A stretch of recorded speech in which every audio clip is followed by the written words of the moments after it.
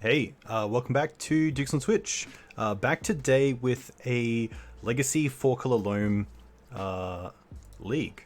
I just did one for YouTube as part of my YouTube exclusive content, and wasn't too happy with how I went. I think I rushed a bit of it. I think I'm better with the deck than I kind of showed, so I think it's only fair that I run it back and hopefully do a little bit better than I did with that league. But if you do want to find it, you can find it on my YouTube channel, which you can find here. But this is the epitome of Legacy midrange. I mean, this is a fantastic deck that I've really enjoyed playing. You might know 4-color Loam to be a red deck that runs Punishing Fire and Grow the Burn Willows. This is kind of a new version that runs blue. I believe mainly for cards like Uro, which obviously are pretty solid, and then you also have some splash cards like Leovold, which is nice. You can also find it through Green Sun Zenith. You can play Baleful Strix. You can run Meddling Mage, which is really nice. This deck does struggle against some decks like Show and Tell, where Thalia is okay as a speed bump, but I do like that Meddling Mage can really shut them down. A little bit like Sanctum Prelate in that if you name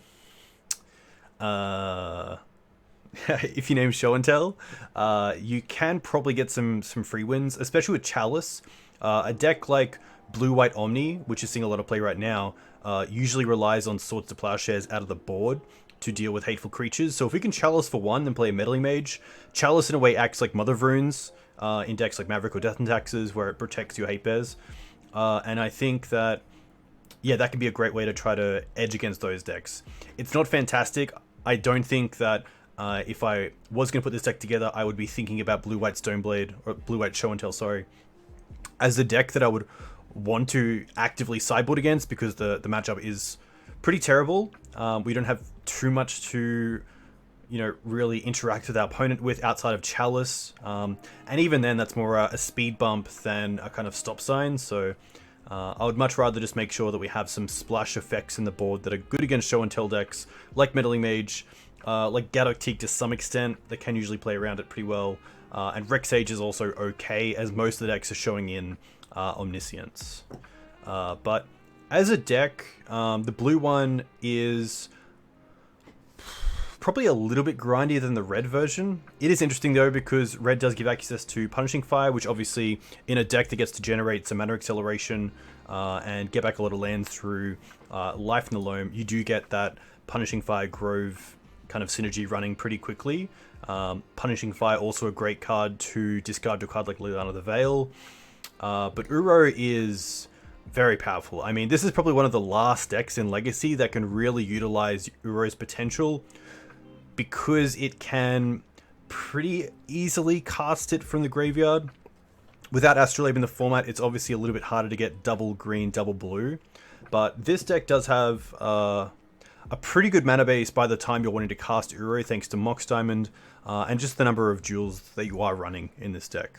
So let's quickly go over that. So this deck does rely on Mox Diamond a fair amount to be able to get out, just to get its mana going, because, you know, this is a 4 Wasteland deck. It's running cards like Blast Zone, Pajuka Ball comes in tapped, Baron Moor comes in tapped, Tranquil Thicket comes in tapped, Triumph comes in tapped, Maze of It doesn't tap for colors, Dryad Arbor takes a turn to be online. So without the Mox Diamond starts, it can be pretty hard for this deck to really put together the mana that you want. And as you'll see in a version in one of my games on YouTube, I did get the mana a little bit wrong with how I wanted to build out the game, and it cost me. And that's a huge learning curve for this deck, is really how you want to go about fetching your mana base in the early game, especially when you don't have Mox Diamond, to make sure you can cast everything. But the Mox Diamond starts are generally what you want. You want something like a turn 1 Chalice, which is going to put some pressure on a lot of the combo decks, a lot of the control decks, some of the fair decks. Duck Confidant turn 1's really nice. You know, other than Source of Plowshares or Bolt, your opponent's going to have a pretty hard time keeping up with the card advantage it can actually potentially gain. Turn 1 Sylvan Library is probably one of my favorites because it's a lot harder to interact with. And then Life in the Loam, which is pretty nice. I mean, Mox Diamond is card disadvantage, so Duck Confidant, Sylvan Library, and Life in the Loam are great ways to get that advantage back. So if you do have a Mox Diamond start, you're probably looking at one of these against the grindier decks to kind of leverage the power of Mox Diamond. And then, of course, Chalice is still pretty good because, you know, if you're going down 1 card to play a Chalice, which turns off, you know, 12 plus cards in your opponent's deck, then you're going to be okay. That's pretty much it. Let's see how this goes. It's good to get a league in before this, and now hopefully we can do the deck justice and get there. But I'm a huge fan of this, especially as a fan of Green Sun Zenith.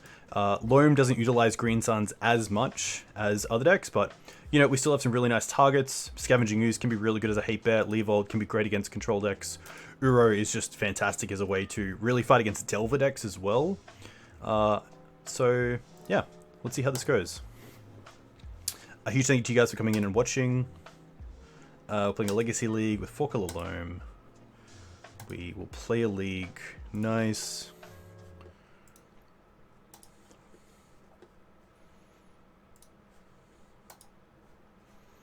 We will switch to the in-game. There we go. Move this over there. Cool. If anyone in chat has been playing Loam, let me know how you've been going. What version you've been playing, what cards you've been liking. Loam usually is a deck you can play a fun of in, as a Green Sun Zenith target or something else. It's from the play, which is really nice. And again, this is a really nice hand. So we have a turn 1 Mox Diamond.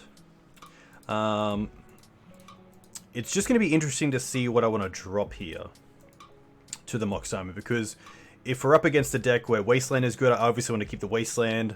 If we're up against a Caracas deck, like a Reanimator, or maybe like a Death and Taxes deck without Thalia, I might want to keep the Caracas. In game 1, I can get these back with Loam, which is nice. And I probably want to keep the Windswept Heath as my land drop, because then I can cast Abrupt Decay the following turn. So I think I'm happy to drop the Caracas. But it is interesting. Dropping the Wasteland makes more sense because there's 3 more Wastelands in the deck. So if it is a matchup where Wasteland is good, I do have more ways to find it, especially with Sylvan Library. So it might just be Wasteland.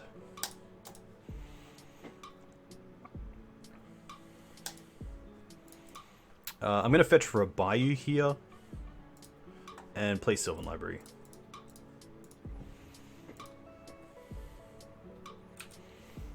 What the Sylvan Library is, or at least what I want of the Sylvan Library, is definitely a threat.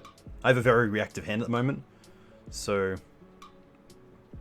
I do want to be able to play something. Even a Dark Confidant would be okay, and there we go. I mean, if I can find a Wasteland off this as well, it'd be really nice, but Knight's also pretty good. I probably don't mind just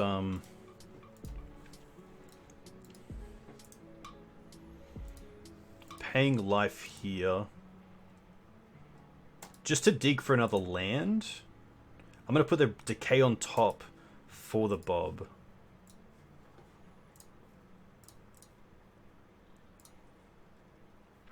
I kind of want to play around days here, so I am just going to play the Dark Confidant and not the Knight. And hopefully, if this is Bug Delver, it forces my opponent to either Abrupt Decay the Dark Confidant, or if they're on red, yeah, play a Vulcan, bolt the Bob. But we will see how this plays out. Luckily, we have a pretty good setup. The Caracas is a little bit awkward because it means we can't draw a 4th land and find, you know, cast 2 Abrupt Decays here because we don't have the mana for it, but we're looking pretty good. Let's put this on top and this on top. Play a Verdant. I'm pretty happy just to pass here. I could also be in a situation where I just want to block the Goyf with the Bob and see if I can trade there, but it means that I can't Abrupt Decay first, because the Abrupt Decay will make the Tarmogoyf a bigger creature, which now it is going to be anyway. But I think the thing that I don't want to do is get in a situation where I can just be bolted out of the game. So I kind of feel like I just want to put the Bob in front of the Goyf.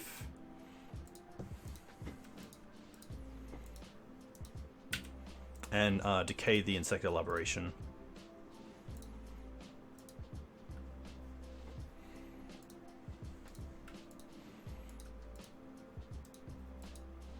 Because I don't really want to go down to 5, so...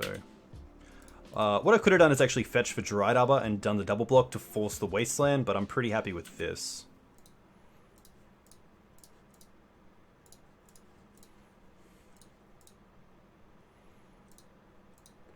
I also kind of want to keep the land on top, seeing this Wasteland.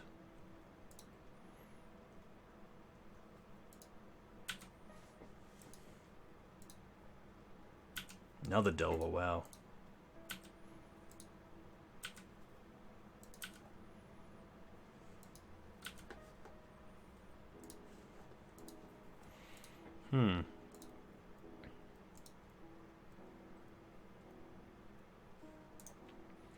So I could keep the Baron more and cycle into the Verdant, but I'm pretty happy just to keep my life a little bit higher.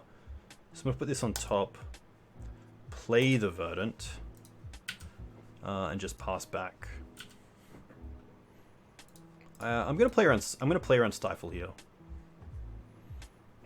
Just gonna get a forest.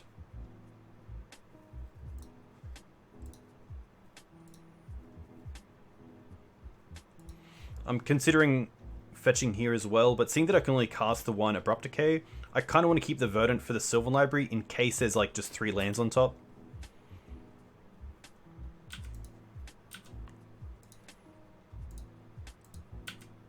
Another flip is pretty good.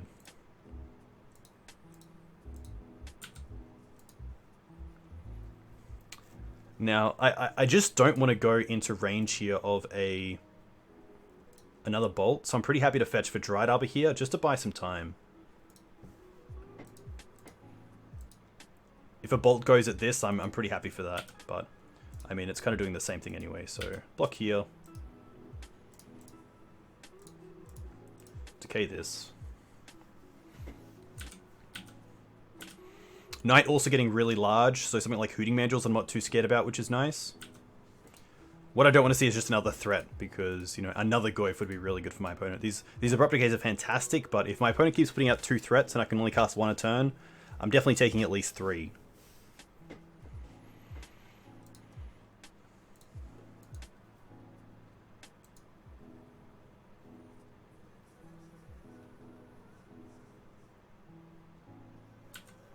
Wow, no threat. Okay, that's huge.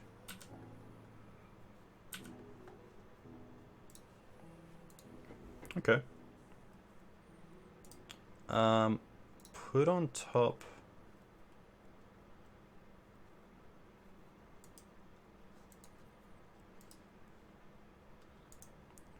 Put on top. I could pay 4 and be... I think paying 4 here is just a little bit risky, especially seeing they haven't cast a single bolt yet. So I'm just going to go... Put on top. Play Bayou and just pass with the other decay up. Even a Force on the Knight would be pretty bad, because then it's just another 3 coming through from the Goyf. Hey Alex, welcome. They do a Force Negation DN Solver. That's a yeah, very good one. At least they did Brainstorm, but we have seen it as a flip, so that's always interesting to know.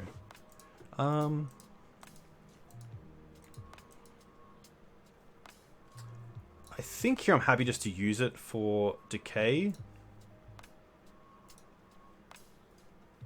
Hey Moto Baggins, welcome. Hey Mr. McFluffle. Yeah. At least this means I can just kind of 6.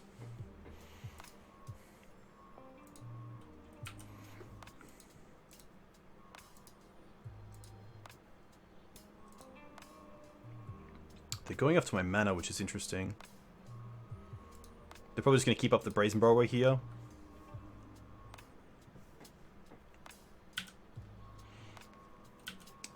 Chalice, not what I want. They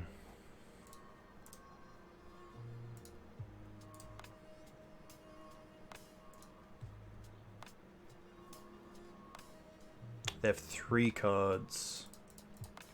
Might as well see if Knight lives. I feel like it's just Brazen Borrower then Daze this. Yeah.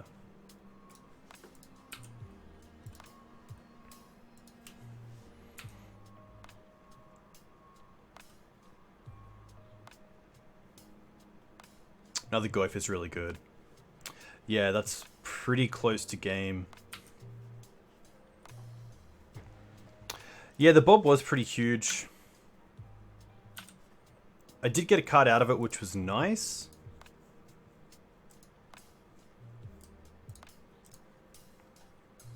Rug's going to be an interesting one. I do like the Swords to Plowshares. I don't think I need the Ley Lines. Engineer doesn't do a whole lot. I'm not too sure if they're on True Name or not, but we do have the Lilianas anyway. I could see myself just dropping... The Bobs are really interesting because I can be pretty aggressive with them, and my opponent does have to answer them in a way. I do like the Blast Zone. The Bajuka Bog's great against Goyf. Cabal Pit is fine against Delver of Secrets. Maids of Ith is pretty good. Hey Arkan, welcome.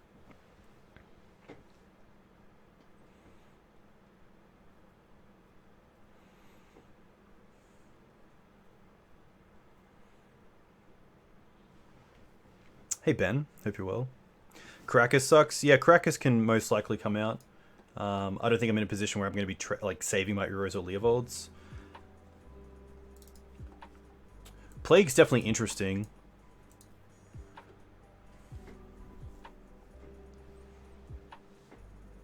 You don't like Leovold? I just like Leovold because it at least replaces itself. It also turns off their cantrips, which is pretty solid.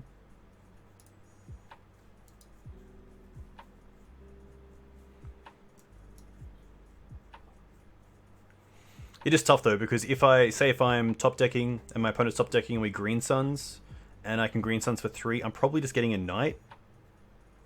But yeah, exactly. It seems like Leo's in a pretty good space. The only reason I don't like the Bobs is that Rug can be super aggressive, especially in the air. So if I have a Bob out and I'm not drawing into removal, then it's not doing a whole lot.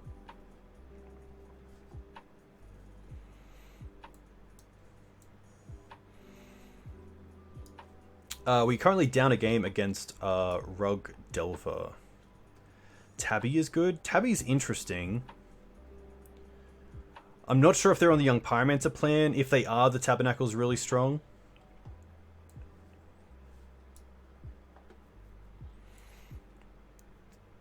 I don't mind it. Is it the Bobs?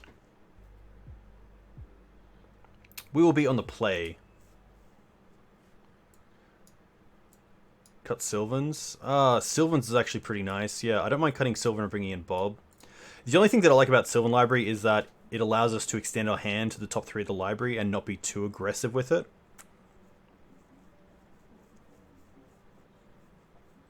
I'm going to see how this goes, and hopefully there's a game 3.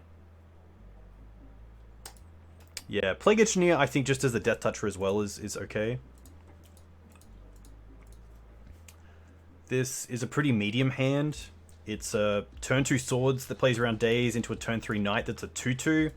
I don't think that's good enough. I think it's a lot better hand. The Leovold's a little bit tricky here. We need a blue source. And we need a second black source for the Lily. I think that we just have much better explosive starts, that this just doesn't really put us in a situation where I can get there. This is a lot better. We have a turn 1 Chalice, which is nice. So we can go turn 1 Chalice for 1. Even off a basic, which is kind of cool. I think I bottom the second Chalice and keep the Lily.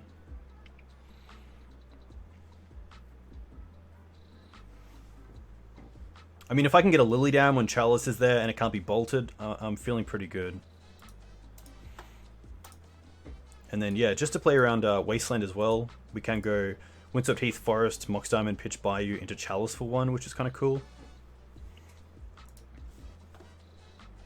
This song is hilarious. I don't know why this song is on. There we go. Alright. Good luck, opponent. Windswept, fetch. Forest. Mox. Bayou. Chalice. Opponent also won 6. Force pitch Days. Okay. You would have played Mox first? Interesting. Preordain. Okay.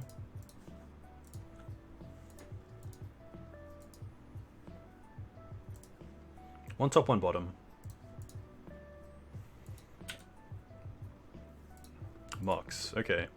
That's pretty interesting. Let's go Loam back these two. And then play a land. I don't mind holding the Mox. Hold the Mox, and next time we get to cast the Lily. Don't mind that I'm not fetching here either.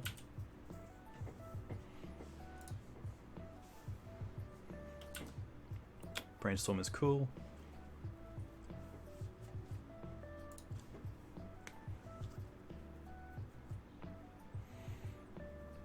Loam really nice with Liliana as well, because you get to return lands and just discard the lands that I don't want. Hey Ice Cream, welcome. They probably have Ancient Grudge. Yeah, probably Ancient Grudge or a Braid, if they want extra sort of removal in the board as well. Delver, okay.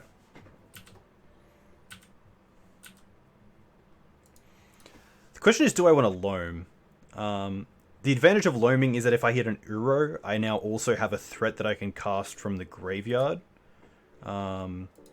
If I draw, I'm probably just discarding what I draw because of Lily. Actually, Lily will tick down, let's be honest.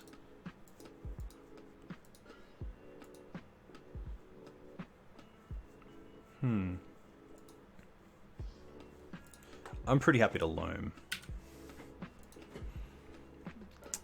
Haha, hey DN Silver. Yeah, I think when Loam is there, okay, we hit a Triome. Cast Mox. Pitch Bayou. Play Lily.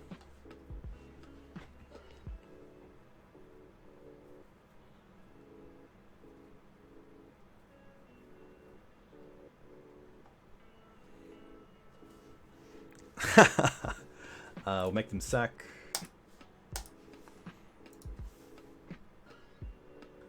And pass back.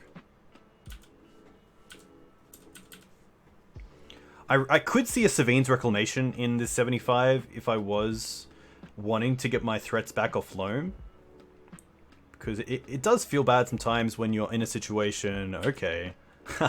Okay, that's pretty good. This is also something that Maze of Ith does not hit, so that's pretty tough. What can we draw? Loam.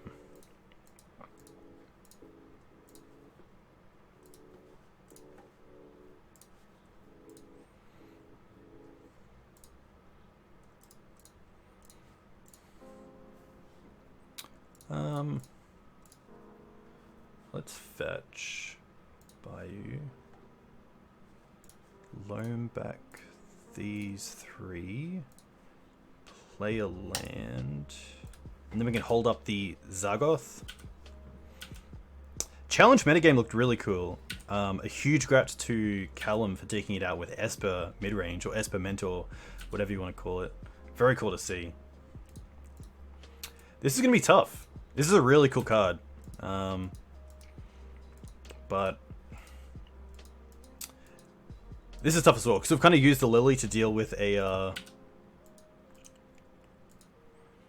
Delver, and now we're going to have Abrupt Decays in the deck, which obviously can't answer this, which is tough. Ponder's cool. I think end step I'm just cycling this this Triome. I would love to hit a threat. Uro is probably the best threat that I can hit. Which is interesting as well, because if I have 2 Uros in the deck, and Loam is essentially drawing me 3 cards towards Uro, then I do have inner issues with you know, am I drawing a card to find and draw into like another Reliquary, or am I meant to be Loaming because there's a higher chance I'll hit the Uro. But we're just gonna draw here.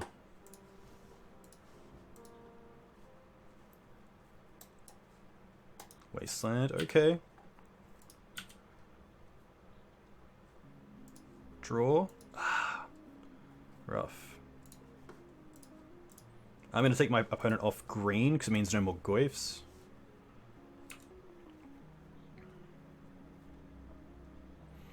I think next turn I should definitely Loam, because then I can also get back the Triome to start drawing.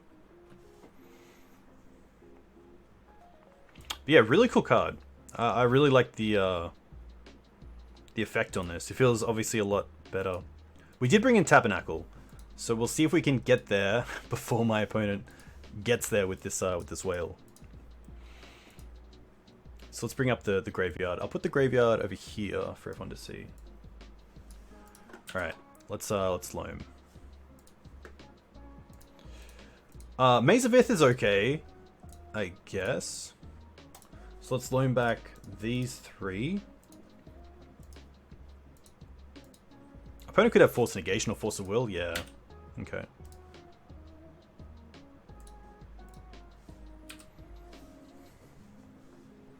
I think I will play the next Highlander League Jack, especially with a Mox on the line. Very cool to see. Oh, they go back to the Force with the... Okay, that makes sense.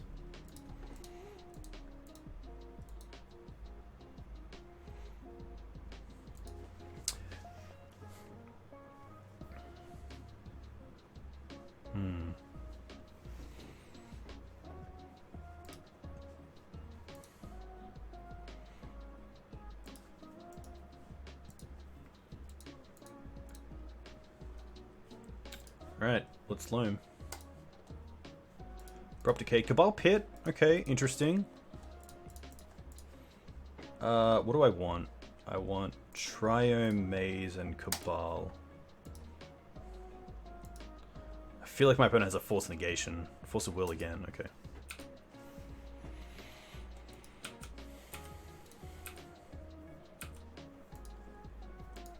Delver flips, 369. I don't think we actually have an out to this, unfortunately. Tough. The Turn on Chalice would have been awesome, but unfortunately didn't get there. Cool to see though. I mean, it feels a lot better losing to the Whale than it feels losing to Arcanist and Oko, so not too bad.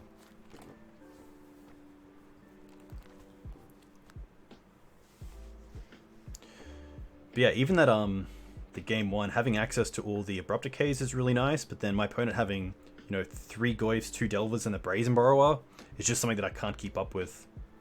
Maybe there's a situation where I could have played the Knight earlier as a blocker. Up against JHK.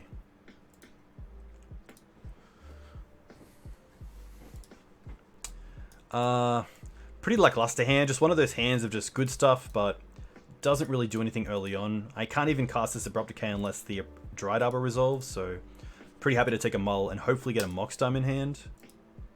Not a Mox Dime in hand, but a little bit better. Especially with Double Bob. I think I'm happy to keep this and bottom the Blast Zone. I can also go for basics early on, which is kind of nice. Okay. Windswept Heath makes me think this is going to be a fair mirror. Elves. Okay. This is going to be interesting. Mox is perfect. Mox is essentially what I really needed. I mean, Chalice would have been nice, but Elves do have access to Allosaurus Shepherd. But luckily they don't have access to Wasteland, so I think here I just want to go for Bayou and then pitch the Verdant and keep the Wasteland for a Cradle.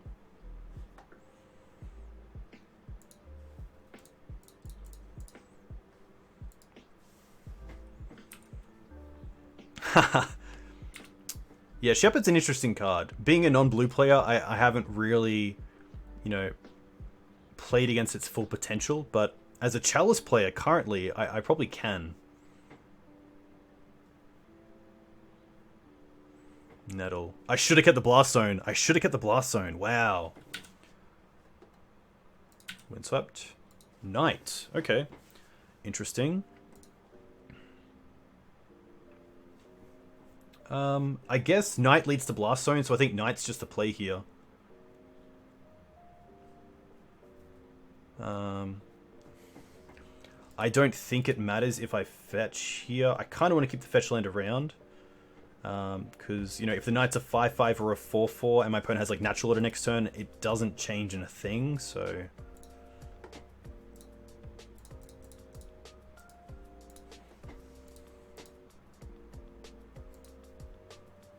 It's probably a free attack here as well. If they want to trade an Elf for a Duck Confidant, I'm probably more than happy with that. Just to slow them down a little bit. But I think my opponent's in a position where they just want to keep all the Elves they have. Super Maverick? Yeah, Elves is pretty close to Super Maverick. Hopefully this is Green Suns for 1. Okay. I guess if they're getting Wywood, they can return something in response to Blast Zone, but it still gets hit by Blast Zone, which is kind of nice. Heritage, okay.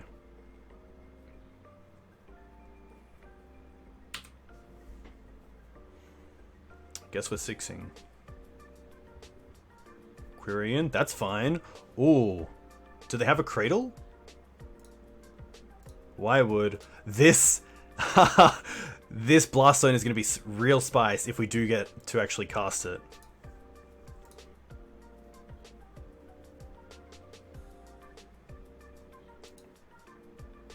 Another Wywood. Oh my gosh. Please don't win here, opponent.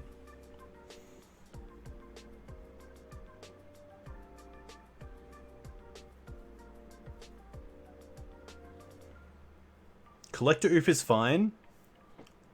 Main deck's interesting. Oh, no, that's still fine. Yeah, that's fine. Wow, another one? They have 1 card left? Oh my gosh.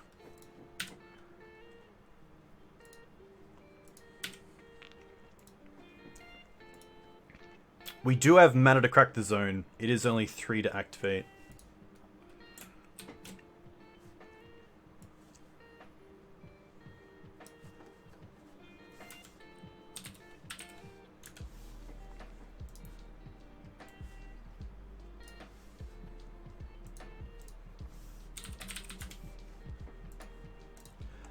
So land, fetch, scrubland.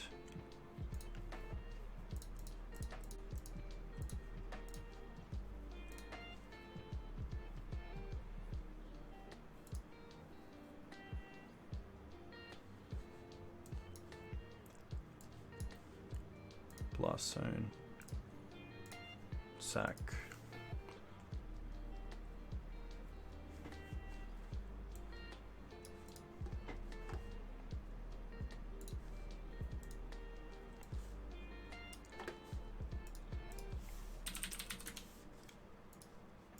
So they can save some creatures with the Y-Wood.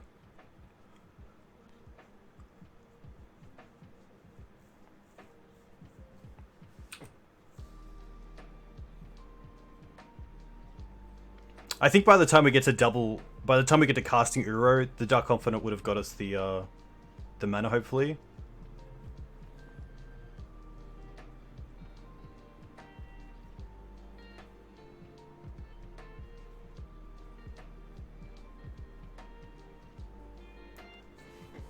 It's definitely a nice trade here, but Elves is a deck that can recoup a lot better than some others, so it's definitely not game.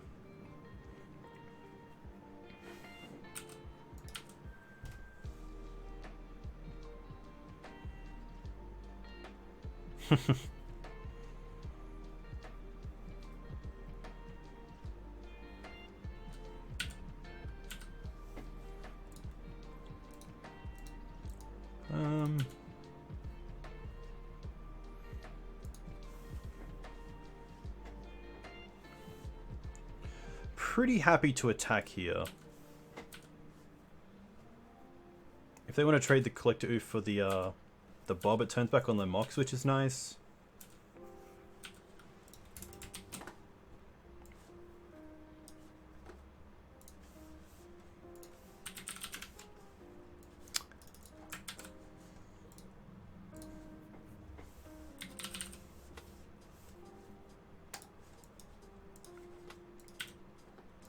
Alright, that's a start. There's Cradle. Alright.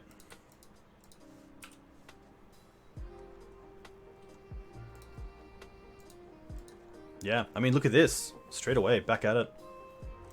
No attacks is interesting. I'm definitely getting rid of the Cradle here while the Reclaimer can't use it. And then I'm probably going after the Elvish Visionary just to shut them off more mana.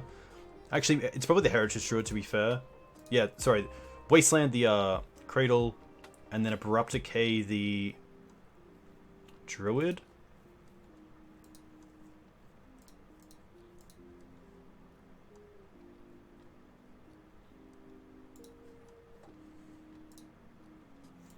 I also have access to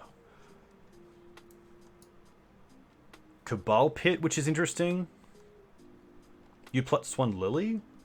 That's interesting.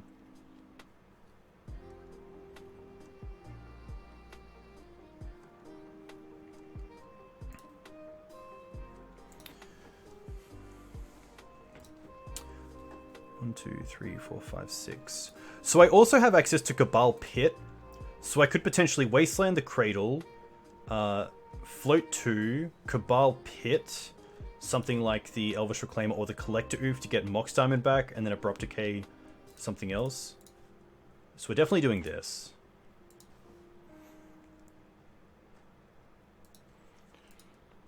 And then I think we're just going black mana, sack this, Cabal Pit, take out the Collector Oof, and then Abrupt Decay the Heritage Druid.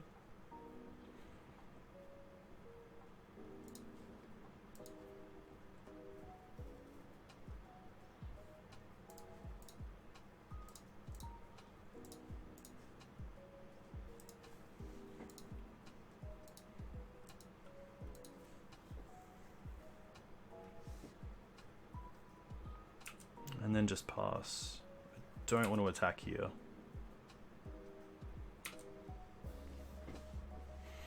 Next turn I can Uro, or I can Lily. No attacks, okay. Chalice is pretty good, Knight's pretty good. I don't mind Lily Tick Up. I think Lily Tick Up is pretty good here. Can also get in with the Knight.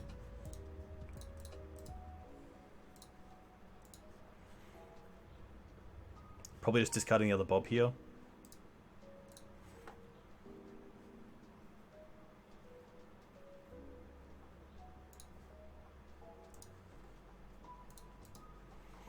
It was natural order. Wow. So now they have no cards, so I'm pretty happy to attack here. I could discard the Uro, but I want to actually probably want to cast it next turn. I don't mind attacking with the Knight here.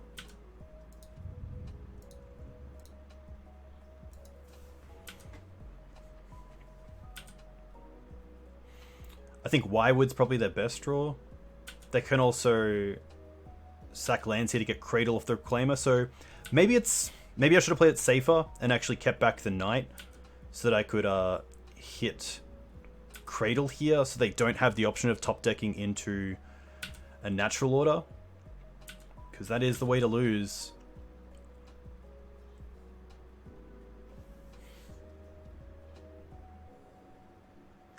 Yeah.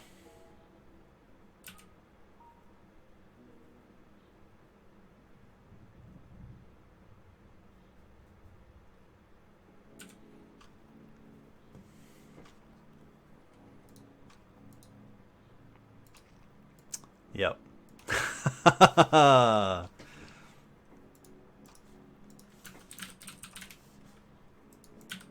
Yeah.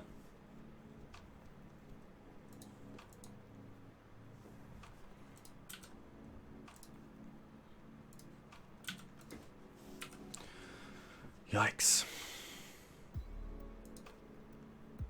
Kudos to my opponent playing through their outs. But that is definitely something that I could have played around. Alright. Plagues, Gaddock Teeg, Meddling Mage, Swords. Strixes are kind of filler. I can see those coming out. Chalice, yeah. I don't mind taking Chalice out, especially when they have multiple answers to it. Tabernacle's pretty good. I can take out Caracas. Maze of Ith is probably a card that I can take out, but it's okay. Lily's interesting. I don't mind it even as a 1-for-1. I could probably take out one Uro as well. I think the big issue with my attack there with the Knight is that even if I put them to 3, it's not that different. They can just take the hit and then start doing stuff other. Bulk can go as well. That's correct. This is 60, so I'm just gonna play this. This is pretty good. Nothing here really comes in.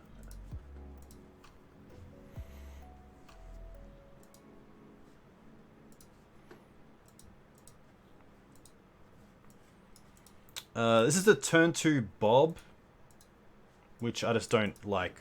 I think there are better hands, especially because I want to have some sort of removal in my hand, like a Plague. I mean, this is turn 1 Zenith for Dried Arbor, and then turn 2 Plague. And then I have Barren Moor to maybe cycle into something, so I don't mind this and dropping just a Wasteland.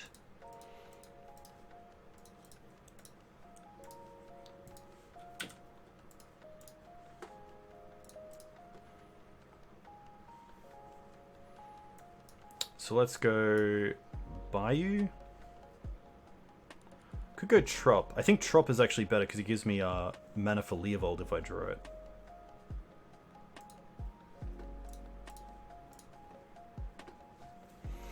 Hey, Mr. Flufflepants, that is very cool to hear. I hope you're well. What deck did you get into Legacy with? What's your local scene like? Hopefully you're not doing too bad with COVID and you're back with some paper magic. Okay.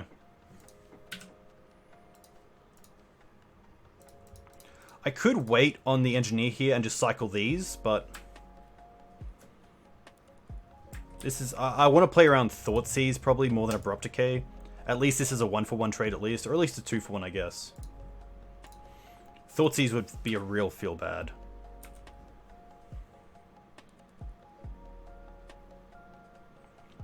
They have to get a Bayou here. They decay this, and they get to Wasteland, which is nice.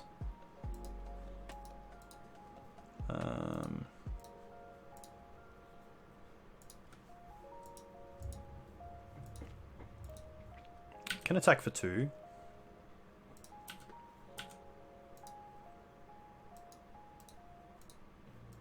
trophy. There's nothing that I can cycle into anyway, like a Veil of Summer, so I'm pretty happy just to let this slide. I want to get the land out before I cycle so I don't draw into it. I also want double black for Lily. So let's go cycle. Okay. That's not too bad. Probably naming Green Sun Zenith up this. Let's cycle this as well, just to make sure.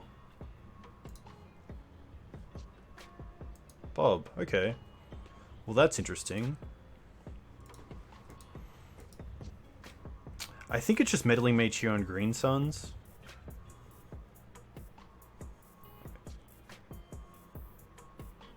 We're definitely taking out the Bayou. That's a no-brainer. Meddling Mage obviously a little bit more tricky when I don't know my opponent's hand. They have 5 cards. Green Suns is a 4 of. I could name Natural Order if I really wanted to, or just get Bob to go online. I think Bob might actually be better. Yeah, just be a little bit more proactive and hopefully find some more removal, because Meddling Mage can be a miss. You know, my opponent could... You know, we could name Natural Order, and my opponent could just go wide or win with a Natural Hoof.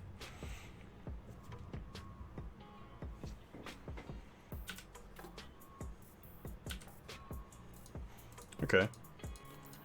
I can't double mage this turn. Yeah, Glimpse is also interesting.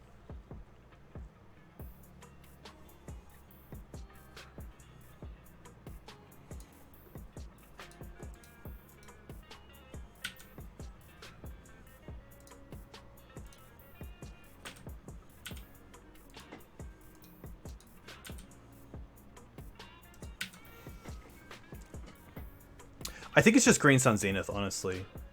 I think Green Sun Zenith is fine as a first name.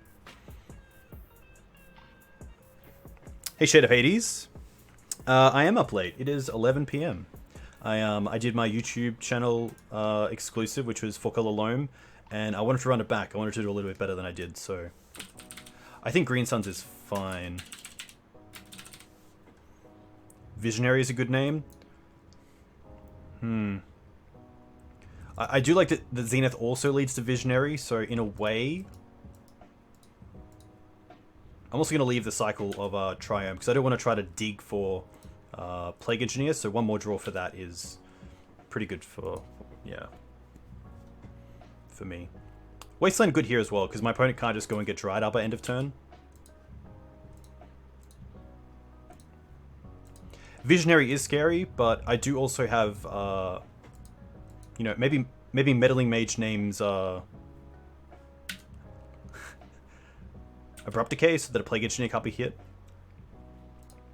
It does cost 3 to cycle, but that's fine.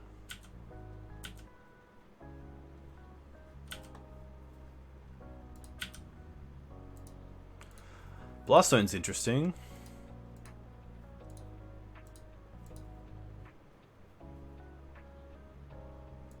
I think I'm happy to attack with both of these. And then hold up Blaststone and Meddling Mage.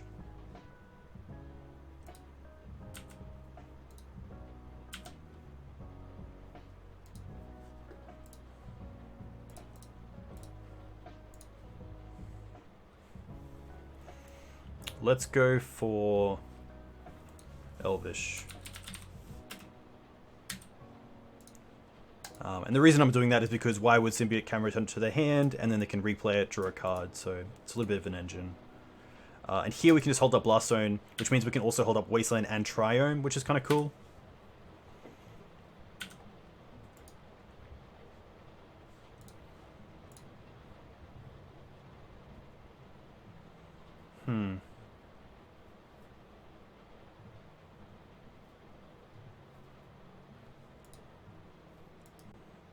This is interesting. I can either activate Blaststone. I think here I just want to Wasteland the Dried Up, and now I think it's better than hitting the Savannah.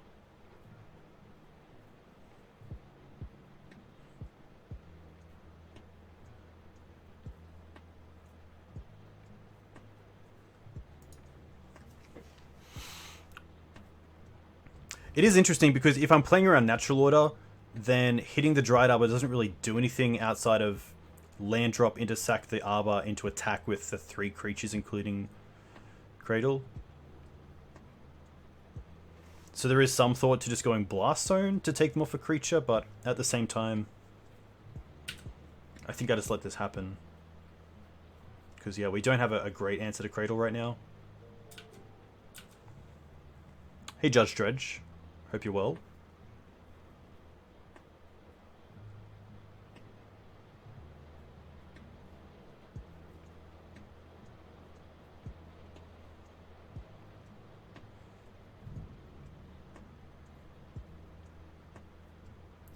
Definitely feels like a natural order. Okay.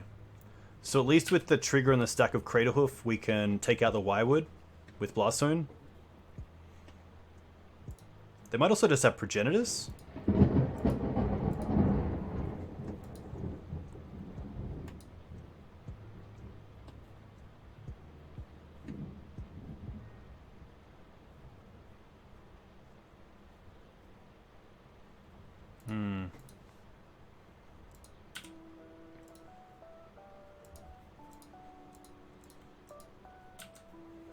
So now we really want to draw into Lily.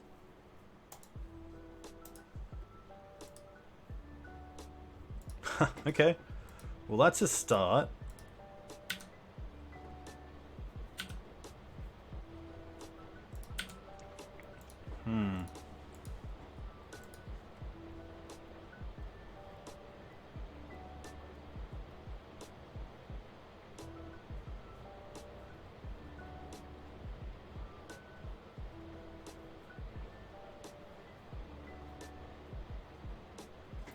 So my play is getting to a position where we can end step Blast Zone, the Wirewood, and any other 1-drops, untap into removal for Elvish Visionary, and then Liliana them.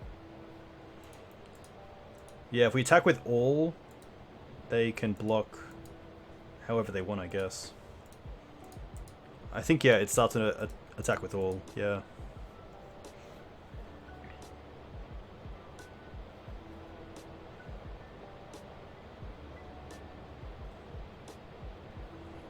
Land for turn is the easy part.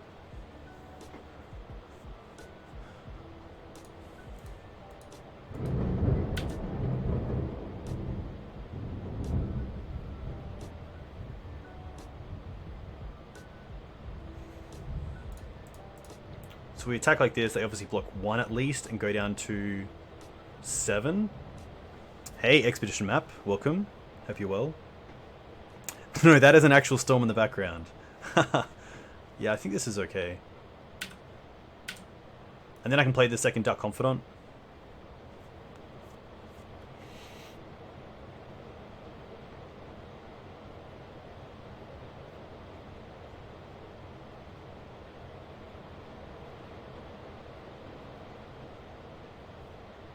Ooh! Ooh, are they going to return this? Oh my gosh. Oh, we don't have enough mana, do we? Oh, we do have enough mana. We do have enough mana. We do have enough mana. Yes!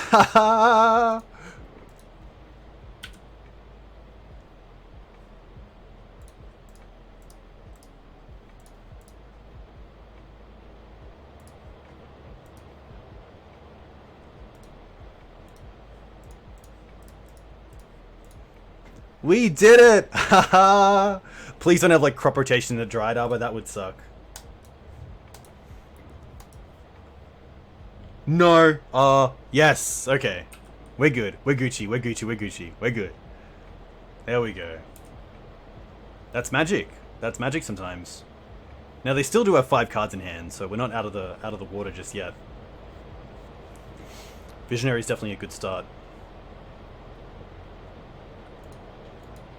Nice.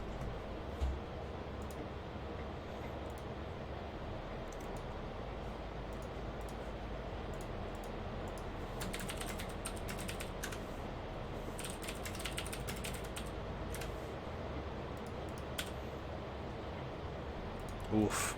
Okay. It's pretty good. 1, 2, 3, 4, 5, 6, 7. 3, 6. To be honest, we're just going Plague, Elf, take out the Sav, each player discards, Bob. Yeah, we got the rain, which is nice. It feels really good in here now. Oh, we didn't have a white source. I should have known and just like fetched correctly, but that's fine. Yeah, pretty tough for my opponent. All right, I think we just run this back.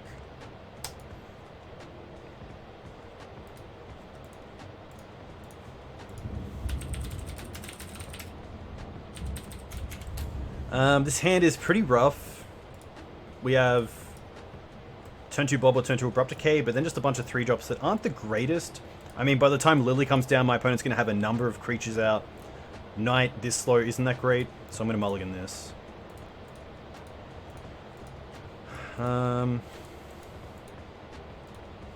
Again, just a little bit too fair. Okay. The Sylvan Library is going to get us back in this, so I think I just want to drop Skoos and Cabal Pit. No, probably the Loam. They've kept 7. So I definitely want to keep the Sylvan Library. These 2 lands, I guess Cabal Pit doesn't come in tapped, which is nice. Yeah, Ooze is a card that I think is just better than the cards we have in the board. There's some thought to maybe the second Uro, but drop the Cycle Land. I do want to pitch it to the Mox though. I think it's just the Loam. Get rid of Mox.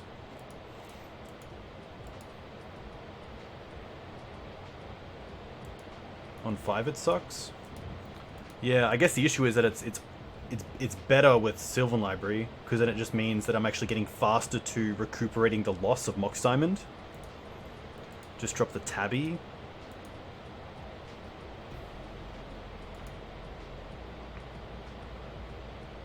Could go ultra greedy and drop one of these lands to draw into a land to play the Mox and then keep the tab. Mox plays into Oof. Maybe it is just turn 1 tab and then just go from there. We're playing against Elves. We're also at 8 minutes, so yeah, if they're on the youth plan.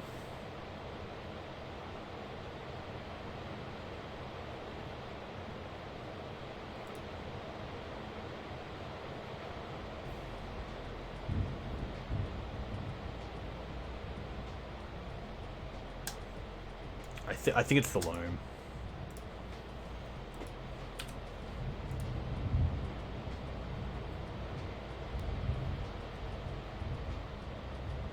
Green Suns is fine.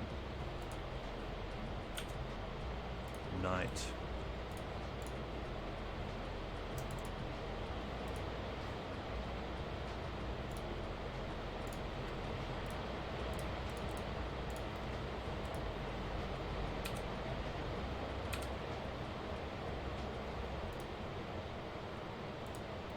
Glimpse is going to be okay. I guess if they find a Cradle, it's pretty tough.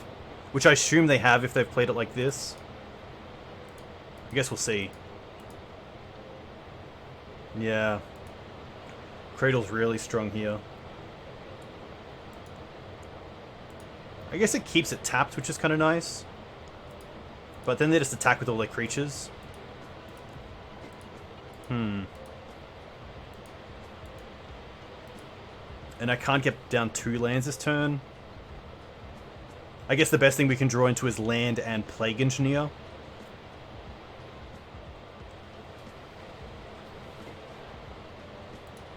But this for a turn 2 is very strong. I think even with a 7, I'd have a pretty tough time against this.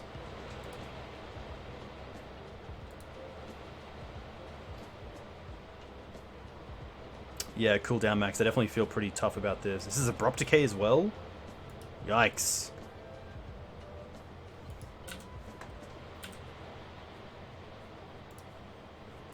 Ooh.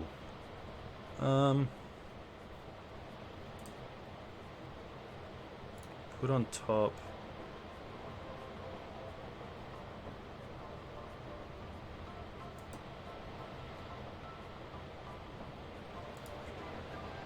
I think I just have to pay this to actually just dig. But it is pretty much, yeah, GG.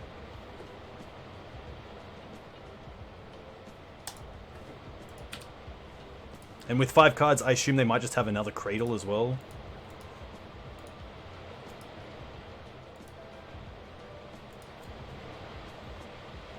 Tough.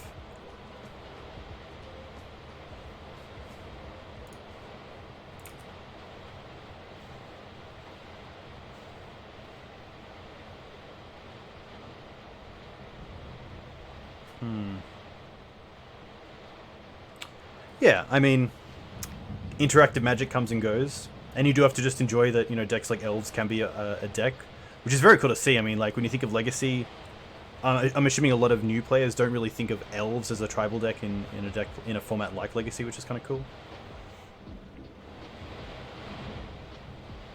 I think my out is my opponent missing something, and us getting the ability to wasteland this Cradle.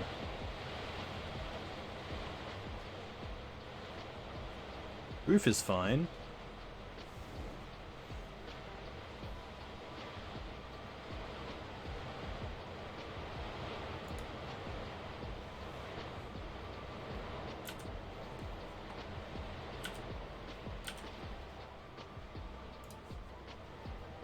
Oof.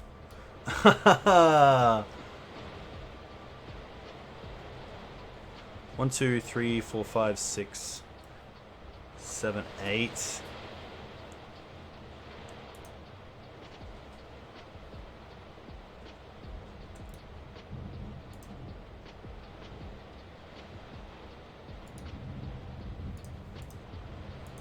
Put this on top to save it from Thoughtseize, but yeah, just one of those games.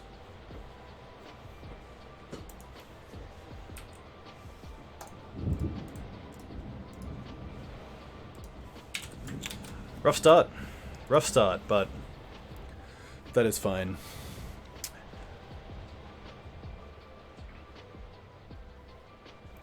Definitely relies on those Swords to Plowshares and the Plague Engineers in the board, which you do have some pretty good ways to dig for them with Sylvan Library, but yeah, just some of those hands alone, you do get the 3 CMC spells and then just some lands. And it just feels a little bit too fair sometimes. So, you know, something like that first hand of Liliana, 2 Knights, and just 4 lands.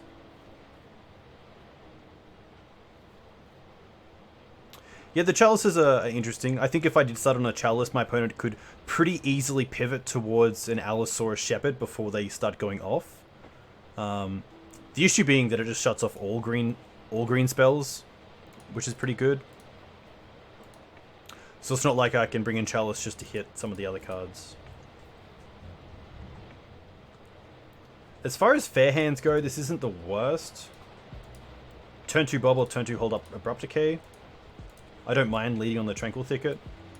I don't want to be too aggressive with just trying to mulligan to a Mox Diamond hand, and at least this hand has a pretty good plan. It's got a, you know, card draw and Dark Confidant. There's removal in Abrupt Decay, and then some combo / control hate in Leovold, which is nice. So I think I'm pretty happy to keep this. Seeing how our opponent plays their first land will give us some consideration on how we want to actually play this mana base out, because I don't really want to play the Tranquil Thicket into a wasteland, but I'm happy to play the Windswept Heath, speaking of, into something else.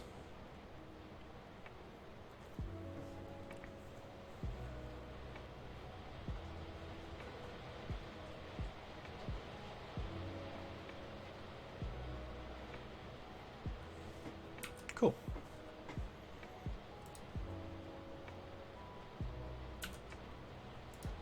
That's a nice draw, because it means that I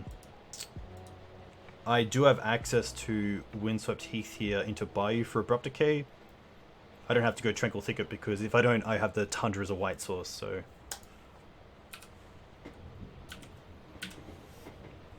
If they play turn 2 Knight and I can Decay it, I'm pretty happy.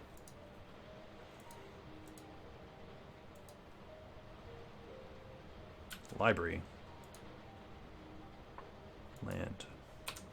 Well, Library is a card that I'm pretty happy to decay here as well.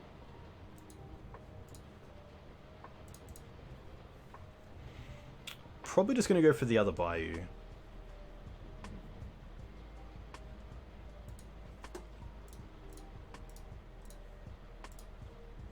Library is actually pretty interesting because I do have the Leovold, but I don't want to give them the turn.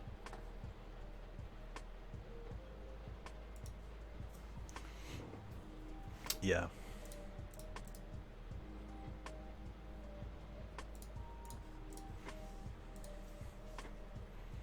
Leo's also pretty good against Wasteland, which is nice. I could definitely have cycled. I just didn't think of, yeah, think of losing the Thicket there.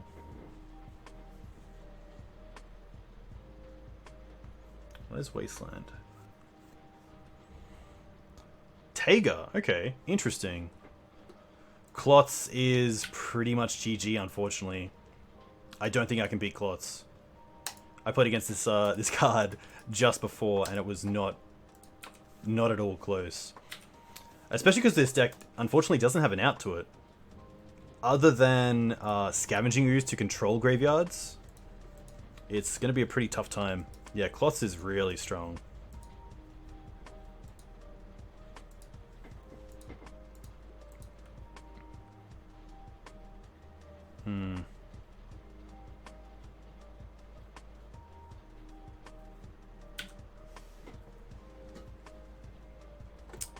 Chalice is interesting, doesn't do enough. I think here I'm just going to go for the...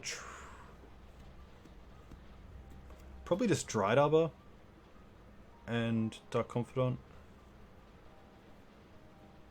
These come in tapped, and I can also cycle them, so... But Bob with Klotz out is not fun. The first match was Elves. Second match was Elves. First match was...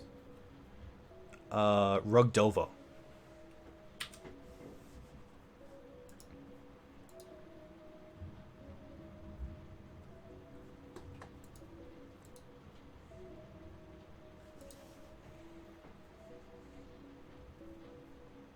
Another Swords. Rough.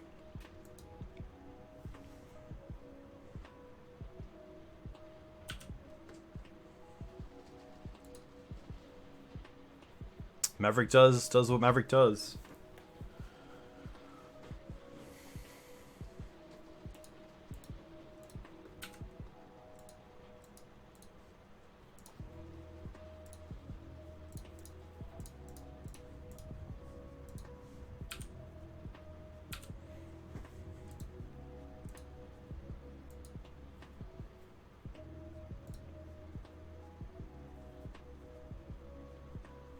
I guess there is some consideration that in Masked Vandal.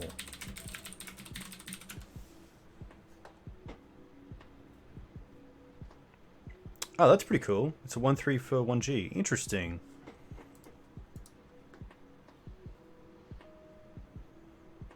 This feels like a Green Suns. Provoke Existence. Yeah, Unravel the Aether is another one, which is kind of cool.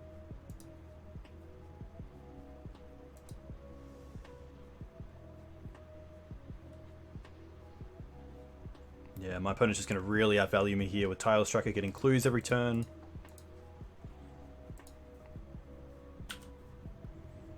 Don't have a great out to this.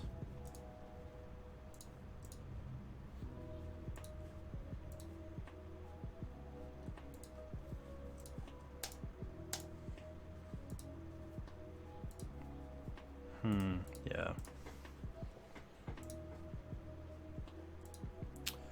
This is going to be an interesting one. Chalices can come out. Swords can come in. Rex Sage can come in. Plague Engineers can come in. Tabernacle's interesting. Just because they usually have more creatures than us, but...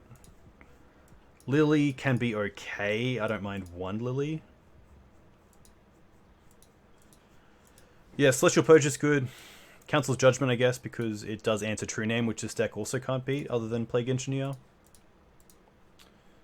Strix is fine, but it's a little bit awkward with Scrib Ranger in their deck. Loam is still fine. Probably second Uro. Especially seeing they're playing Clots, Uro is going to be a bit of an issue to try to get going. I don't mind this. I really want to make sure I can get like a turn 1 Loam.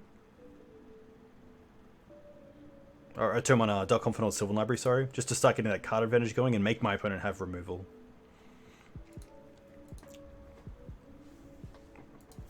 Hey man, welcome. I feel like that's what you would say for a UK streamer. But I appreciate the comment and you coming in. Up against Punishing Mav, which is cool.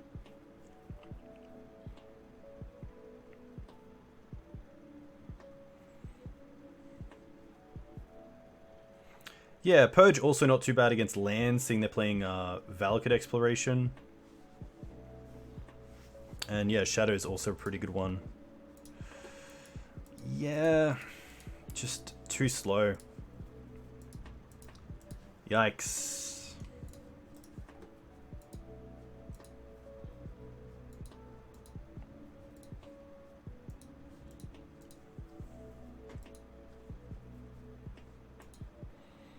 I'd probably rather the Plague than the Knight. And then I'm happy to drop the Cabal if we have the Loam, but...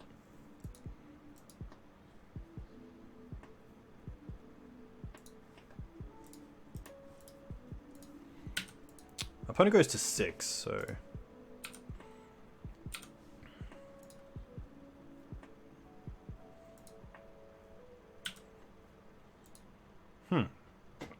Okay. Now I don't mind just playing Verdant and then holding up Plague Engineer next turn.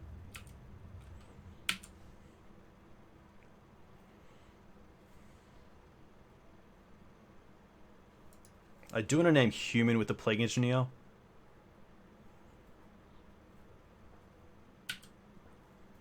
Green Suns is fine.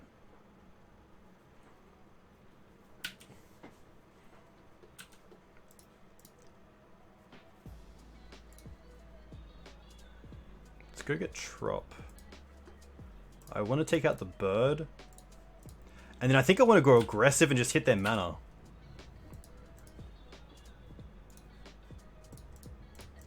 We also have double green now, so they can't waste us off just one.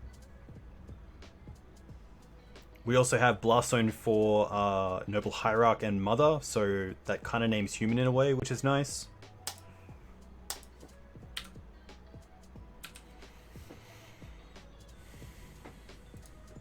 Double Wasteland, okay.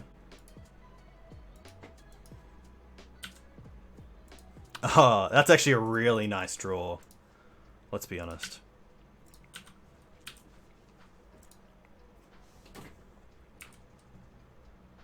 Knight of Autumn is a Dryad? Yeah, that's very true. They don't have Sword. Interesting.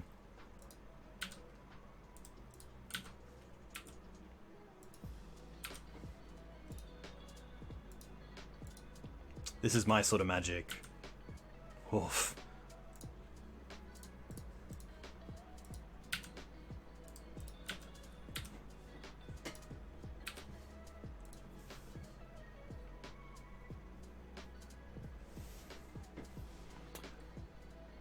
All of your losses were 2 decks. I'm gonna say Elves. That was pretty lucky for us. I don't mind Tabernacle on the draw if they're gonna be on the play. Hey Boyd, welcome. I hope you're well.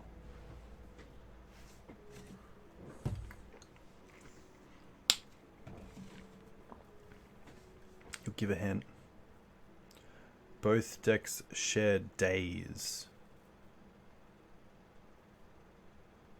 Was it blue-black Shadow? Dude, the Storm is sick. It actually adds to the music as well, which is kind of nice. We're gonna bring in the tab.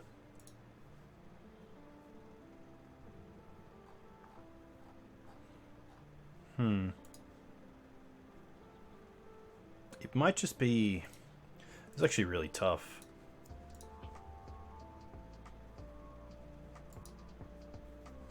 It might just be a Strix, honestly. Strix is interesting, though. Ah! This is tough.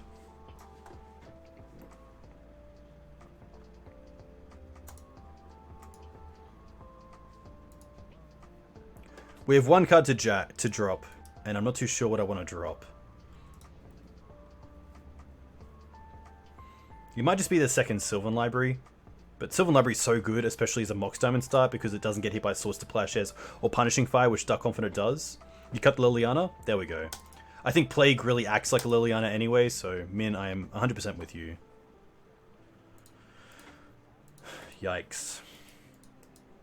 No mana for the swords either, which is pretty tough.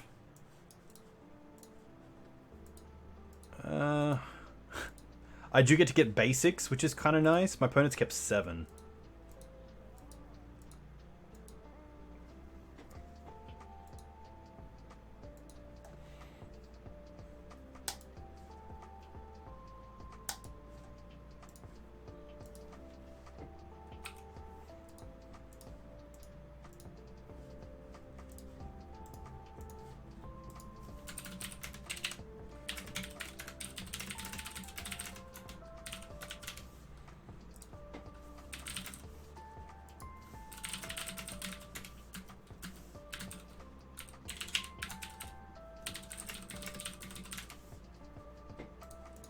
Alright, what do we draw? Windswept. Okay. We can play this to go and get a basic, which is nice. Basic Swamp. Legacy's in a really nice spot. I am very much enjoying my time being a Legacy streamer.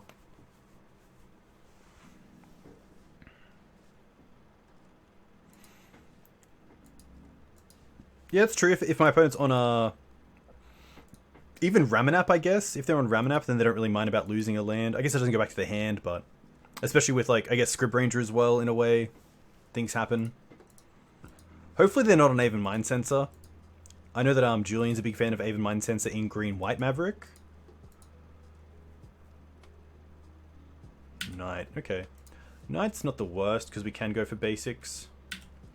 I'm going to fetch it up, because I don't want to draw it.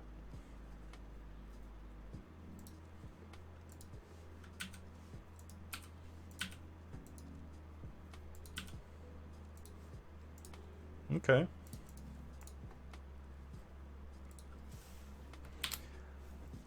Do I think Arcanist was a necessary ban? I'm going to answer your question with an article written by MinMax blog, which I think is a really good reason why it should have been banned. But I think it was. I think it put a lot of pressure on decks that just wasn't fair.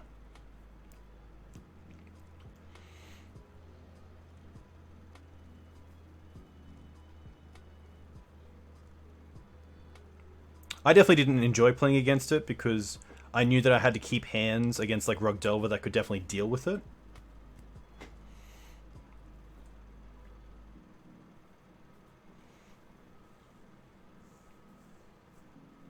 It was really interesting to see like Rug Delver, for example, usually you go and just take out their threats ASAP, but a lot of the time I was keeping sort of like a... Oh, Punishing Fire is really good. I was keeping a... Holding up Scrib Ranger? Sylvan Library, interesting. I think Leo is the play here. Just maximizes my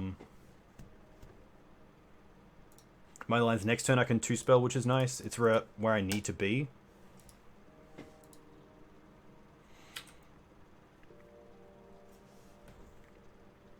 But yeah, I guess with Arcanist in the format, I was definitely hitting Delver less than usual.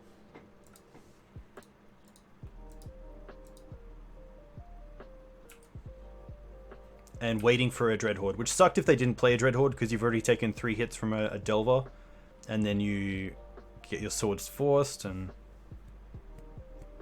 I like the new meta. let's say that. Is this Green Suns? This feels like a Green Suns for Clots.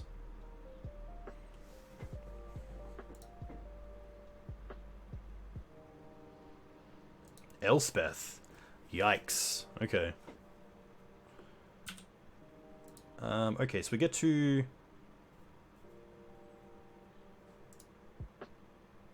I guess we get to draw first of the Strix. Okay.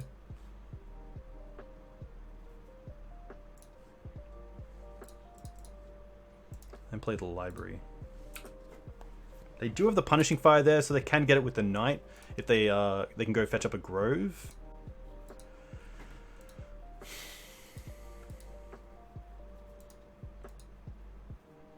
Elspeth is really strong.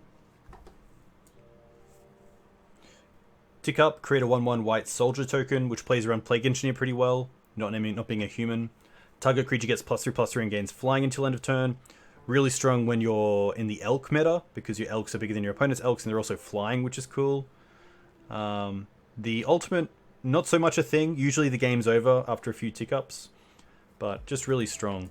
A little bit tough against a Plague Engineer deck if you like have a second one and you've named human with the first one and then want to go after the soldiers, but it is nice that they're not white human tokens.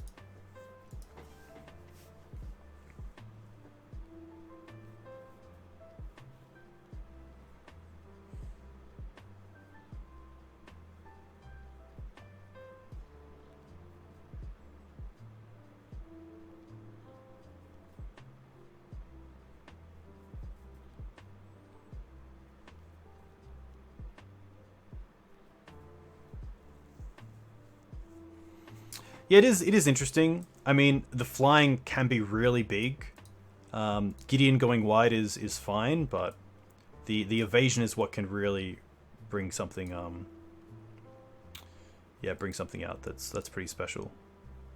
Nahiri's interesting as well. I never thought about Nahiri in Legacy Maverick. Gideon's also just nice as well because it is a pseudo answer to Plague Engineer.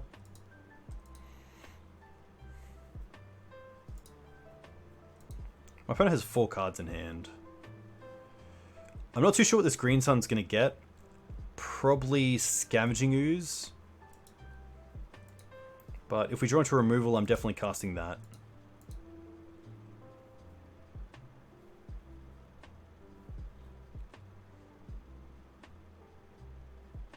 Ugh.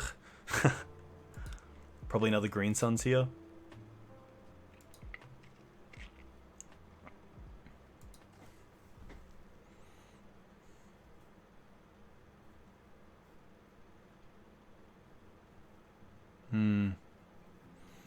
Nice.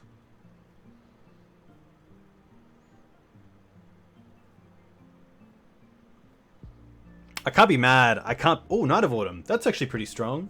Yeah, okay. I probably would have just gone for Clots because it just... That's game. The library, we can still draw into Abrupt Decay or something.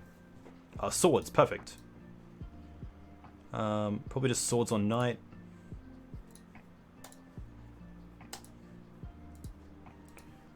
I can Wasteland them, which is interesting, and then just play my own. No, I have to go and get white. Huh.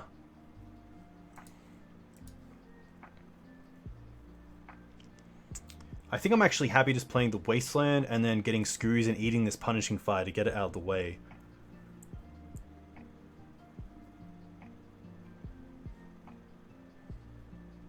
I'm not going to show the Wasteland yet, but I'm going to fetch up a Bayou. And then use this to Green Suns for Scoos. Oh, Min said wait.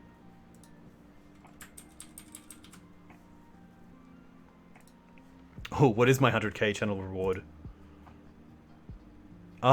Yeah. I believe actually because of Jack the Man Jiggins is coming up to a 12-month sub. I think we're gonna play some duo Delver. I do like Delver. I have Blue-Red Delver and Rug Delver in paper, but it's just, I guess, a deck that as a Maverick player I'm not a big fan of playing myself.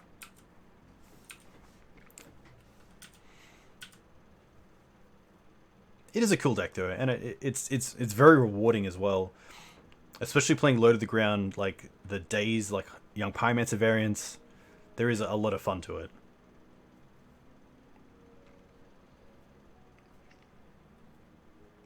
Wasteland's okay. Taking out my blue source. They have 3 cards left. Okay.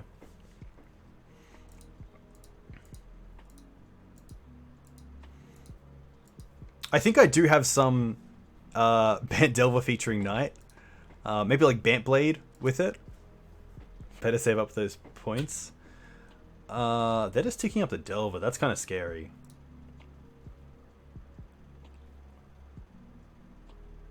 Knight. Yikes.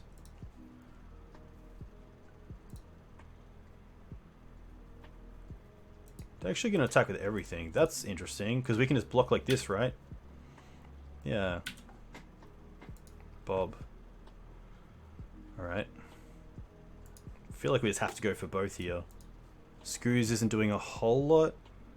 I'd probably rather play Bob and Knight this turn.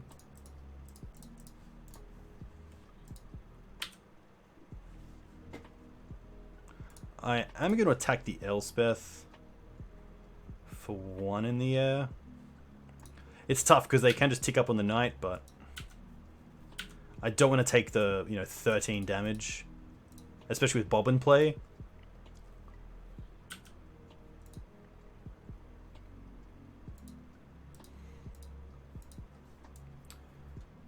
Artifacts, creatures, enchantments, and lands you control have indestructible. Okay.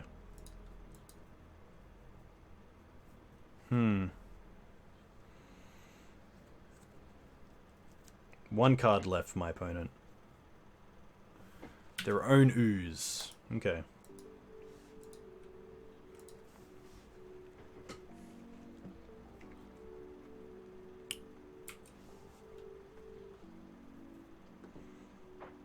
I feel like I kind of have to let this fly, but I think just because they can find an answer to the Strix and then just get in the air next turn, I just have to trade here. It just doesn't feel great, but... Mox.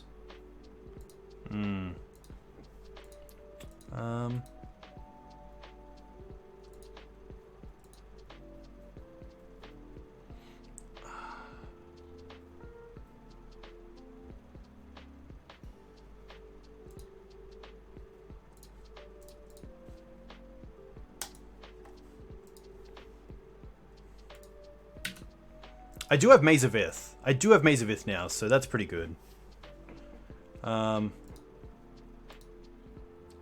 There's no great attacks for the Elspeth, so they're just going to get that.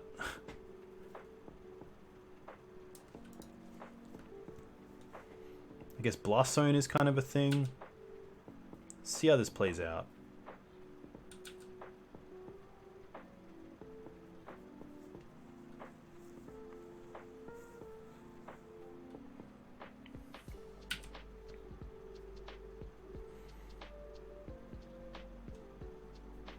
Infect seems pretty cool. A quick lock with a lot of permission. It's also quite straightforward. You know what your plan is, which is nice.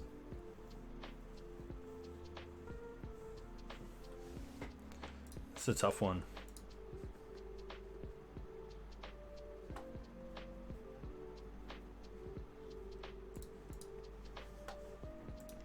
It is really interesting how people just haven't found an answer to Clots. Like, sure, there's like Council's Judgment that sees some play now, and like people have been playing Teferi, which can bounce it, but like there's been no hard answer to people saying, hey, Clots is in the format, we need an answer to it, what are we playing? It's just like, yeah, if we see it, we might lose to it, we might not.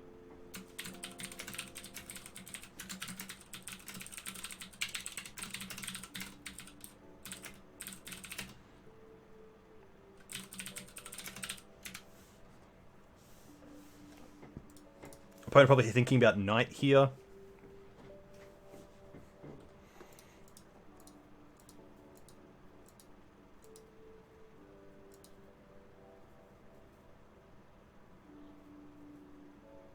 They could even just have lethal, because they can get a wasteland, which is 1, 2, 3.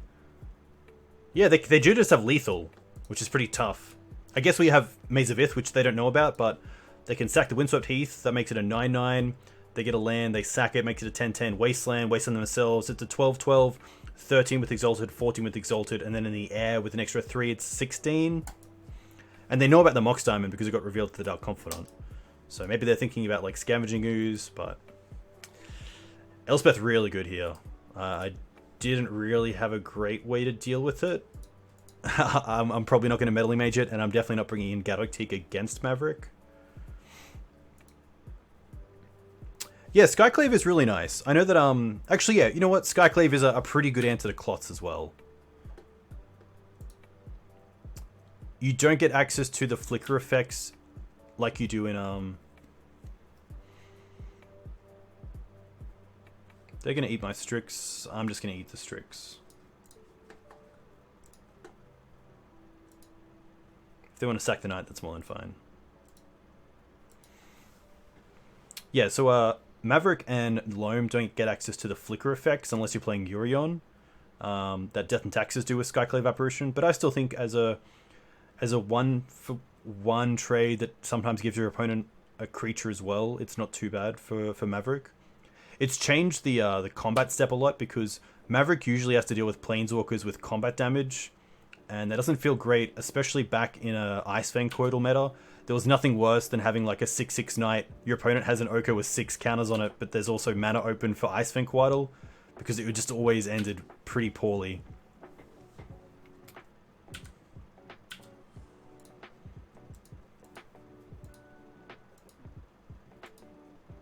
So here we actually get to, if they try to Wasteland us, or go to attacks, we get to Wasteland the Wasteland, and then whatever they target, we can just sack with the Knight, which is kind of nice. But yeah, Skyclave kind of took that out, so now we actually have a way to deal with Planeswalkers, especially in green-white Maverick that doesn't have access to like Abrupt Decay, or like Vraska.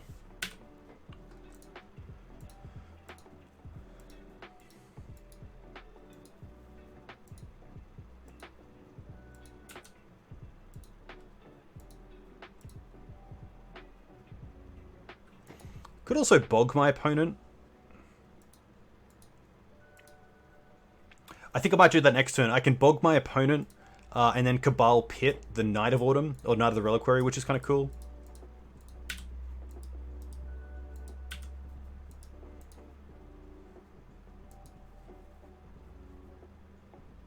Oh, Block and Bog is also interesting. It's got flying, so I can't.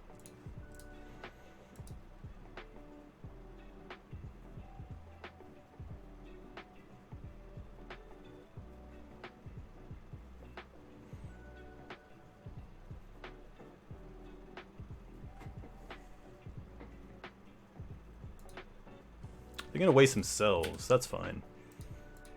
Just trying to make it big enough. Let's sack... I think I want to keep the white for Swords to Plowshares, so... Sack this, go and get... Maze of Ith.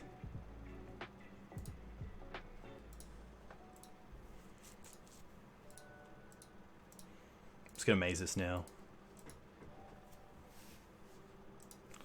Knight of Mists? Is that an actual card?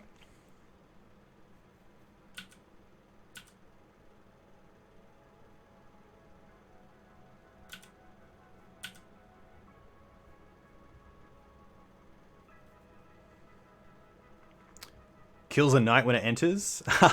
Okay, that's cool. 2 and a black, 2 and a blue. Human knight, 2/2 flanking. When it enters the battlefield, you may pay blue. If you don't, destroy target knight and it can't be regenerated. Interesting. So if it's the only knight around, it destroys itself, which is kind of cool. That's a very cool card. Alright, is this where we turn? Is this where we turn the game around? It is not.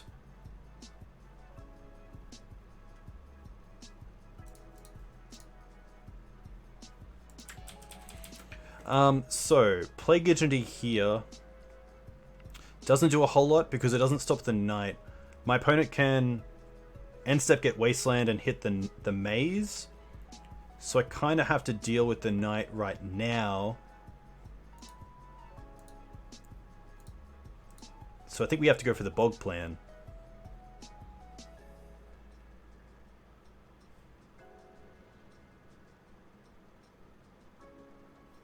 Which actually works out pretty well.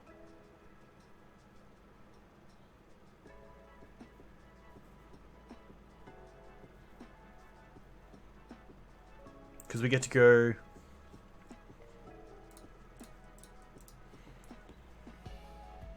Play Plague. I think this works out. Hey Dark, thanks for the follow. Let me know where you're from. If you play Legacy, what do you play in Legacy? Opponent here floating mana, that's more than fine. We name human. Yeah. Now we float black. We sack this. Probably could have sacked the forest, but we get Cabal Pit. We pit the knight.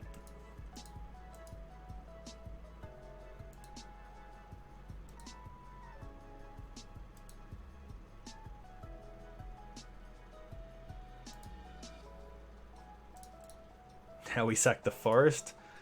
Our mana goes to nothing. We get bog. And we bog them.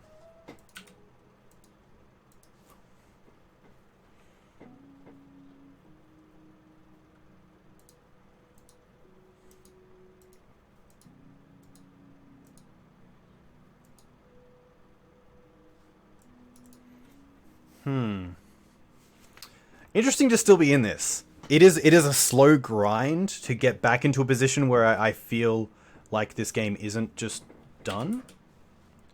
What's my opponent going to try to do here? Grove. There's no punishing fire, which is nice, unless they have one in hand.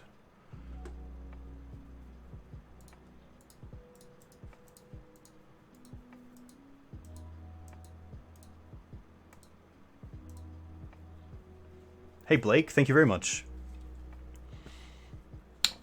Oh, they had it. Interesting.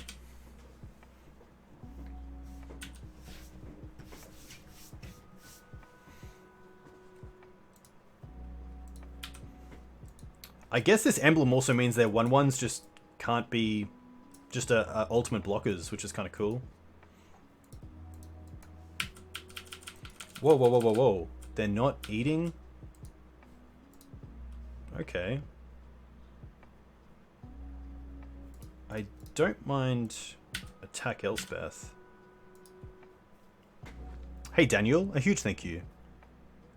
For those here, I am currently pretty close to getting to 1,000 subs on YouTube.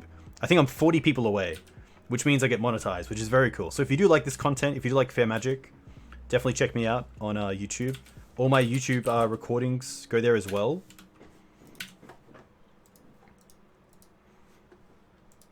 Oh, it didn't work? Surely. Oh no. Well, it's youtube.com/DukesOnTwitch. Apologies, man. I really apologize for that. Birds.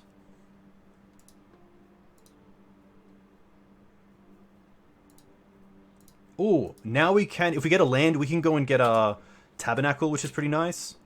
Oh, we do find a land. Nice. Okay. Tabernacle's pretty good. Oh, no. Tabernacle is stopped by indestructibility. Ah, that's hilarious. That is hilarious. Okay. So we attack everything at Elspeth to get it off the table. And then probably just untap the Duck Confidant that gets blocked. Is this a cube or something? It is not a cube. They're going to block like this. That's interesting. This is more than fine. Now I get to eat Punishing Fire. And wasteland them off Grove. Oh, it's indestructible! No! No! No! I even said it as I did it. I even said it as I did it. Chat, you can't say anything. I picked it up first. That is just a poor play. That is just a poor play. I apologize. I forgot that it gives lands as well. I thought it was just creatures, artifacts, and enchantments. I'm so sorry. Yikes. I guess Plague Engineer would be pretty good. Loam, interesting. Oh, actually.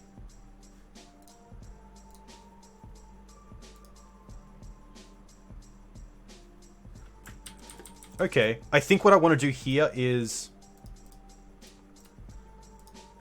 I guess I can't wasteland my opponent. Ah! I was going to say I wasteland the grove first so they can't eat... Oh, they ate it already. Send a message, yeah. This is actually the worst. I shouldn't have used the...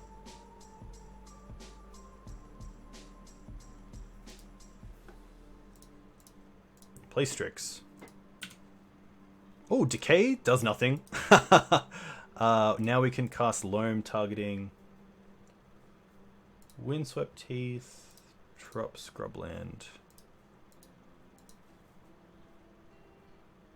Yeah, sadly they've already eaten the 2/2 Cabal Pit, so my thought was wasteland them first, take out the Grove so they can't eat anything in response to me loaming.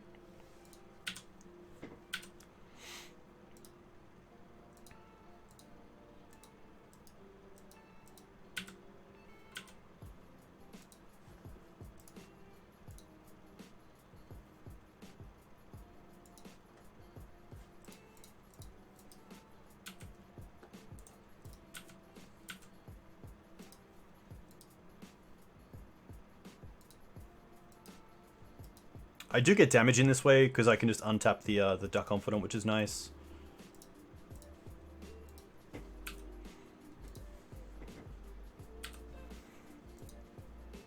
$978, very cool, very very cool. Wasteland's pretty good. They're also at 3 mana.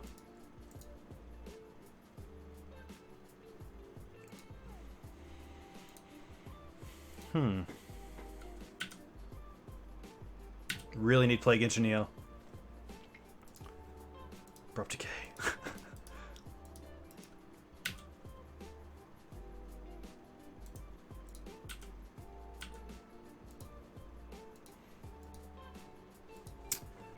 Yeah, this is an interesting setup.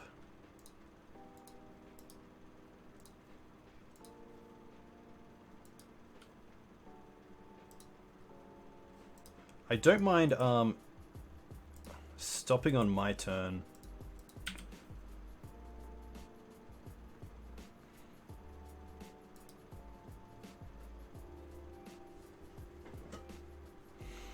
We'll see how we go. They're gonna eat that, that's fine. They're gonna eat another land, that's fine. Damage, let's untap this one. And pass. 18 all. This, there probably was a play to let this slide, but... Come on, Bob. Decay. Ooh, okay. Okay, that's a start. I think we just go with Bird here. Soldier's interesting as well because it turns off Thalia if they kept Thalia in. But Bird also opens up the skies. I think it's just Soldier. They're going to float white. We're going to name Bird because it is just another mana source.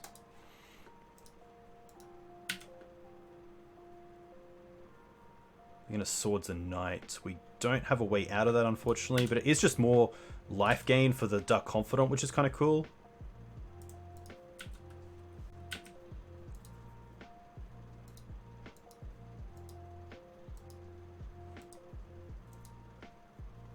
They could have actually blocked here and then 8, but they aren't, which is nice, so this is fine.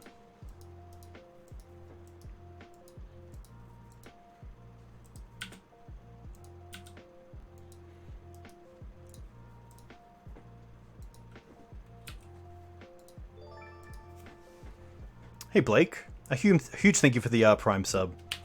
Let me know where you're from.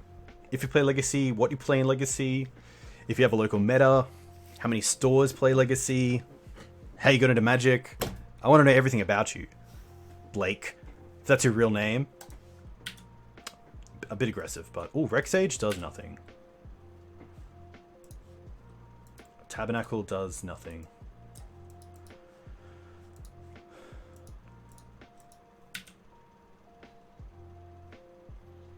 Guess we just attack with everything, right?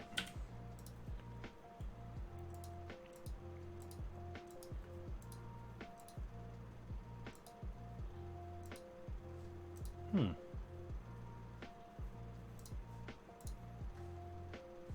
gonna eat their knight and see what happens.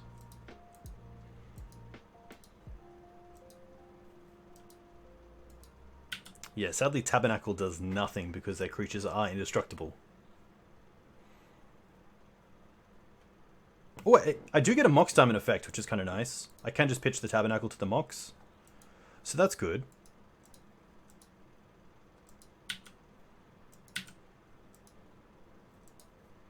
Tabernacle does destroy. That's why Marit Large gets around it, which is kind of cool.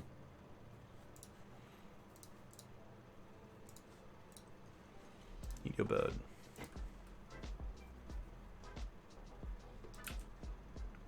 This is a really weird game. Because my opponent has eaten the pit, unfortunately. So the pit is no longer. I could have definitely mazed the engineer. I just was talking to chat, unfortunately.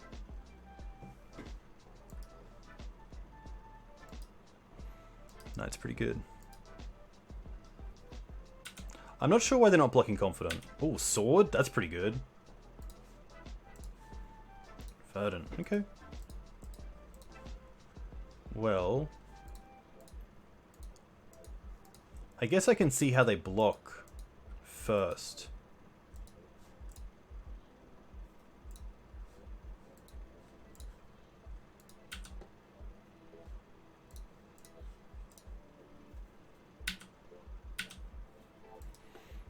Because if any damage gets on the knight, I can then eat lands to stop it from really gaining anything.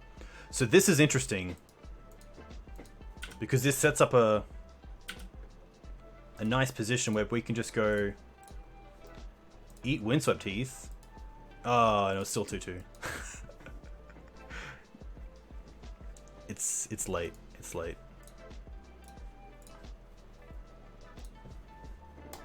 I kind of just want to play this Rexage just to get a body on the field.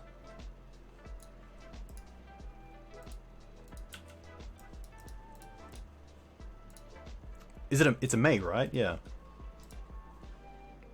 I don't want to.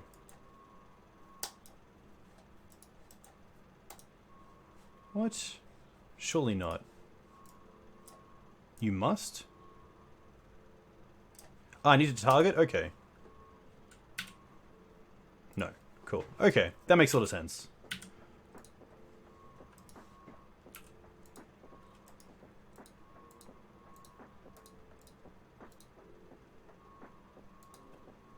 Thalia's okay. Wasteland my green source.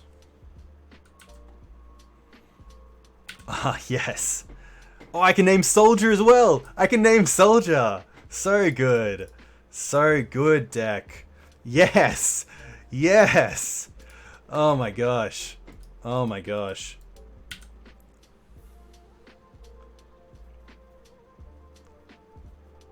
That's so close to just winning this. I think I actually might get this.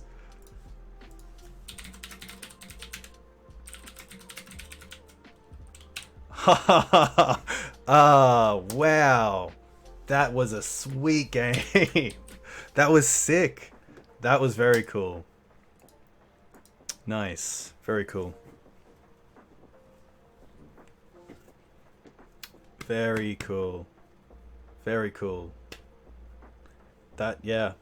I mean, imagine all the way back if that Knight of Autumn was actually a clot. That would be very cool.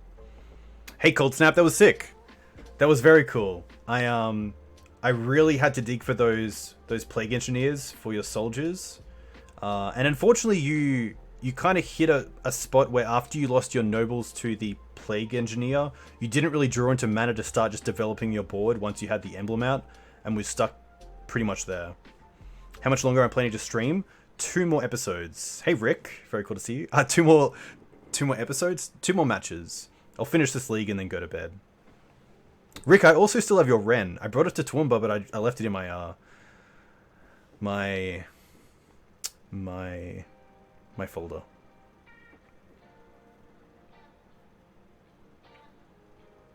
Yeah, PvP Cold Snap. That was a sweet game. A lot of fun. I really like your deck as well. I really like Punishing Mav right now. I think that Punishing Fire is in a pretty good position, and obviously Kloths is just, in my opinion, the best Green Sun's target.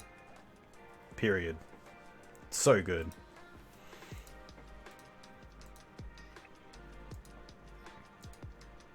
Yeah, a little back and forth,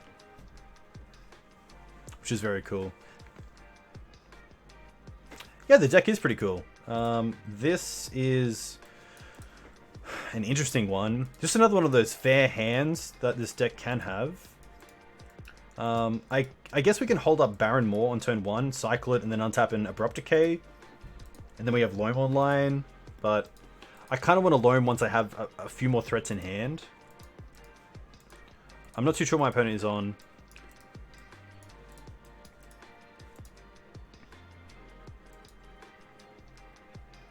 There are some busted hands I can get with 6, but... Haha, HC Fox. Why was Symbiote? Okay. Alright. Well, I'll give you that one. I'll give you that one. Yeah, I think this is actually okay. I think this is one of the better, fairer hands, because at least I have a turn 1 play in Baron Moor, turn 2 play in a Decay, so... Ooh, Swamp. Ooh. Okay. Basic Swamp. This could be like a green-black Depths deck. It could be Pox that maybe plays like Bloodghast or plays Fetch Lands. What do we draw? Decay. Alright. Reanimonster? Yeah, that's very true. Bayou? Hexmage. Interesting they're playing it out.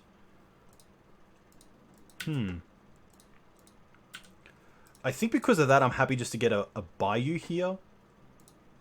To cycle the Baron Moor. Chalice.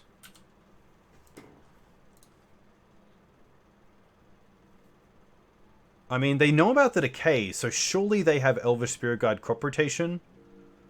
I can't see it any other way. But at the same time, I'm not doing a whole lot if I don't just Decay here. Because if they untap and play a Dark Depths, I got nothing, so... Unfortunately, I kind of just have to play into it. I guess I could go... I can't even let them untap, because then they can hold up crop rotation, so... I just have to hope they don't have Elvish Spirit Guide and crop rotation.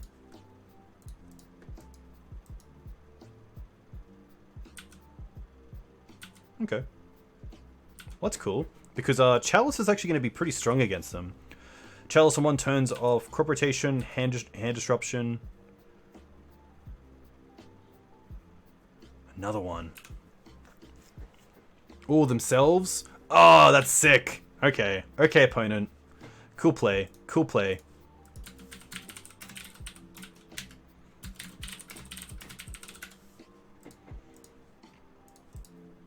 Yikes. So this is going to be like a TinFins kind of list? Yeah, okay. Haha, now it's coming together.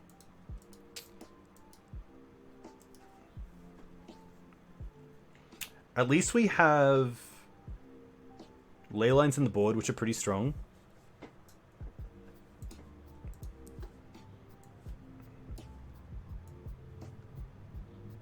They have children. They're going down to 1. Okay. TinFins Depths, yeah. TinFins Depths is pretty solid. I think it was Matt Nass who played it on camera against Reed Duke at the GP where they followed Reed Duke through all his matches. Alright, HC Fox. I need a history lesson. Why is this deck called Ice Station Zebra? What's that a reference to?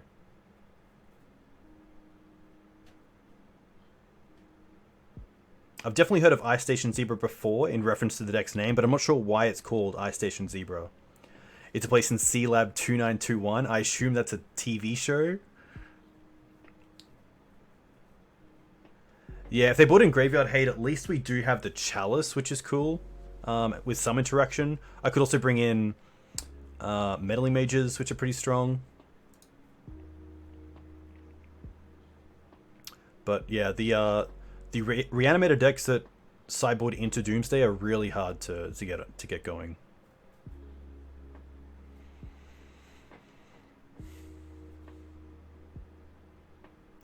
C Labs 2021. Okay, I'll check it out.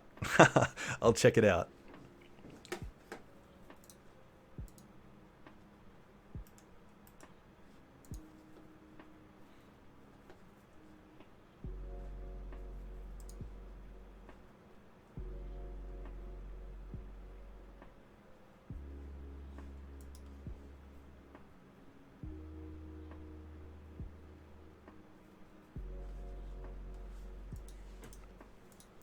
There's Lab Man. Old school win. Old school win. Very cool.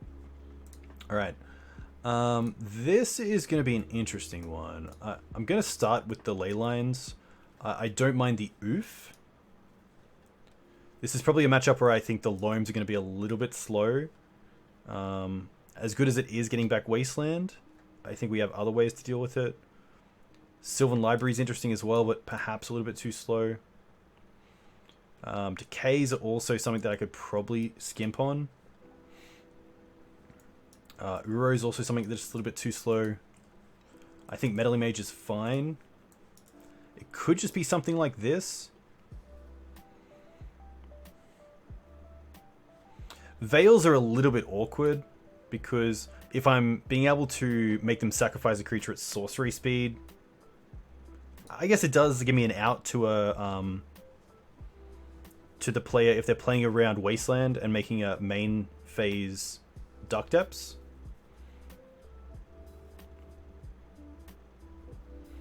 Screws the solid. Baleful Strix is fine at just gaining some time. I think this is okay. I still want the Bojuka Bog. Blastline I probably don't need, let's be honest.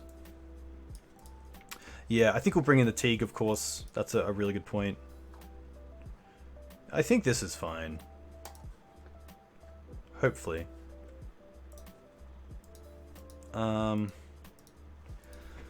Interesting hand, because we have Leyline for the graveyard, we have Wasteland for Dark Depths, and then we have Uro, which is a pretty nice threat. It's dead to the Doomsday pile, but I think this is fine. It's a Leyline hand that still has a bit of a plan, so I'm going to keep this. I also get to go turn 1 Tranquil Ticket, which is kind of cool. Opponent kept 7.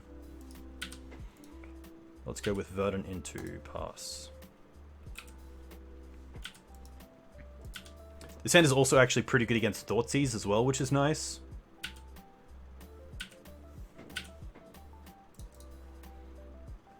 Let's go for Trop into Tranquil. Yikes. Okay. Is it too aggressive here to go after the Lotus Petal?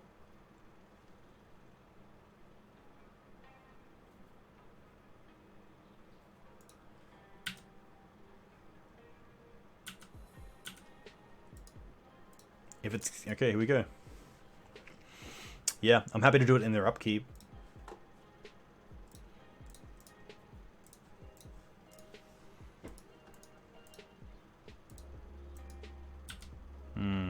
Oh, they're going to Entomb. Interesting. What are they going to Entomb? Obviously a card that isn't great.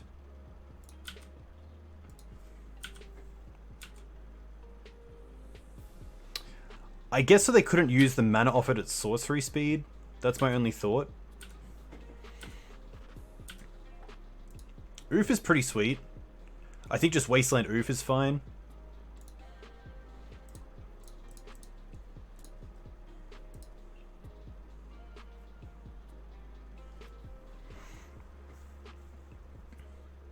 Interesting. Alright. That didn't really tell us anything, so I think we're just running this back. Opponent now knows about the ley lines, obviously. But there's not much I can change up.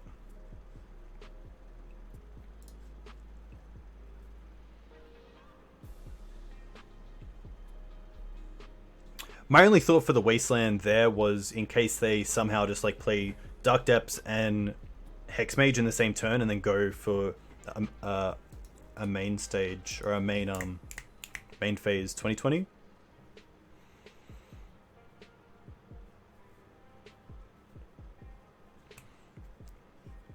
It is a pile. I'm gonna mulligan this. This is a little bit too fair. This is better. It also has a bog, which is kind of nice. I don't mind keeping this. It's also got Leo, which is pretty strong. And I think we're just bottoming the Bayou and then finding it with the Verdant. General Kenobi. Yeah, Decay is also interesting. Maybe Decay's the part out of this. Decay's kind of my answer to Hexmage in a way, but Hexmage is tough as well, because Hexmage is a pretty good answer to the Chalice.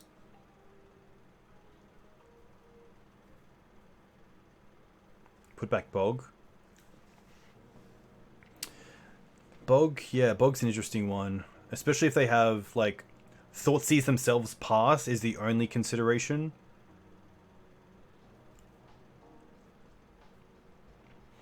I kind of want to drop a land. And then just hope I draw a land. As a young Pleasant Kenobi. I like how you said young Pleasant Kenobi, because of course we all know that Vince is only 21.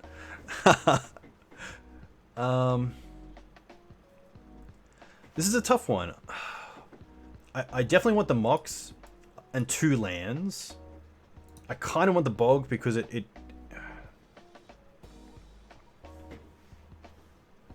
Hey PvP, thanks for the Prime sub. A huge thank you. Let me know where you're from. If you play Legacy, what are you playing Legacy?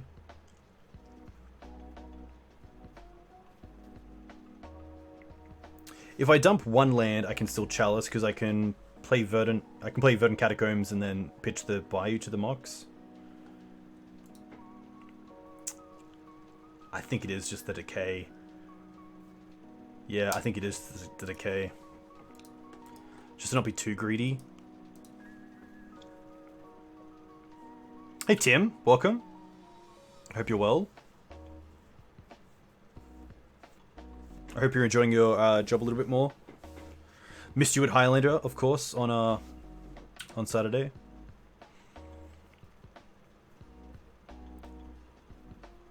No. Okay. Probably taking Chalice. A huge thank you.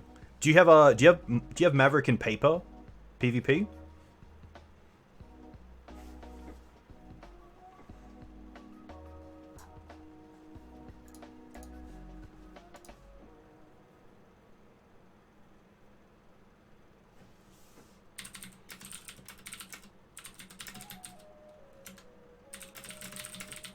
There goes Chalice. At least we can draw Chalice off the top and be fine. Wasteland's not too bad either. I don't mind Wasteland as just an interactive spell.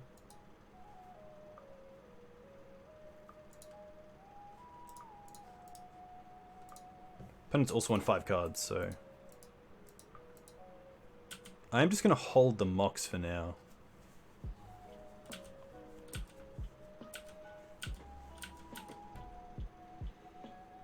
Wasteland also isn't a great way... Oh, a great way to cast the Leovold, so... My opponent could have Petals. Ooh, okay. There goes Leo. Verdant. I guess we play this out because it can get Dried Arbor. There's a land. Alright. Let's start the beatdown. Meddling Mage. That's pretty good. We can go...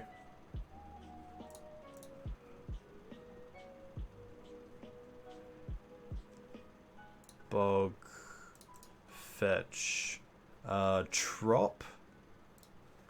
And then white, blue, Meddling Mage named Hexmage. They're gonna fetch in response. Interesting. Maybe they have Entomb?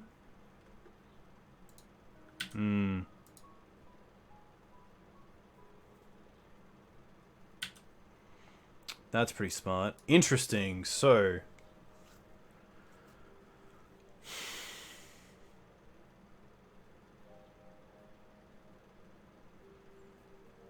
Still name Hexmage? Yeah. I could name Shallow Grave, but it could be, yeah, Exhume or Reanimate. That's the hard one. So I think I just have to go with Hexmage and feel like they have a Hexmage in hand and a land. And I can gain, you know, 1 turn to play this Bog next turn. And just pray.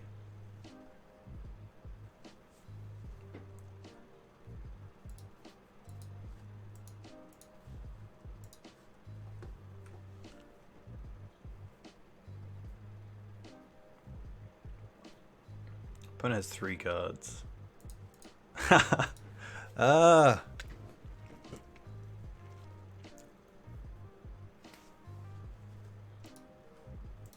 What do they got? What do you got, opponent? Oh, it is just a pass. And they don't have mana up for Shallow Grave. Oh, Bob's a huge draw.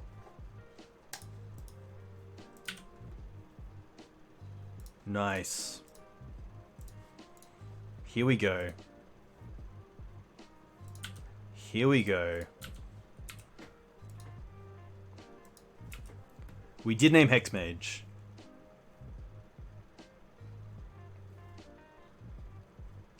There's stage. Okay, do they have a pedal? Knight. Oh, that's huge.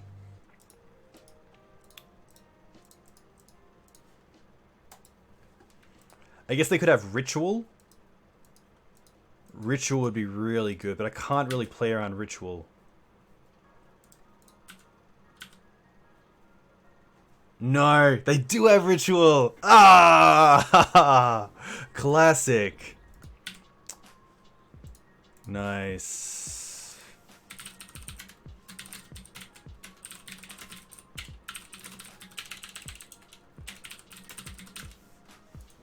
Rough. Rough. But a pretty cool game to lose. I will admit that. Well, at least we can finish 2-3, which... a little bit tough, but... I'm going to quickly give another shout out to my YouTube channel. because I am pretty close to 1,000 subs, which is very cool. Which would get me monetization.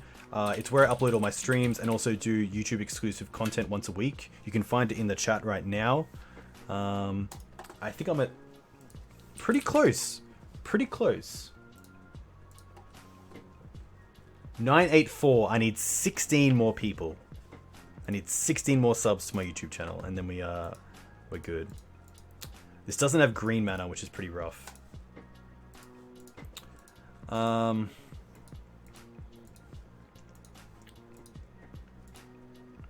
Hey Blake, yeah, that game was really good. I really enjoyed that. Yeah, keep bottom the Strix. And then just Tranquil Thicket pass, unfortunately.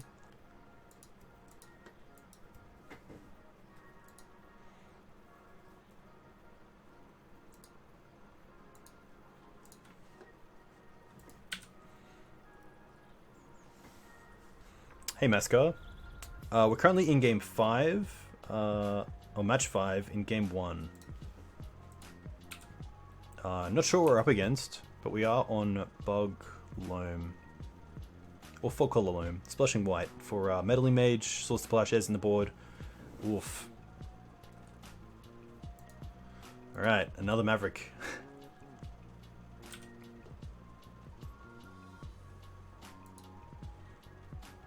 I think here Bob's just too good.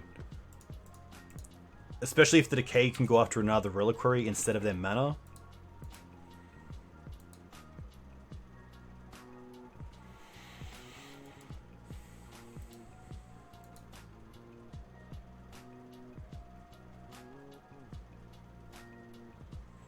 I would love to see my opponent tap out for Knight here. Okay, it's not a Wasteland, which is great.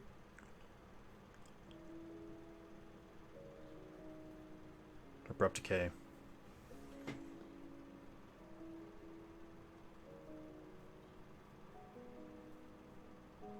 Green Suns. Okay. Really building out their mana here.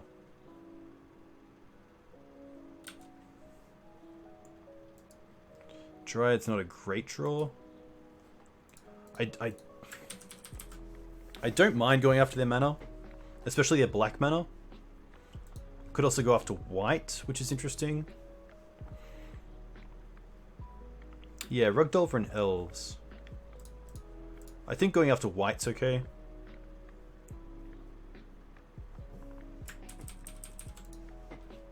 I also don't mind just Wasteland Loam it back.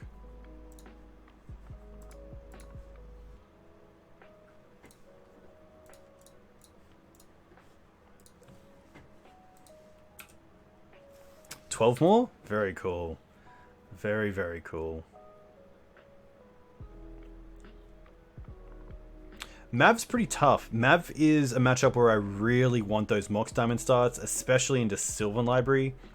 Chalice can also be really good at keeping them off their early mana acceleration, and also to protect the Dark Confidant from Swords to Plowshares.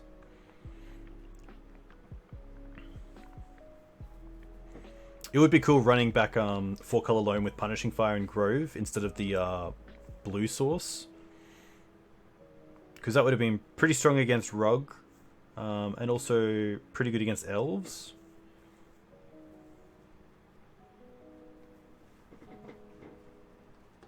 This feels like a Green Suns. Okay, just for 2. Probably a Skoos.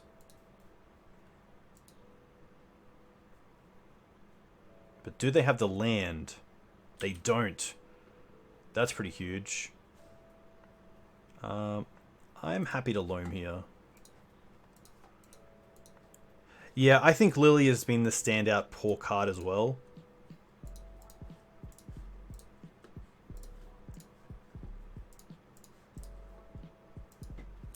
Unfortunately. Yeah, I think maybe main deck Plague Engineer or some amount of Liliana Last Hope are pretty good. I did, funnily enough, actually get a Liliana Last Hope for this league and accidentally just put in the 3rd Plague Engineer, which was in the list. But this is actually turning out really well for a Wasteland start. The only reason that I liked Liliana Last Hope as a one-of over the 3rd Plague Engineer is that I can bring it in against a few matchups where I might not bring in Plague Engineer, like some of the Blue-White Miracles lists. Any sort of list where it's even just the Sylvan Library is really good there. I need to draw Abrupt Decay for that pretty much now. Trop.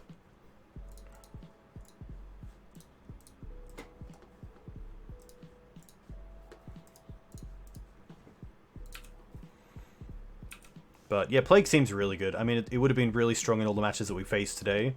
So I can see why it would be there. And Last Hope can be a little bit tough. The double black doesn't line up too well.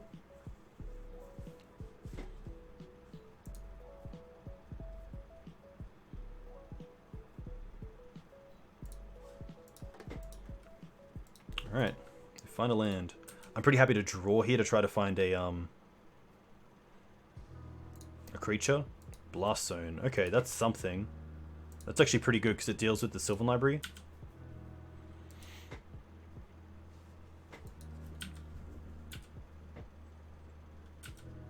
Yeah, it also evades Thalia, which is pretty big right now with Maverick and Death and Taxes running around. My opponent hasn't paid for the library yet, which is interesting. I mean, if they don't do something here, and I get to trade the Blast Zone for the library, that's a huge win. They do, okay.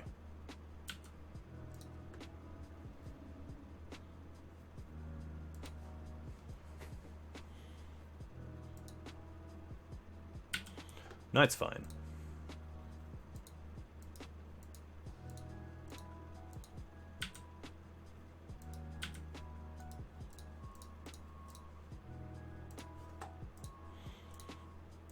Do this.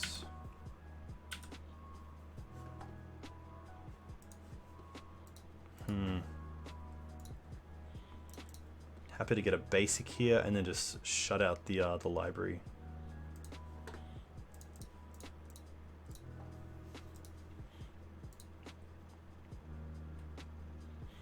There's some thought that the Another Reliquary is the real threat here, but I don't think I'll be able to kill the Knight with the Blast Zone just because of Wasteland off the Knight.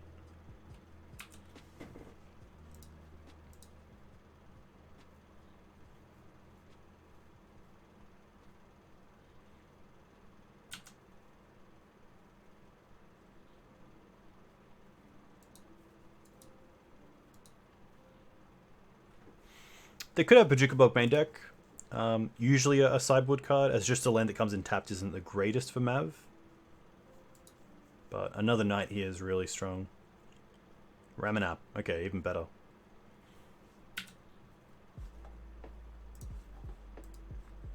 That is something. Hey Mangork. Nice flex.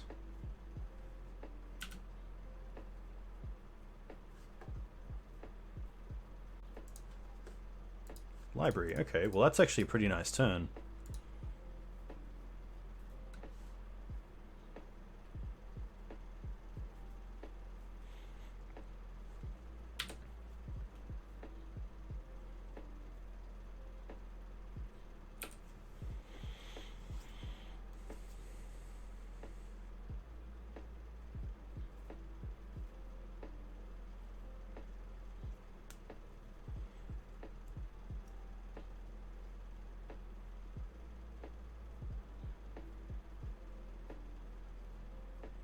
Plague's pretty good.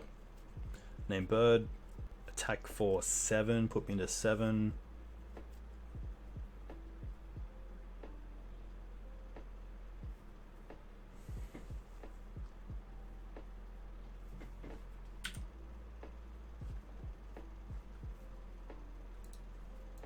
Unfortunately, it's been a weird game because of Loam. I haven't been able to draw into any actual threats to start punishing my opponent or pressuring my opponent.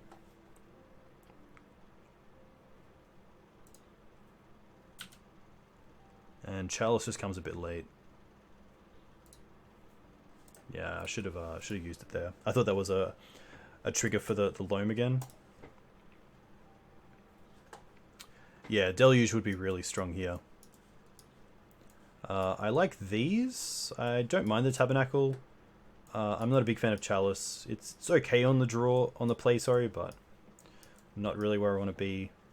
I don't mind taking out one Loam. One Uro. All the smaller lands are pretty good. Blast Zone's relevant, Karakas is relevant, Cabal Pit's relevant, Bajukabog is relevant.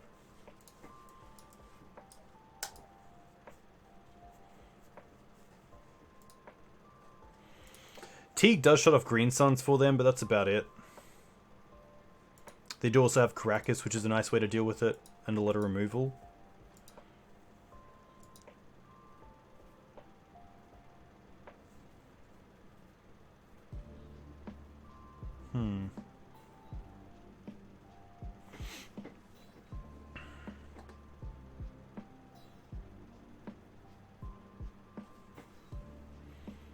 Could be the second library, but library's really strong.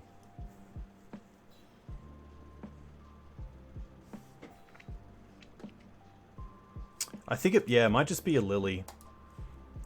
It's not as great, especially because Plague Engineer is coming in pretty much in its spot. I think that this is, yeah. It's okay. Deluge is a big card that I'm missing, and even like the main deck Plague Engineers would be nice, so. Definitely some changes I could make with this list.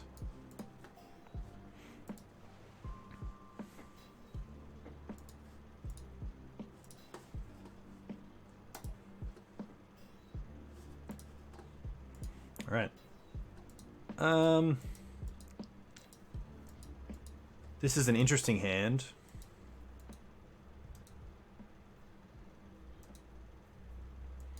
Yeah, Uro hasn't done a whole lot.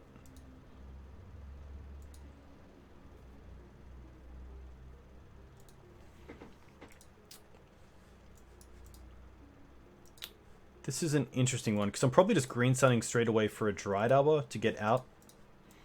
And then follow up with a Baleful Strix.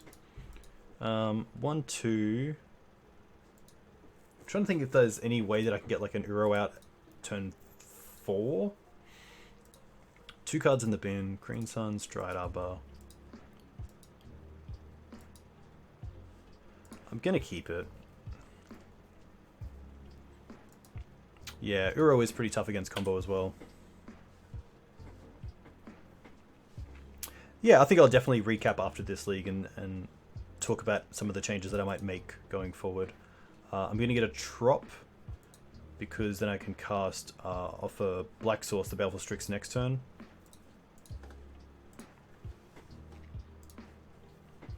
Alright, Arbor, pass.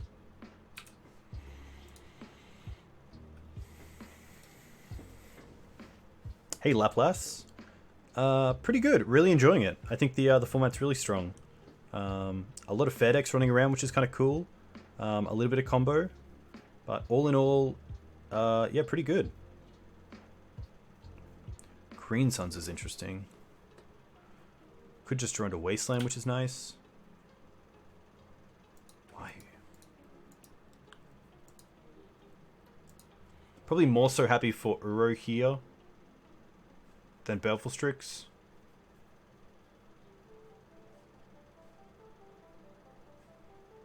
Land.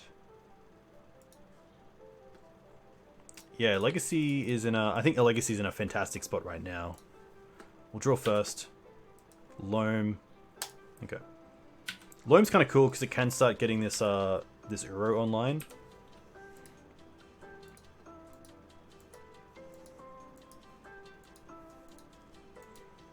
Did I not put in a land? Could have put in a land. Yeah. Rough. Scoos.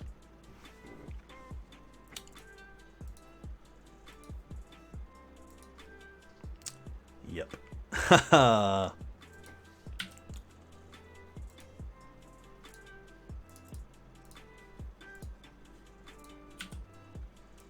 Okay, that's a start. That's a start.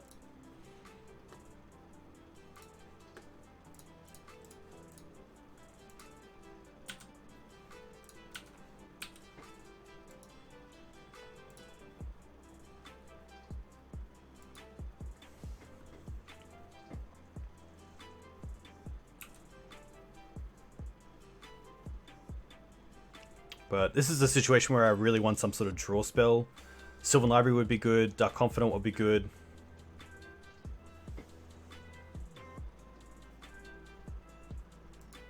But just mana for my opponent so far.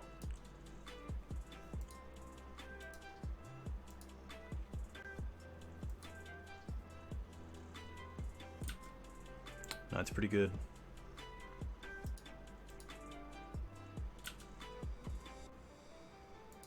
Okay, that's the start.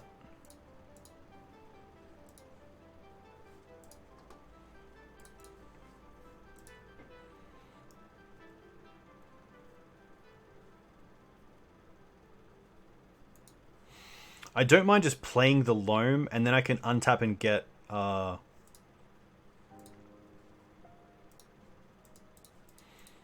Threshold for Cabal Pit, which is kind of cool.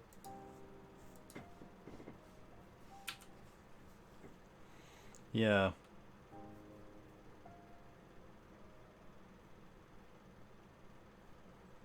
Hey Denim, you should be able to find the deck list on the screen. Over near my life total, you should see the back of 2 cards, and you can click on that, and it will come out.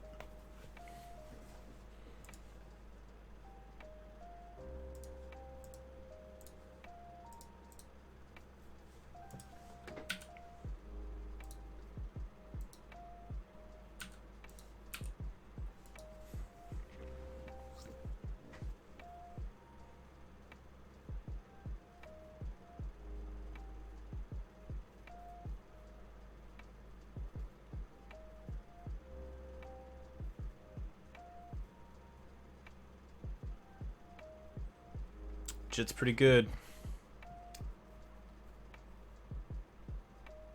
Natural Jit. Yikes.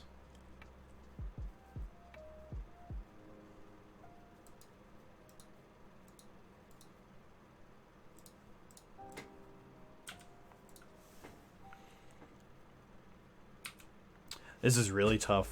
The turn 2 ooze for the Uro and now the Jide for this is, yeah, big yikes. Wipe out board.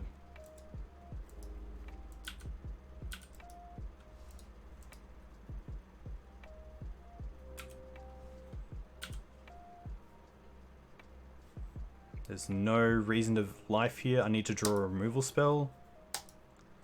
Yeah.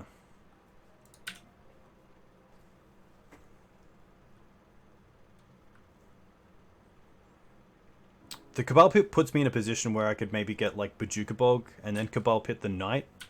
Or Cabal Pit first and then hit the Knight.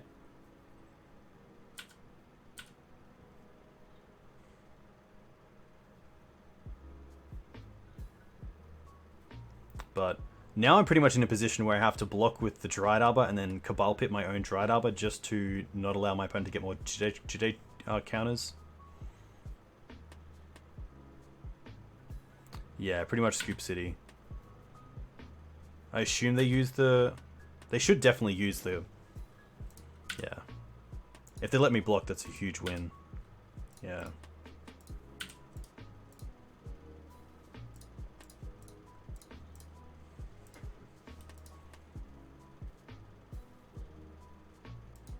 Pretty awful spot, but don't really have another option other than Scoop.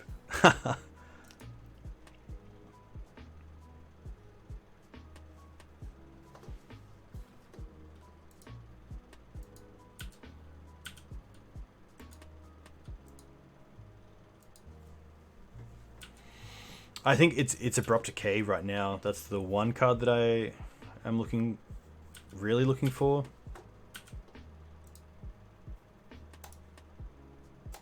Another Knight is interesting.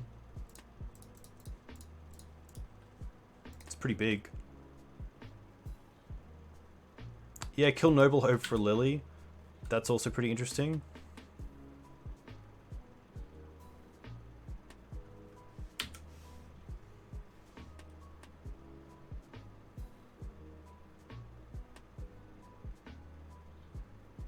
But yeah, Jide is just so good now. It can also kill a Plague Engineer.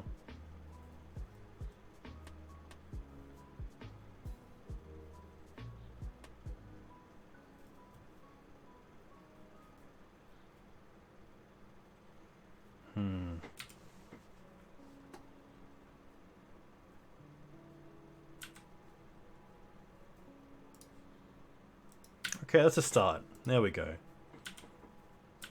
Not a great start, but...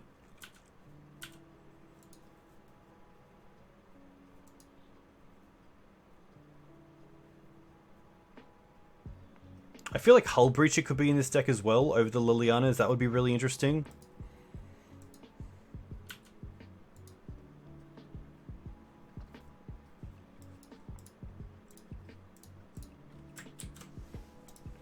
Decaying the Knight. I think the Knight's the biggest issue. I do have some outs to the Jide in Rek'Sage and Collector Oof. And Knight just by itself is just a huge threat that even without the Jide, it's a 3-turn clock.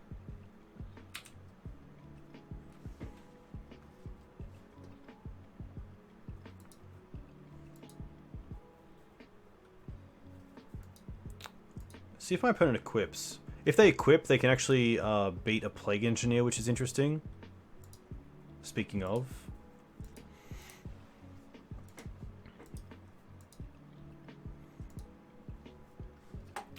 There's nothing great to get. I guess Cabal Pit. Okay. Yeah, okay, we can dredge here. We can dredge and get Cabal Pit. Because they don't equip, which is pretty interesting. I could also hit Uro, which is nice, but I guess if they equip with Cabal Pit, they can just equip again, which is pretty tough.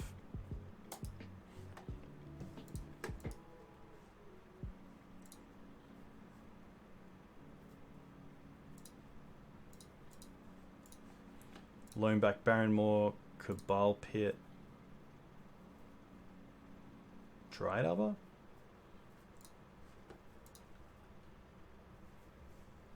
Okay.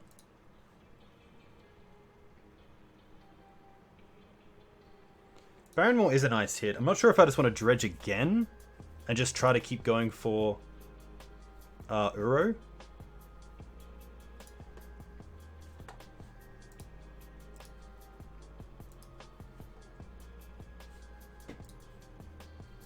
Plague. Maze. Okay. Maze is pretty good. I don't mind seeing if Maze gets there.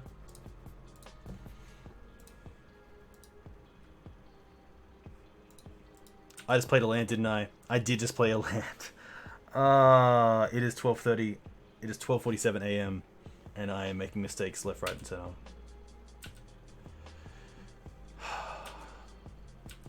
Just little errors that are really costing me.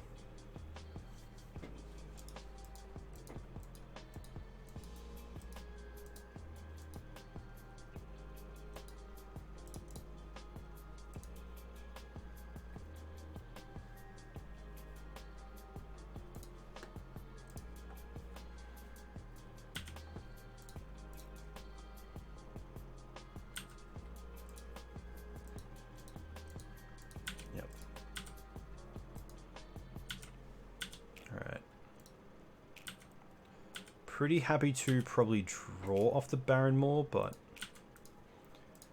it's definitely interesting.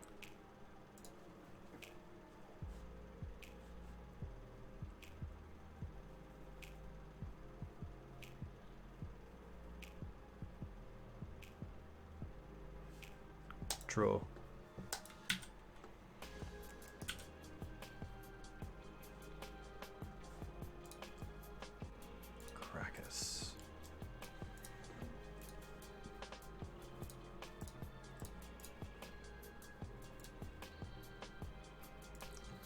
Loam back these two.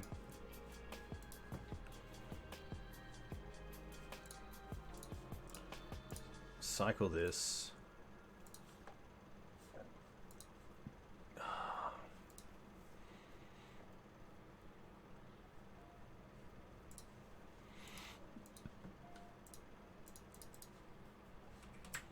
I want to tap like this. Yeah, I think it is the cycle that gets me there into Uro. Actually, sorry. Ha ha ha! Dun dun dun! Ha ha!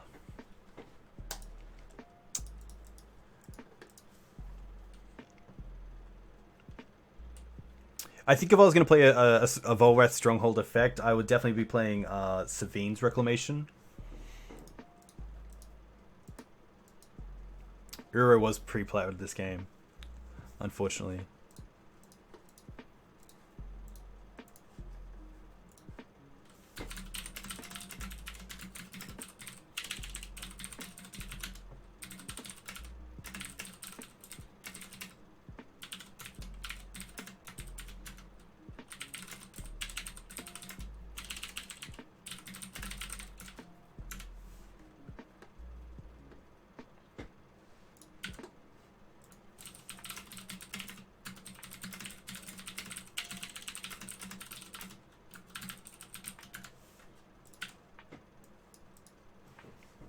That's kind of nice, I guess. They only have 2 cards, which is good.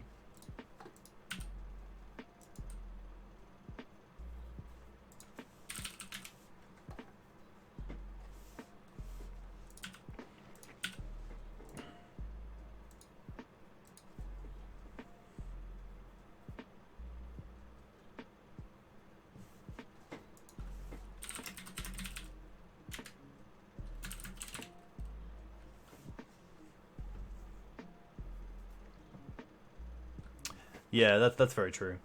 Let's go with Verdant.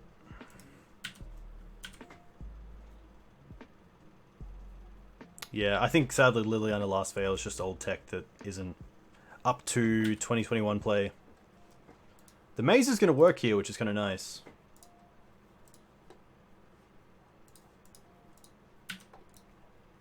I'm also just going to cycle this now and draw a card. Okay.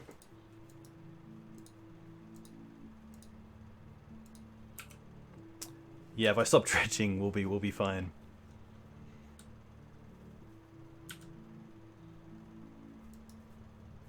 I kind of want to wait here to play multiple lands in this deck, like at a time, like an exploration kind of version. Ugh.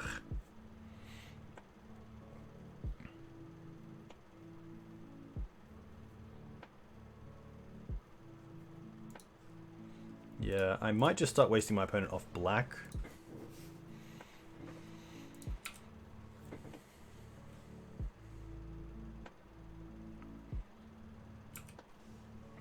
I do like that I can set up a Cabal Pit line with killing a Knight of the Reliquary, hopefully.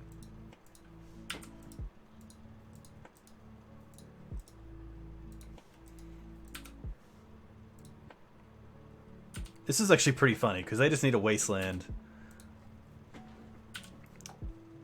Hiya! Ah, nice! Okay, that's a start. That's a start.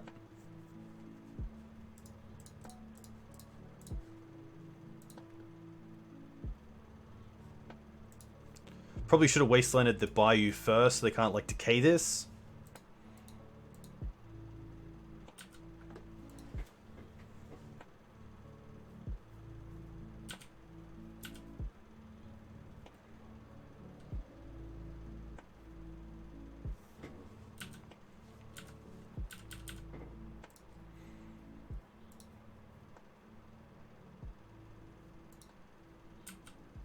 Skyclave's pretty good. I guess we get a 3/3 back, which is cool because of the Cabal Pit, but then they can just use the counters to kill it.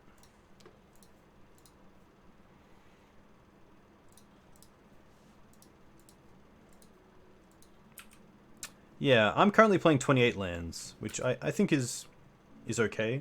3 of them are cycle lands. Bob does just die, but...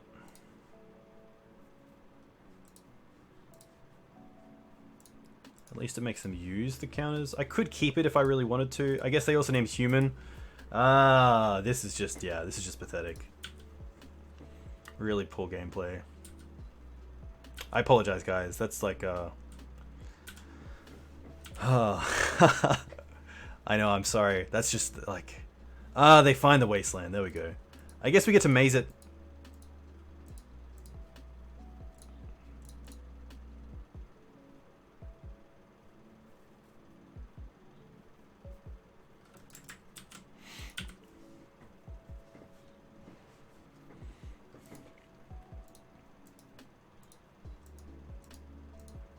We get it back, which is nice, but...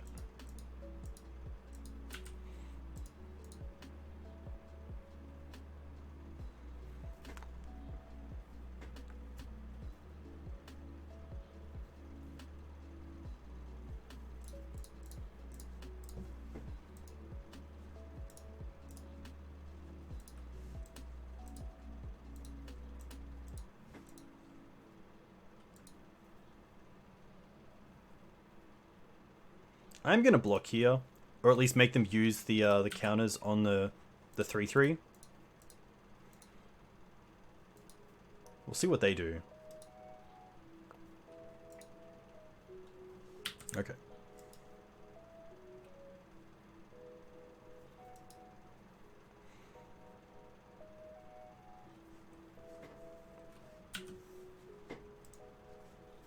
Hey Lynn Chalice, welcome. Hope you're well. Alright. I guess we go for the dredge. Oh, I cancelled. I did not mean to...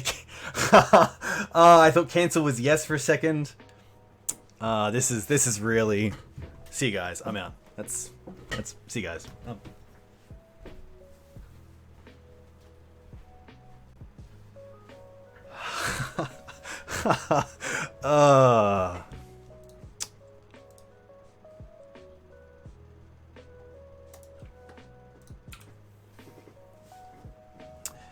Yeah, learning how not to play Loam, let's be honest. Just little things that keep adding up. And luckily you just don't let them affect you, but it's just like, Maybe if I did this, this would have happened, or like, you know, if 10 turns ago something would have happened and maybe it wouldn't have snowballed. But I'm glad you're here for the means, Mim.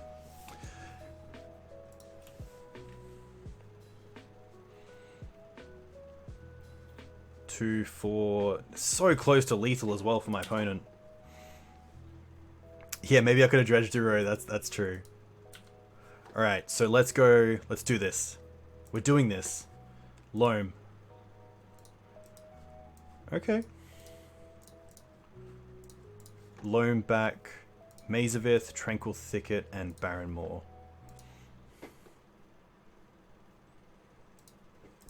We're playing Maze for turn.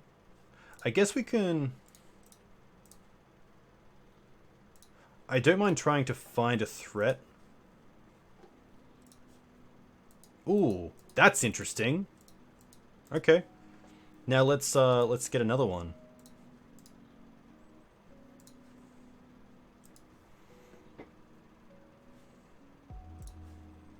Nice. Okay.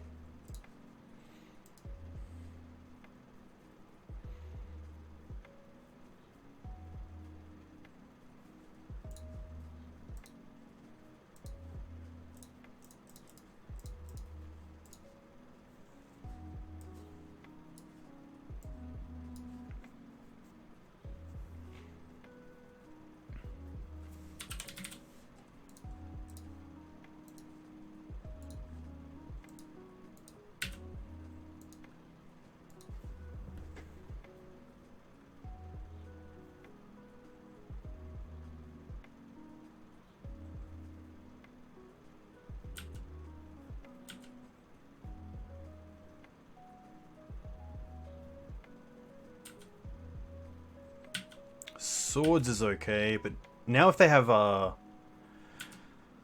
if they have Wasteland, they have Lethal. Yeah, rough. 5 is 10.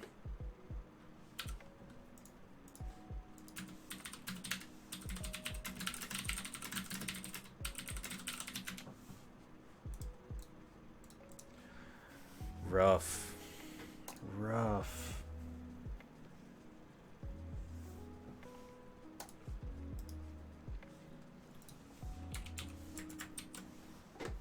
The best part is that I went 1-4 and I had the best time. I really enjoyed that.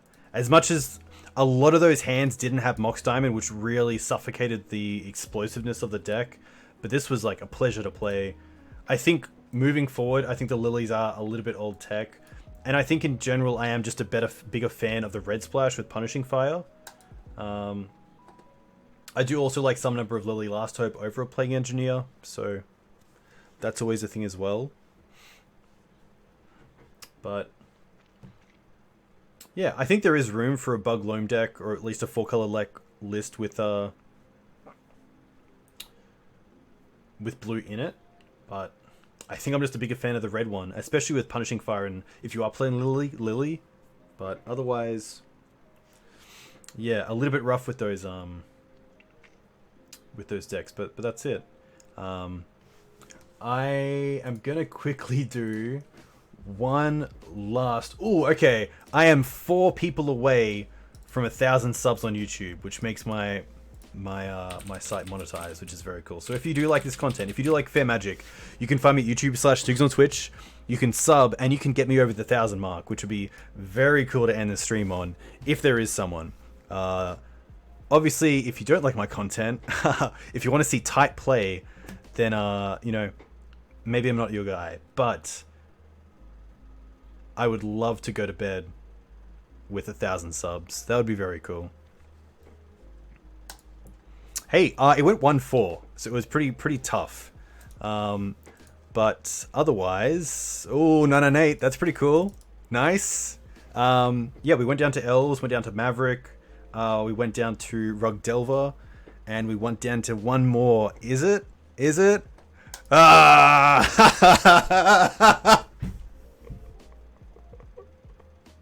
Too kind. Too kind. That is cool. Oh my gosh. That's really nice. That's really cool. You guys, that's awesome. Thank you so much. That is, yeah, that's very cool. Uh, uh,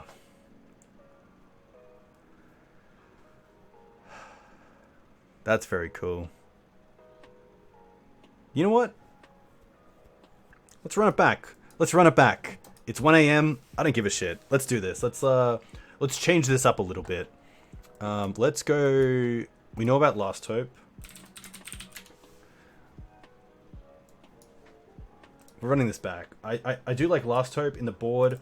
I think the Plagues are better in the main deck. I think that's fine. I kind of want to play a Reclamation in the deck. Yes. Nice. Here we go. Here we go. Hey, thanks, Min. That's very cool. A huge thank you. Nice. I still like the shell. I'm just trying to think what else I might do. Yes, Strix is an interesting one. I can kind of see why Strix is there as a filler, because it buys time, it's a flyer, which is great. It replaces itself. But I think I want 3 Uro. Uro is really good. Is it... I really want to have a way to play multiple lands a turn, which... That just might be overkill, but something like even like a Dryad, but then like you're playing Valakut, so... I can definitely go for another Uro.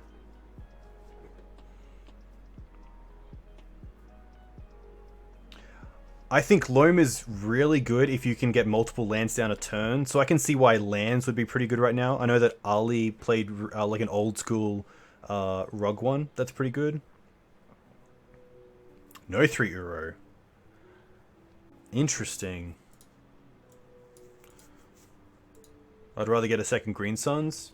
Yeah, that's fair enough. I don't mind that. This is 62. I guess I don't mind just taking out the Strixes.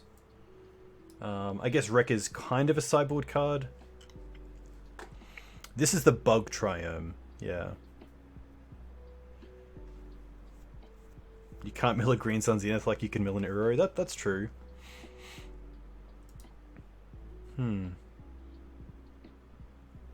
I kind of want something like a... Oh, that's a Toxic Deluge.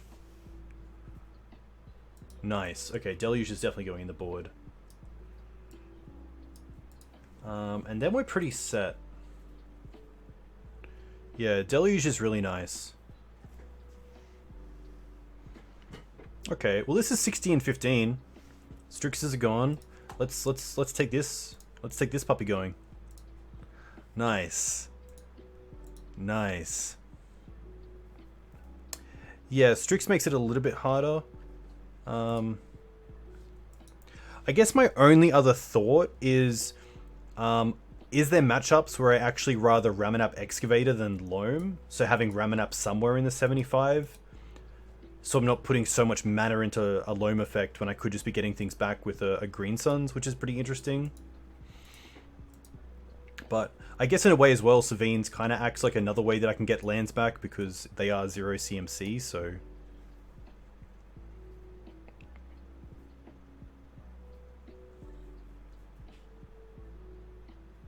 It is hard to fit. My only other thought is instead of Rexage playing Force of Vigor, you would minus a Knight? See, I wouldn't minusing a Knight and then going for Ramanap. I'll show the sideboard on screen. Sorry, let's go to Deck Tech and then bring that bad boy over. So 4 ley lines, Liliana Last Hope, Deluge, Plague Engineer, 2 swords, Tabernacle, and then combo is a little bit tricky. It's just the Meddling Mages, which I think are better than 2 Thalia. Meddling Mage a bit better against decks like Show and Tell and Doomsday than Thalia. Yeah.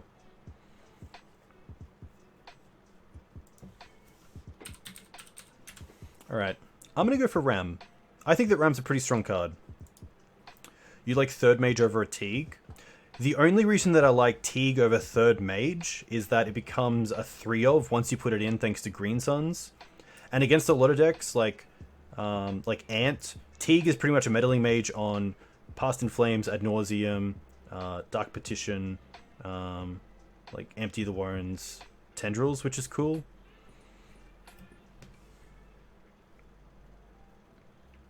Yeah, the third mage does mean I find the mages quicker, which is pretty interesting. I guess because Teeg is just so good in the decks where I want it, because it is a meddling mage for multiple cards, so even against like blue-white miracles, you know, Teeg is pretty much a meddling mage for Supreme Verdict, Terminus, Jace, Force of Will, which is kind of cool. Yeah, I think the third engineer could actually come out potentially. So I think there is another space for a combo card. So maybe it is like one Thalia, because at least then I can go wide. Kai is another cool option. Ah, that's what I want. I want an answer to cloths. So I think I'm just gonna play a Council's Judgment.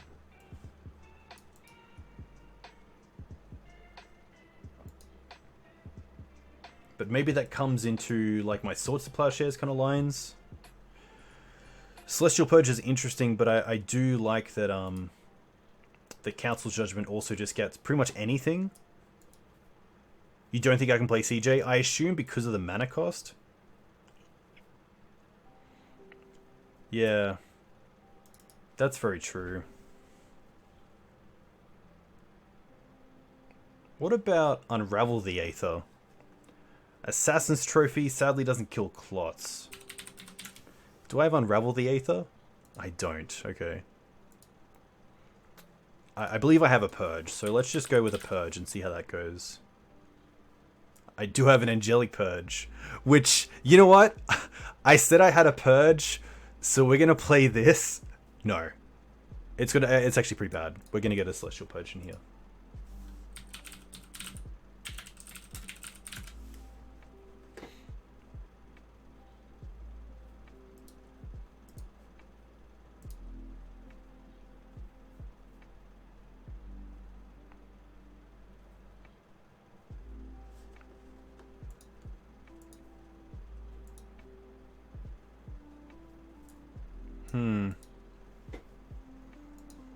Can just beat clots by attacking, that's very true. I think I might just rather just have a Thalia, to be fair. I think this is pretty good. Yeah. Alright. Legacy League. Oh, I don't have play points? Rough. Do not want this. Oh, 95. Ouch. Okay. That is fine.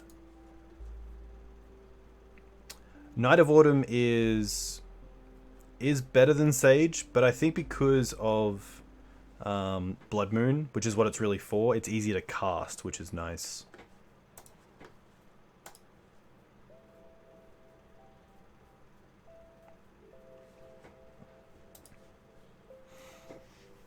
I guess it's just not Uro, but the Blue Splash as a whole, like, is the Blue Splash worth not having access to Punishing Fire?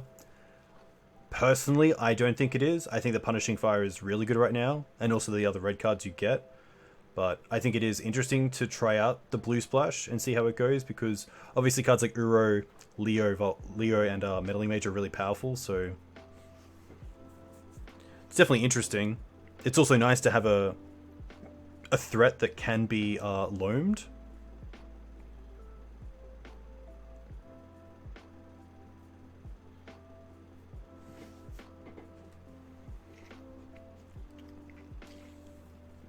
Alright. Let's give this a whirl. We'd love to play first. I think this hand is still okay. A turn 2 Chalice isn't too bad. And we have a Loam going as well, which is nice. I'm just going to lead on the Windswept Heath because it plays around Wasteland.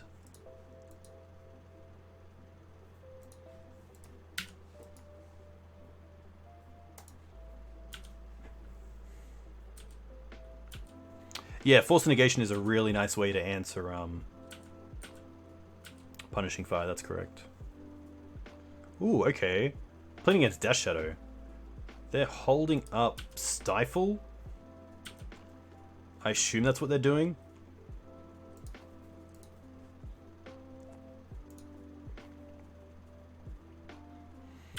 Don't really want to play into a Stifle, but... Ah, sideboard screen? Apologies. There we go. Thanks, Min. Always there for me. I think I respect Stifle and even Daze enough just to pass here, which is a little bit unfortunate.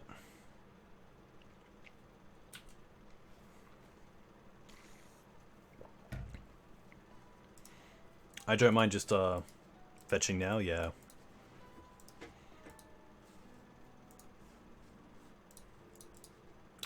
Probably just getting a Trop.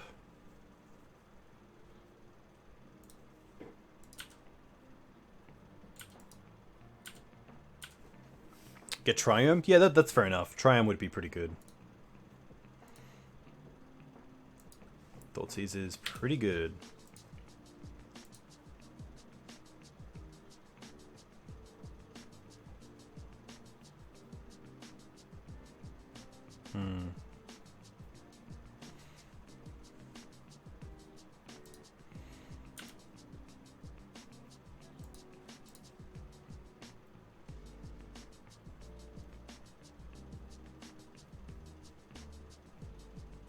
I think just Uro here is fine, and then next turn hopefully I can cast Reminat.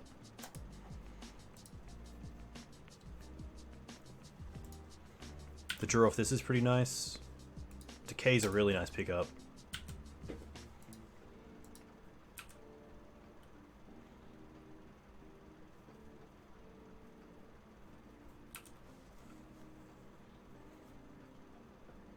Brainstorm's cool. That means that they probably have a fetch land and aren't going for a wasteland this turn, which is kind of cool. I'm more than happy for that. Death Shadow is going to be interesting. The 4 main deck decays definitely help. The chalices are really strong as well.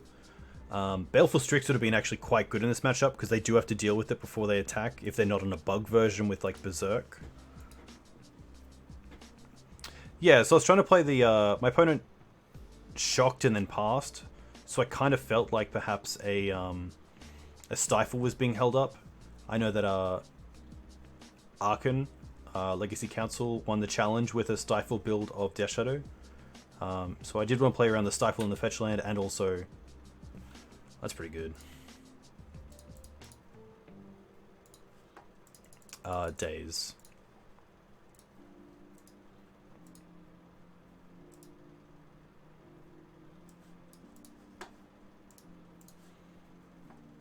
They chose not to shuffle with the Ponder, so I assume they did have, yeah. And they actually show their Stifle, which is interesting.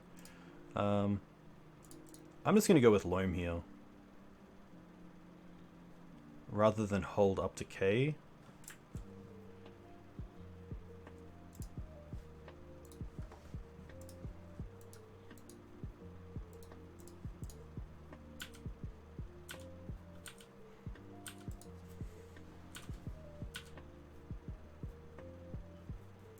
Yeah, I'll definitely Dredge because then I can Uro next turn, which is kind of cool.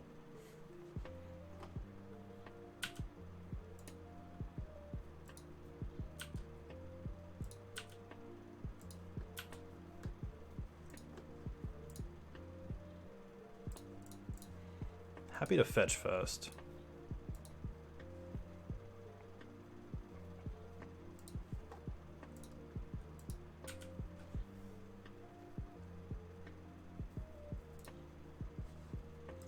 Loam.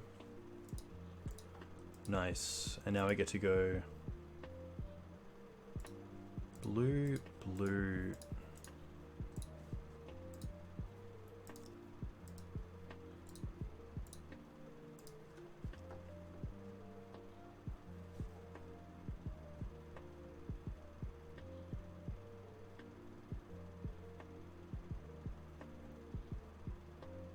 Is this not 5? 1, 2, 3, 4, 5? There we go. Oh no, what? 1, 2, 3, 4, 5. What am I doing?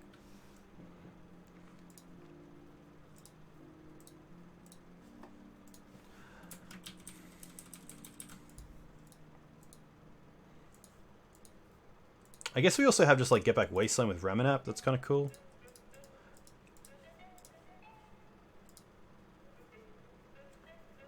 The Wasteland lock is pretty real. And if they want to force this, that's more than fine, because then we just have Decay for the Death Shadow and they have nothing.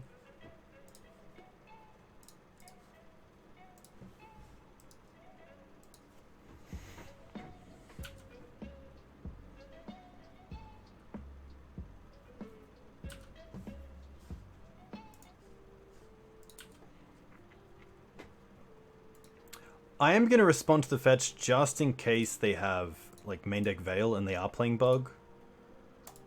There's no real reason to just not use the Abrupt Decay here. Yeah, they're just going to concede. They obviously didn't have anything, which is kind of good for us. This is going to be an interesting one. We do like the Swords to Plowshares. Last Hope's interesting, but probably not where I want to be. I do like the Thalia still. But to be fair, my opponent's probably also bringing in Plague Engineers out of the board.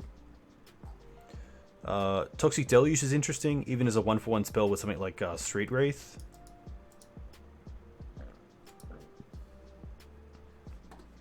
Yeah, I think this matchup might be one where I at least drop and Uro. Plagues are great just with Death Touch.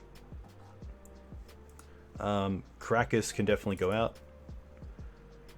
Bajuka Bog is interesting. I can drop a Sylvan Library. Could probably just like skimp on a Loam as well. And just go with... I mean, this is 60, which is nice. I think Confident's nice because it demands an answer from my opponent. And it also allows me to get some card advantage going. And usually if I'm drawing into Decays or answers for Death Shadow, then it's pretty hard for them. Yeah, Bog's also okay if I can maybe get it at instant speed off a Knight in response to like a Reanimate, but I haven't really seen Reanimate too much around from the current blue-black lists. Confident can be a liability, but I think the I mean, you know, greatness at any cost. That's the motto. I think that, yeah, Confident usually is a lot better for us. This is an interesting hand. The Chalice again, I don't mind. It's a little bit slow on the draw, of course, without AR Mox Diamond. My opponent is keeping 7. I'm going to mull this.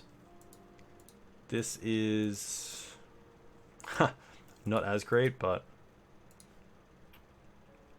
really relies on the Sylvan Library. Keep Maze. I think it's the Bob here that we drop, and we hope that the Sylvan Library sticks.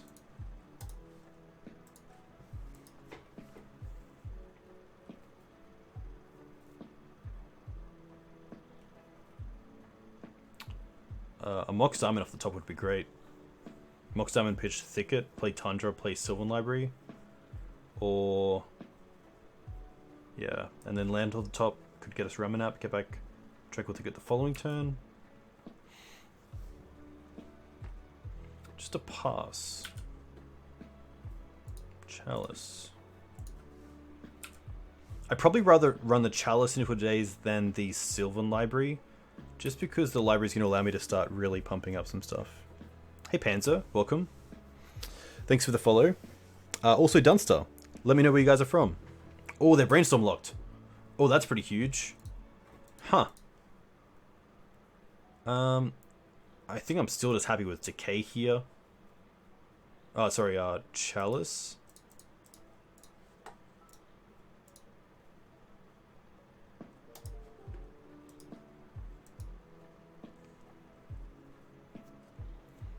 Wow, that's huge. So they missed a land drop and they didn't have a counterspell for the Chalice? That doesn't make sense. They also go to discard now? Far out.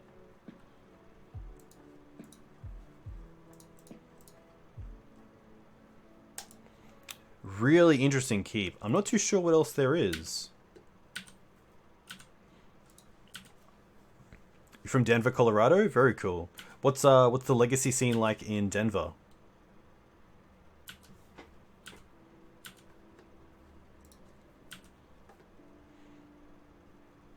really want to find a wasteland here. Another chalice is interesting.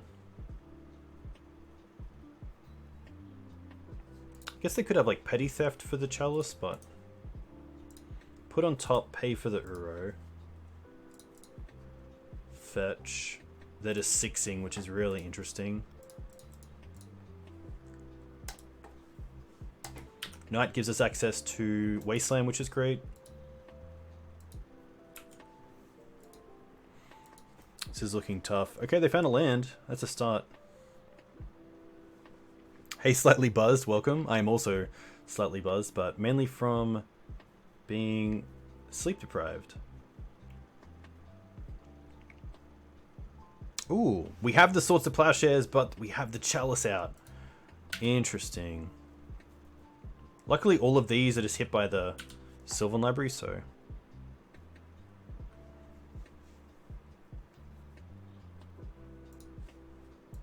Another Chalice.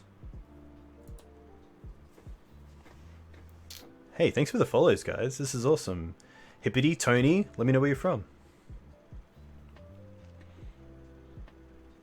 I think I'm fine with just Ramanap and hit their lands. That feels strong. So put on top, put on top.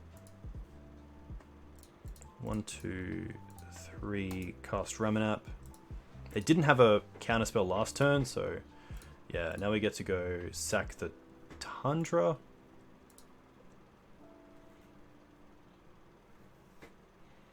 Get Wasteland. Wasteland U. Get Wasteland back. Wasteland U. You're from Brazil? Very cool. We do have Maze, but this triggers on attack. But for now, I'm not too afraid of it, which is nice. Cycle Street Wraith. You're from the Chicago suburbs? Very cool. Yeah, okay. Well, a nice start to the league. I hope you're all doing well. Slightly buzzed. If you want to find the deck list, you can find it on just above my life total. You can see 2 cards that are backwards, and that's where the deck list is. But stream highlight, easily hitting 1,000 subscribers on YouTube. That's a huge thank you. That means a hell of a lot. So very, very, very cool.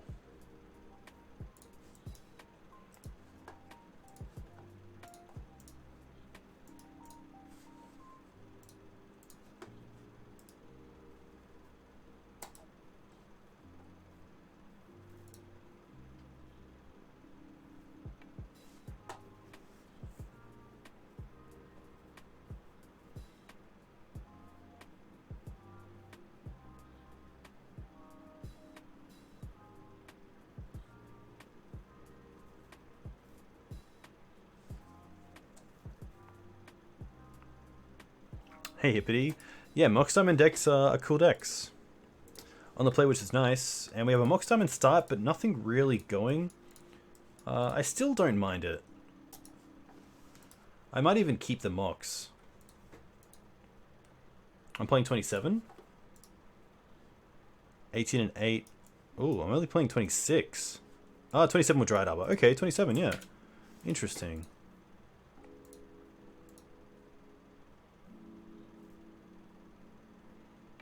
Opponent thinking about their 6. I think this is fine, and I think I just want to go turn 1 Mox Diamond and land and hold up Abrupt Decay.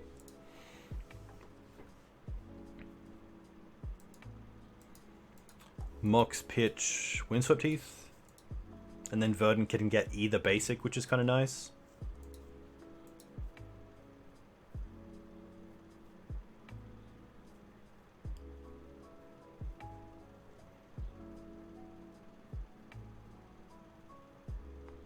Yeah, 28 is a lot of lands, especially when you have a few draws, like Uro.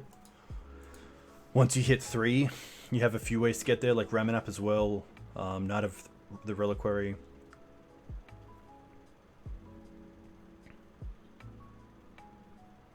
Opponent having a real think. Definitely makes me suspicious if they're on some sort of combo deck.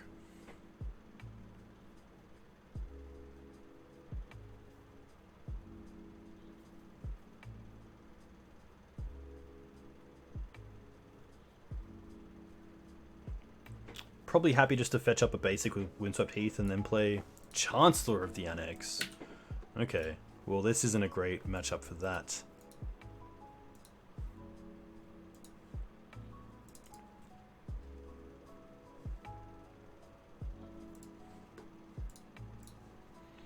At least I can hold up... I guess I can't hold up a Replicate here for Animate Dead, but... the Mox doesn't get countered, which is nice. Probably Blast Zone that us get rid of here. Blast Zone not going to be really that good in a deck here.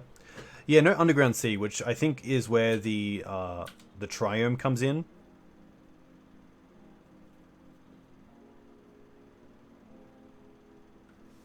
Thoughtseize is annoying, but it's going to be okay. We do get to Wasteland our opponent, which is kind of nice. Hey Urus, thanks for the follow. I hope you're well. Nothing. Oh, Ooze is massive. Ooze is so good. They did everything correct. But Ooze off the top there is huge, because it stops something like Faithless Looting into a Reanimate, or Entomb into Reanimate. Screws is going to be really hard to beat here. Unless they get multiple creatures in the bin and then Exhume, but we have 3 green after next turn, so... I'm not sure what my opponent could have.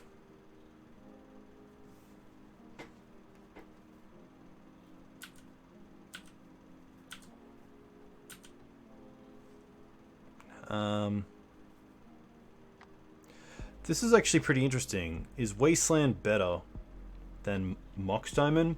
Mox Diamond doesn't give me another green source, but I don't think I need another green source here.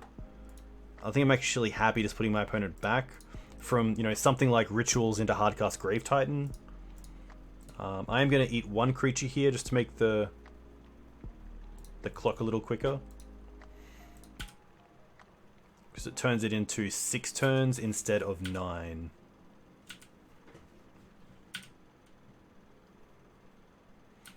A natural Screws there was just luck of the cards. Really timely.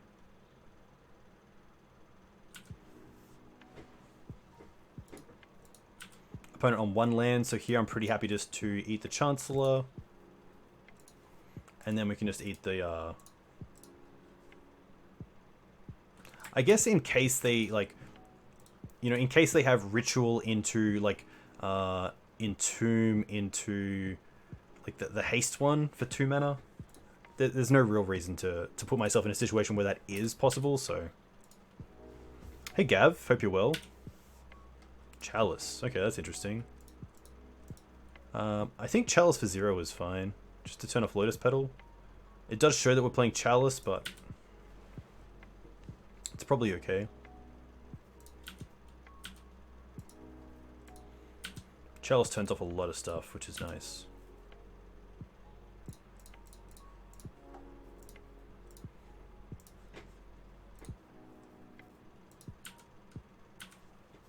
There probably is a world where keeping up the mana is just better than playing Chalice, because there might be a situation where they can put multiple cards in the bin.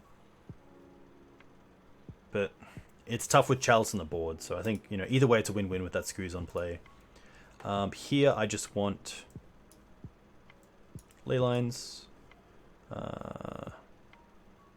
Uros can come out, they're pretty old school. Savines can come out. Plagues can come out. Thalia and Swords are okay. Decays I can definitely drop down on. Loam I can probably drop down on. Loam's kind of nice because it means I can get back a land if they like Ashen Rider or Caracas.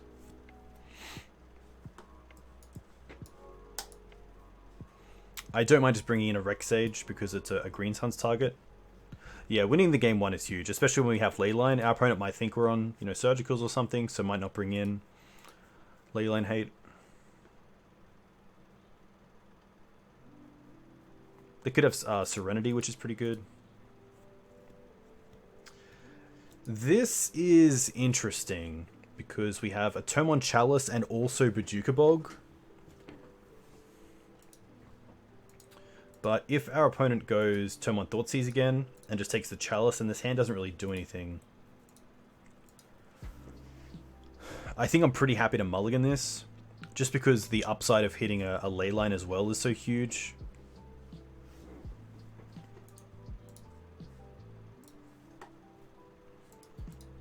But yeah, I think just because it does nothing on their turn on turn 1, and they've kept 7, so we can only assume.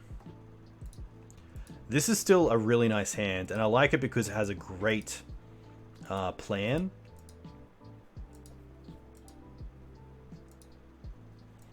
I think it's just a K that I drop here.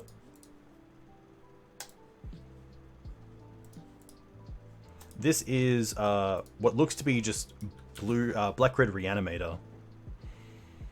So we have turn 1 Bob and then turn 2 Mazavith.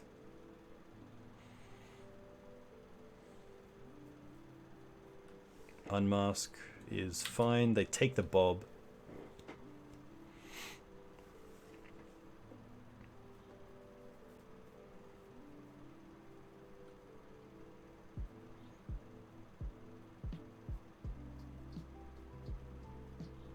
They play their own Bob. Interesting. Well,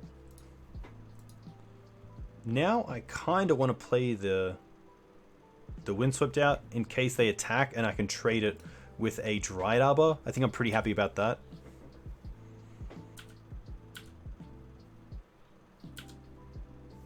Faithless Looting.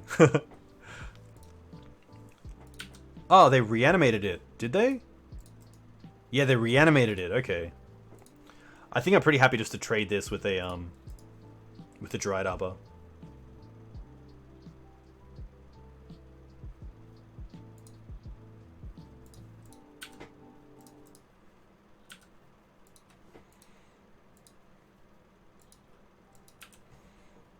Really puts them off from finding an answer to the ley line, which it looks like they just don't have, which is great.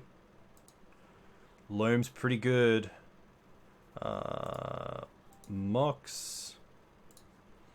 Pitch the Maze. Play the Cabal Pit.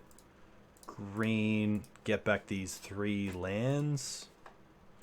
That's pretty nice.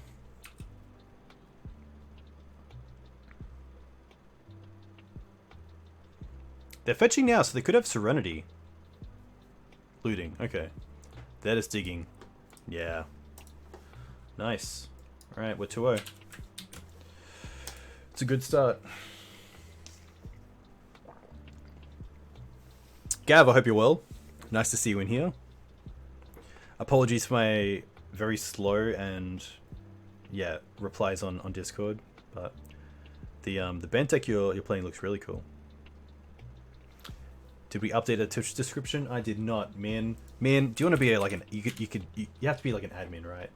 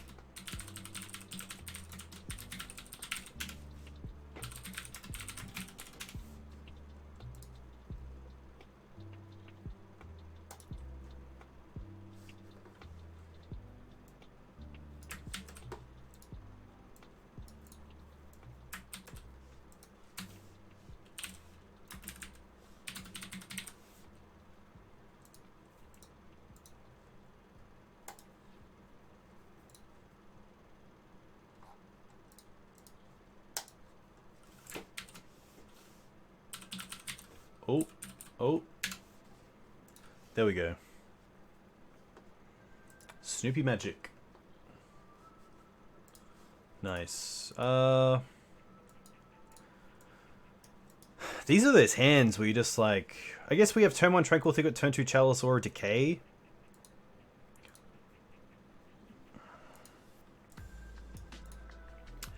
It has the lands as well to cast anything that I draw into, which is kind of nice. You're a Shadow player, but you like playing Magic. I'm going to keep this. It's a little bit dirtily, but we have 2 good turn 2 plays. We can also play around Wasteland straight away, which is nice.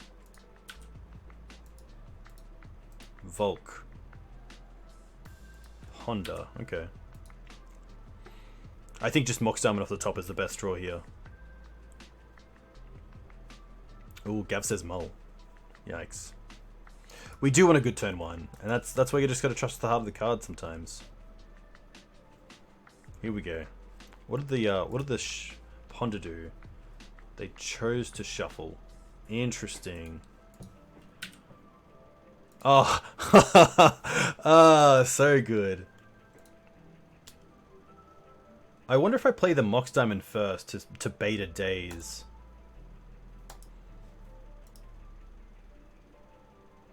Okay. Let's see if this hits. They did shuffle, so I kind of hope. Yes. There we go. Sometimes it just works out. I mean, it could be show and tell. It could just be like Ancient Tomb into something. I mean, come on. Like, is this life? Hold up Tranquil Thicket as well. This is nice. Hey, Pokemoki. Yeah, I think it's always... Yeah, definitely. We weren't in a position where if we lose the Mox, we would be in a bad position overall, so... this looks pretty good. They are playing Sneak, so that's a little bit worrying. Oh gosh, okay. I guess we can Tranquil Thicket into Caracas is our only option. We don't have like a Night of Autumn.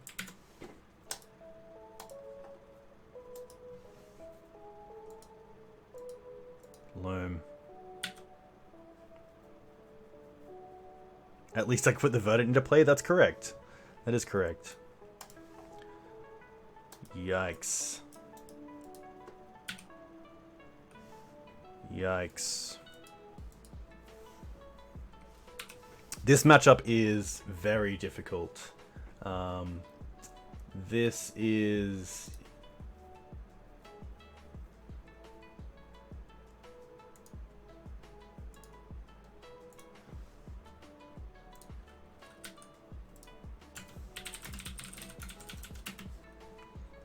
This is tough.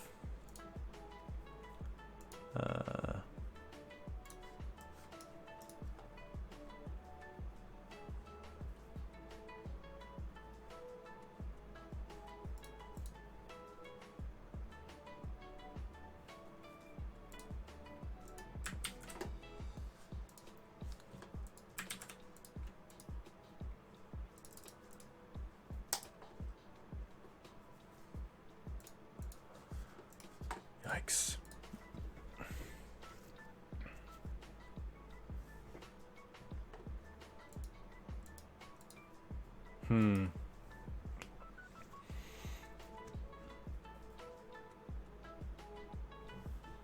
Haha. What do we draw? Yikes. Yikes.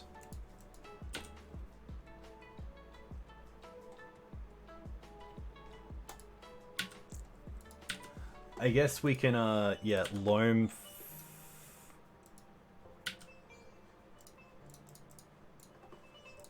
Back this.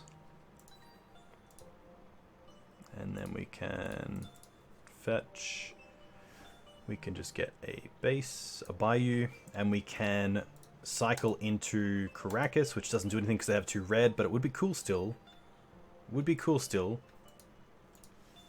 I'm going to play this for 0 because it turns off Lotus Petal. But I think after that attack, it's going to be a bad time.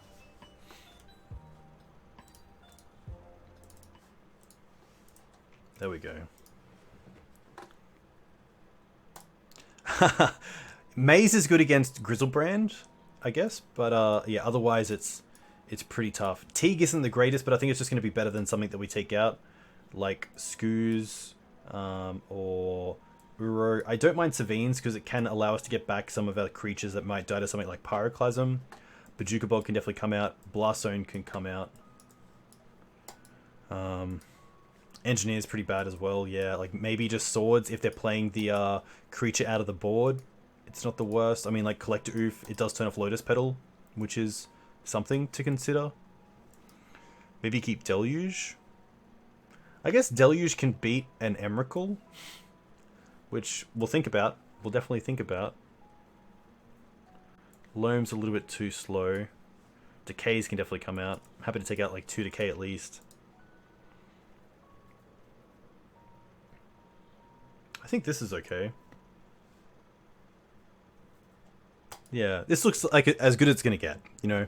Sneak is not a matchup that I'm going to go after too quickly. This is a rough one because Meddling Mage we can't even cast turn 2.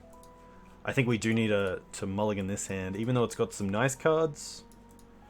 I do want a Mox Diamond start. Not a Mox Diamond start, but it does have Meddling Mage, so Mage into Uro is pretty good. I'm gonna bottom 1 land, and then just go Windswept Pass. We do have the Rex Sage for Moon, which is nice.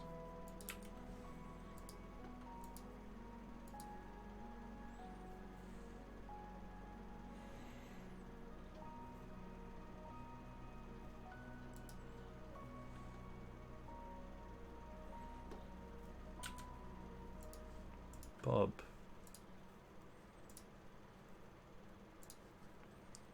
Alright, I guess we get Tundra and Trop. We could get Scrubland and Trop. Yeah, I think Mage into Knight is probably our best play. Scrubland and Trop.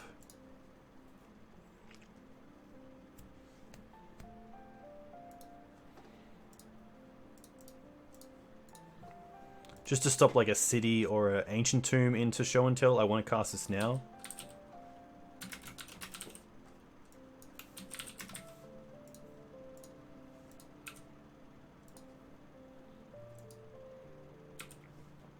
I do have this Wasteland, which is nice. That maybe it can take out a Volk, and then I can play the Bob. Ooh, okay.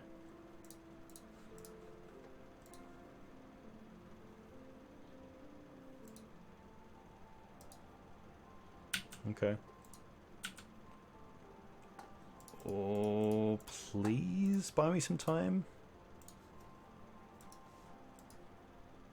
They did just use an Abrade, which is nice because there's an Abrade not going at the Chalice. Huh! Oh no.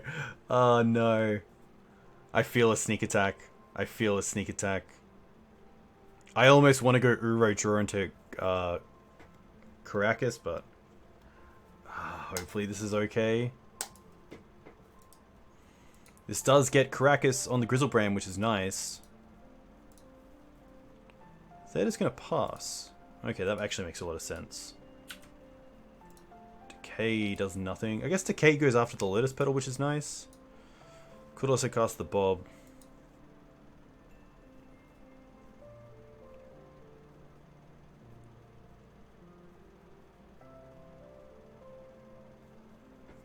Yeah, we're most likely dead, yeah.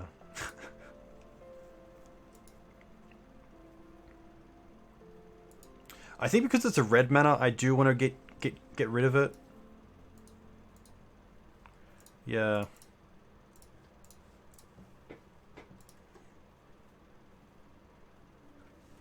And then just wait till attack phase, hopefully, to use the Caracas.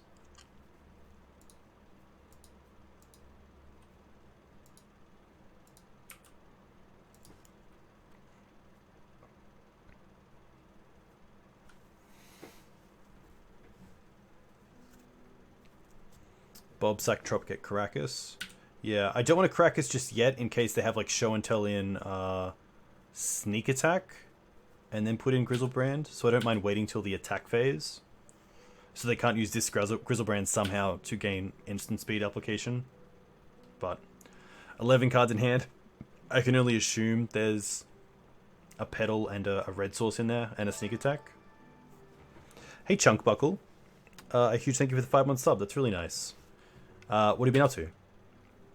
How are you going locally?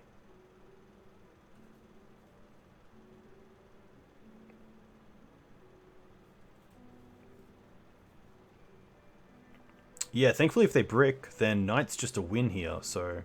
I wonder if they play a bounce spell? But 18 cards, you gotta think they have a red land, a Lotus Petal, a Sneak, and a creature. Surely. You gotta be pretty unlucky not to hit. Well, they play an Ancient Tomb, that's interesting. I guess they could also show and tell in Omniscience, and go from there.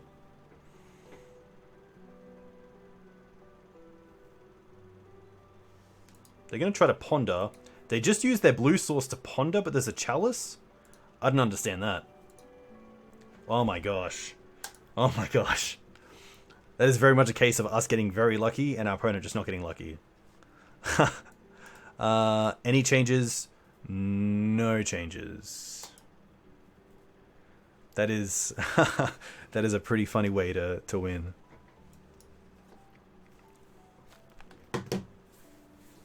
Decay did win that game. Decay was awesome. Decay was really nice. Yikes.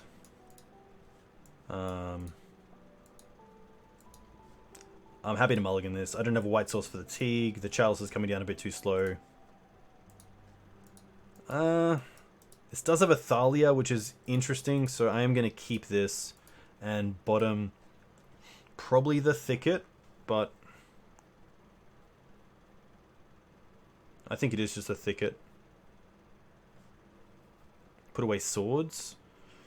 Yeah, Swords is interesting because if they show and tell in something, Leovold's pretty good at dealing with Grizzle. Ship Plow, yeah, okay. That's fair.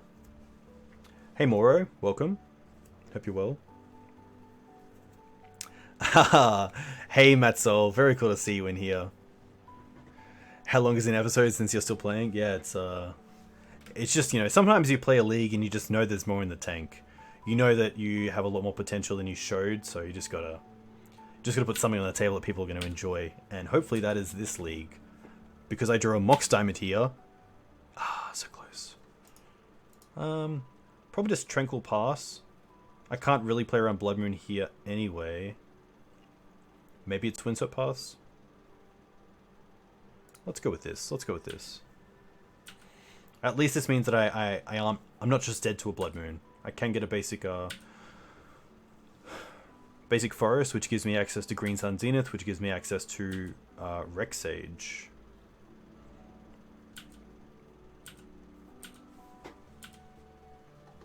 Tundra. Well, then I'm going to get a Bayou here. I think I could also go for forest just to play it a little bit safe.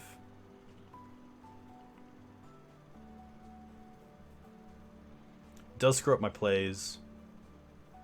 Forest for sure. Yeah, it's tough. Forest means that it turns off most of my hand, which is tough. I do have the cycle effect, that's true. We can get forest. Ooh, Bayou. I feel like we need a pole. Yeah, I think it's just... If I lose to Blood Moon, I'll lose to Blood Moon. No. No. Don't fear cards you don't know they even have in the 75. Yeah, that's very true. And that's something you should definitely do. Yeah. I much rather this. Yeah. Interesting. Picture show and tell.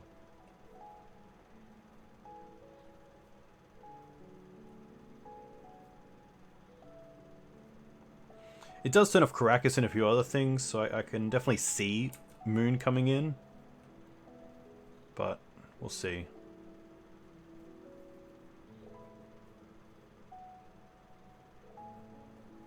Magus. There it is. There it is. And there's the Green Suns. I guess it wouldn't have mattered anyway. We can't even Tranquil Ticket, right? Yikes.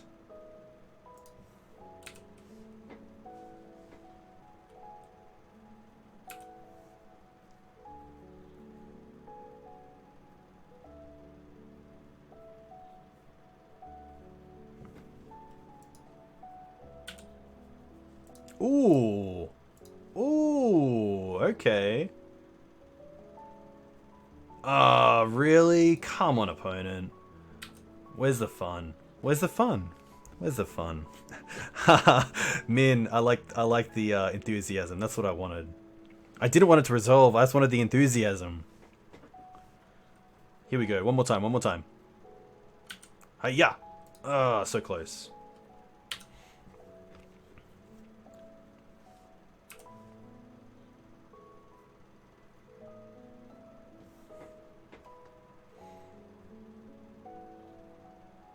Yeah, Green Suns doesn't work here, unfortunately. Rough.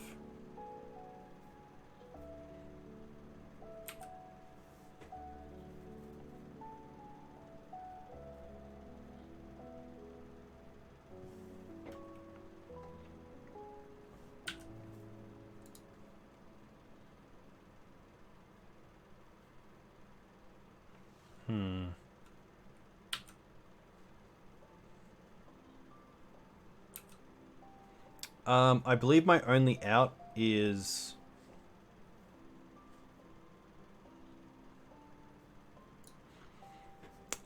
basic forest or basic mountain into Dark Confidant. Or Moxes.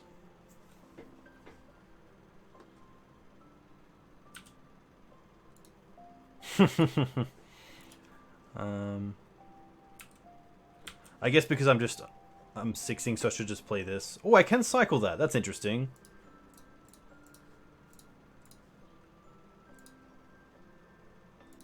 Oh, okay. I can't cast it, but ooh. 2, 4, 6, 8. Hey, Boran, thanks for the follow. Let me know where you go. Where you're from. If you play Legacy, what you play in Legacy. Magus does have the effect on speech as well. It's probably just the Sylvan Library. Opponent could also just have land here and then like sneak attack into something, but yeah, it turns out Forest was pretty good.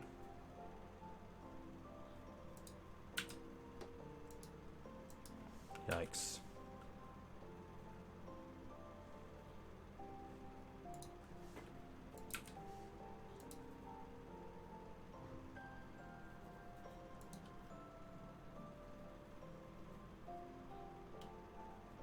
Opponent also has 6 cards, so I assume that even if we do find like a basic hero or Mox, they would have a counter spell.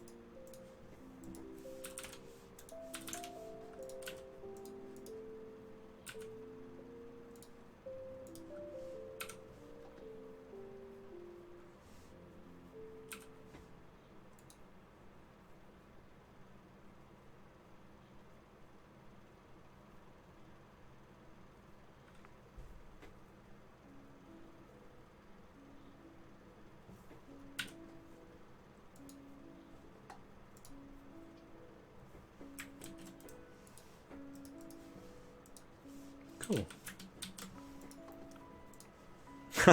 I think we can just wipe that game from our memory.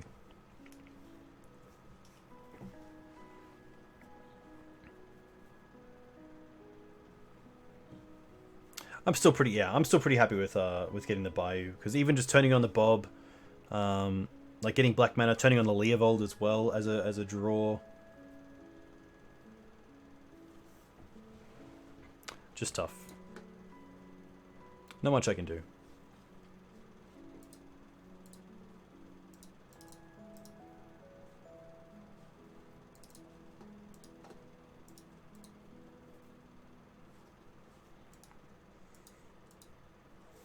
I don't remember a game. Haha. I like that, Hipty. Alright, hopefully we can finish this with 2 more wins. It is getting late though. 1:57.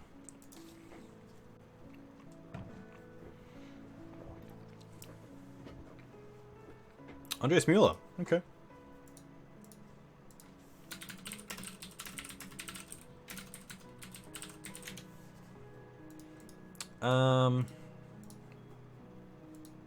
Haha.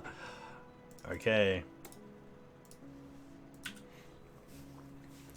Maybe the opener was okay. Right.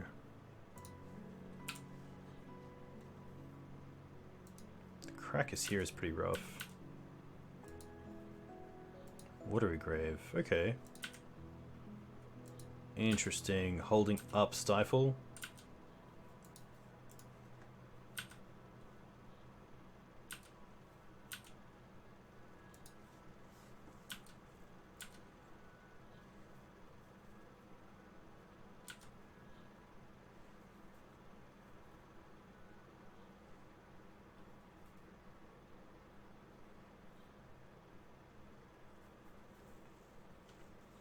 Pretty happy for one if I can find it. Hopefully my opponent doesn't find a Wasteland, which it looks like they haven't, which is nice.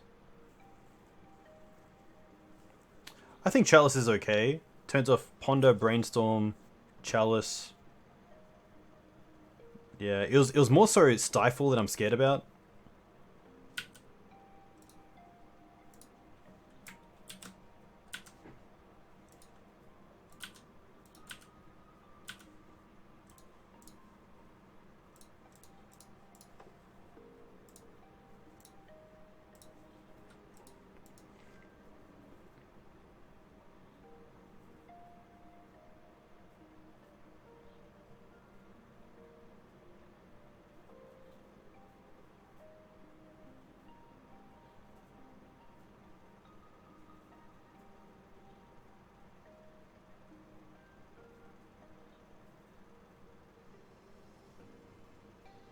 It's tough if my opponent has Daze and Stifle, that would really wreck me.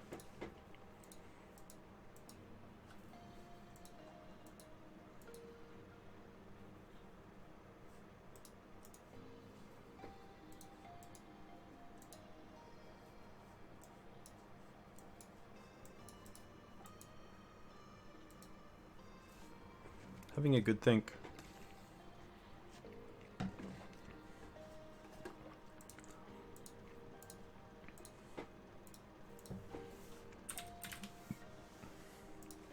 Seems okay. I can see one Wasteland or one Stifle really wrecking this, but hopefully it works out okay. Force Negation. Pitching Daze. Okay.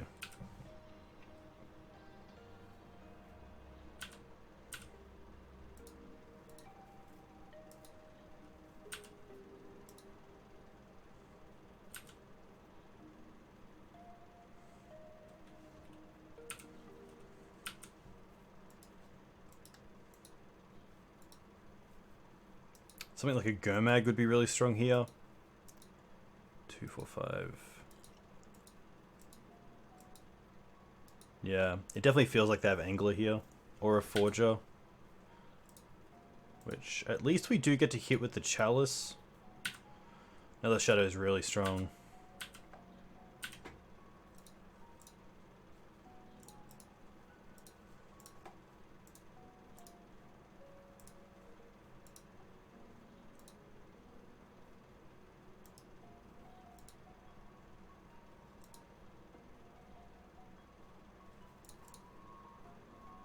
It's gonna fetch now for a Bayou.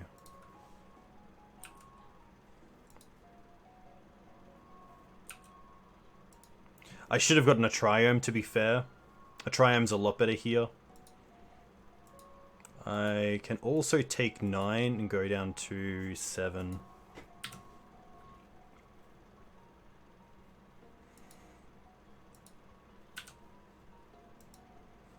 Loam's pretty interesting.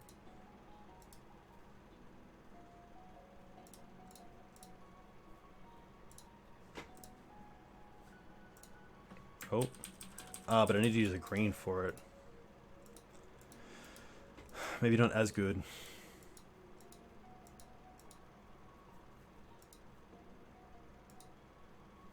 They have 4 cards. Yeah, they picked up the Force Negation, so Loam doesn't do anything here.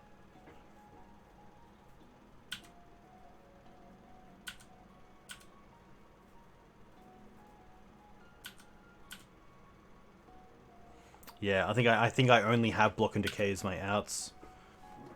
But I mean, I lose to Street Wraith here.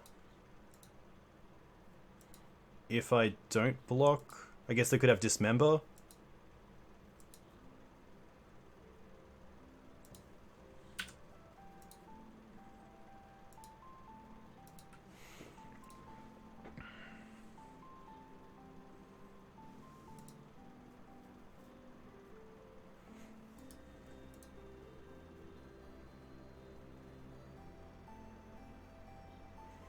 It's really, do I draw a land? That's the big thing.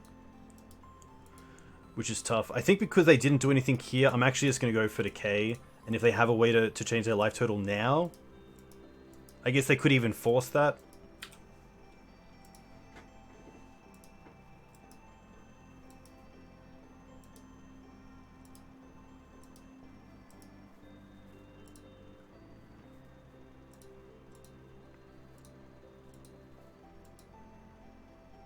Wasteland's pretty good. Yep.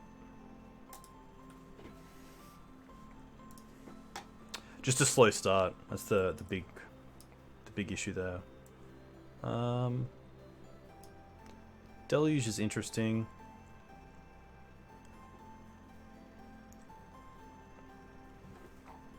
I'm happy to take out one Loam.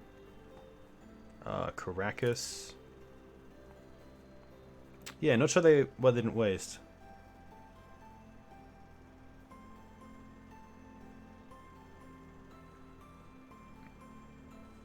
If I go to 1, I can hopefully cast the Uro, go to 4, and then I can have mana up for the other Abrupt Decay, which is kind of nice. Thankfully, Force Negation doesn't hit it. I don't want the Ley Lines. I think this is pretty fine. One more card. It's probably just a second Sylvan Library. Everything else seems okay.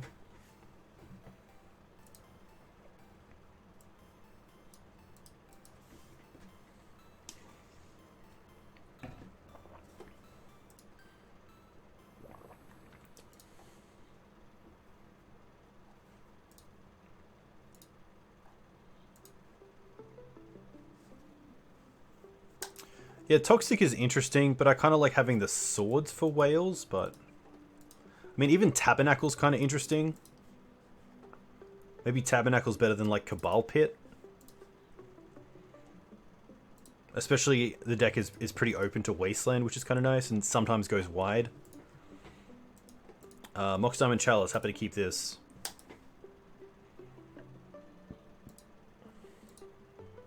And also Abrupt Decay is really nice here.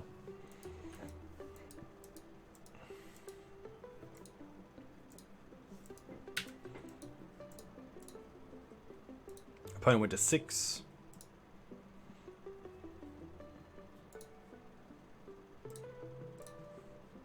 Happy to get a swamp for double black.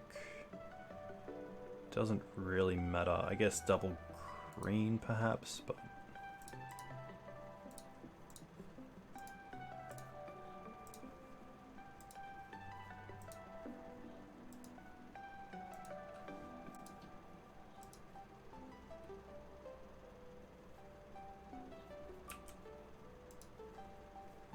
Cycle Street Wraith. Cycle Street Wraith. Alright. Nice. That's a pretty huge get.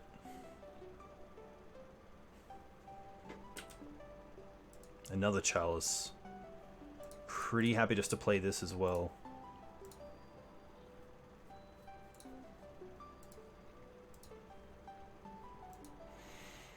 The question is, do I want to play the Baron more? Don't play the second one? Maybe I should have kept it for 2? And then just relied on my 3-drops to win the game? I thought of Brazen Borrower. I saw that Brazen Borrower was in Arkan's stream, so I didn't think if Brazen Borrower was in this one.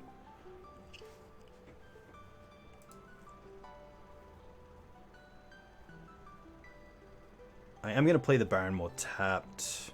But why? Double black doesn't really do much.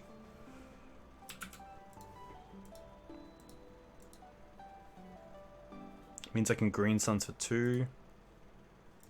No, I'm happy just to pass here. I don't even want to put in the Tabernacle yet. Yeah, the Barren Moor is interesting, because I think even if it can cycle into something else, and if that is a land, then that's fantastic, but at least I knew that I cycled into that land that is now just a land. Contentious Plan, 1 and a blue, sorcery, proliferate, draw a card. Interesting, okay.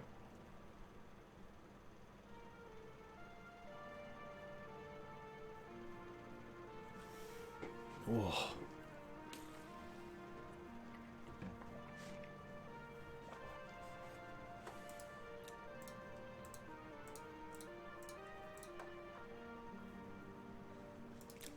Throw away the Brainstorm. Okay, they're just trying to get a big whale going.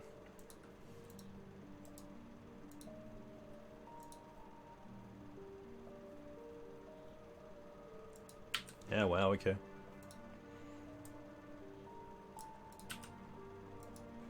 Green Suns.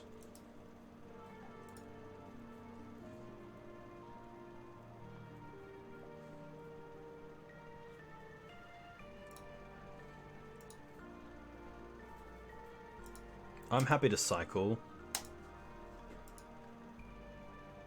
Thalia.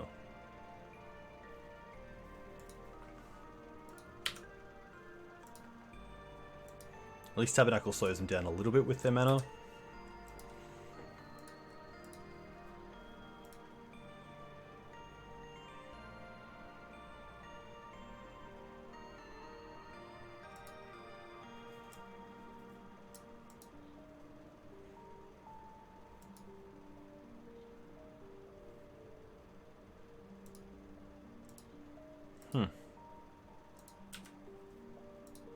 Library is a huge draw.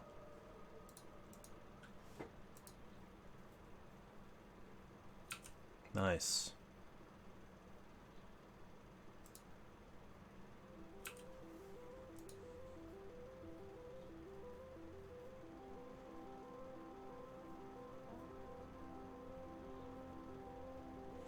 If I can find a wasteland, I'll be a very happy person. Yeah, trying to get another whale in play. Oh, okay. Okay. Put on top.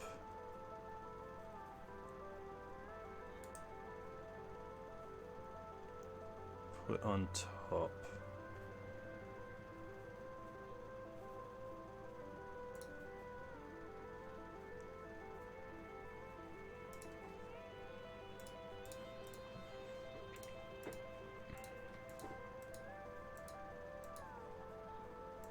I could even just Green Suns for Dryad Arbor here.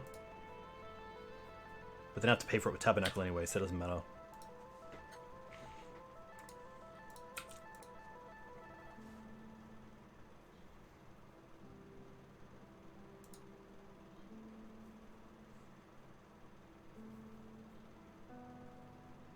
No land, wow. Can I find a wasteland? Or a loam? No. Put on top. Put on top. I kind of just want the shuffle here.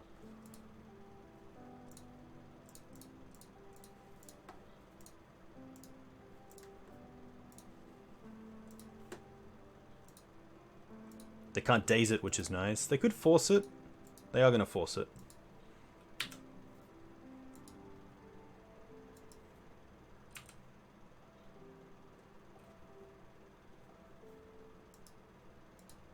I have 3 turns.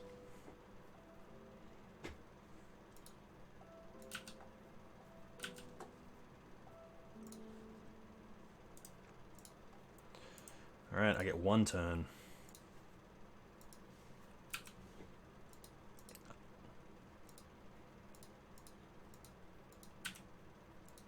I also want to do it now to play around. I guess I don't play around Stifle because of Chalice.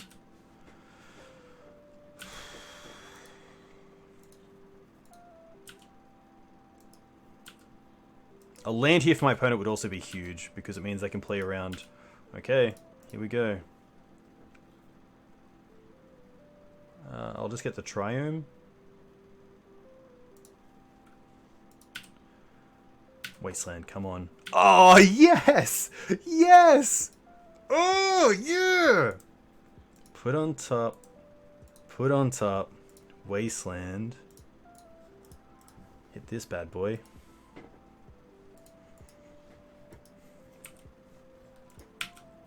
I can also play my own Thalia, that's correct. Yeah, I should play my own Thalia, that's 100%.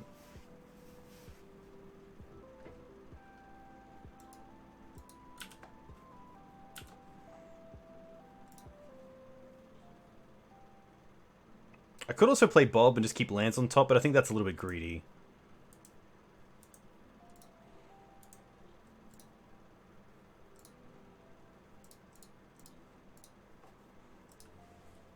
Yeah, Thalia should have definitely come down last turn.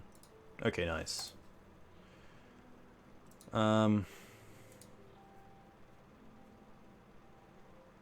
Probably just run it back. Liliana Last Hope is really interesting, but I don't think I want it. There is a Scoos in here, which is nice. Do it, play Bob. Uro, yeah. I think I'm happy with just sending this back. Everything kind of has its place. Toxic Deluge, yeah, maybe Deluge is like better than maybe one of the Bobs. You like Lily more than Path? Interesting. Yeah. I guess I just always see Chalices. If it gets countered, then I have the swords as backup. But if it doesn't, then I'm probably in a position where I don't need the swords. But obviously that game just there was an exact example of where Chalice resolved, and I did need the swords, so... yeah. Yeah, Savine's Wreck coming out is pretty interesting as well. I can't really get back Chalice. I can get back like a land, like a Maze of It that's been wastelanded, which is kind of cool.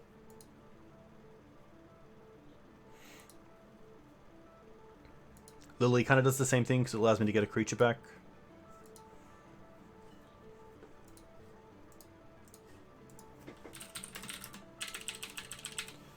This is a big yikes.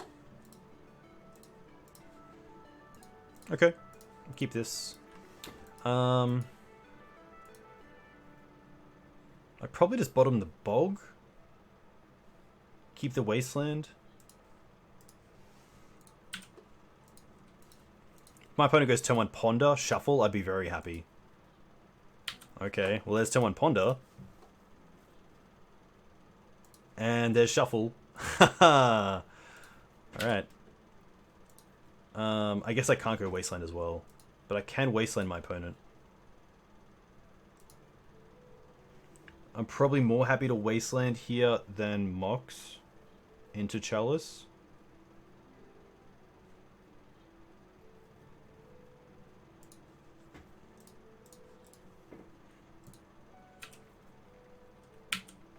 I should probably also play the Mox, but I didn't, but that's okay.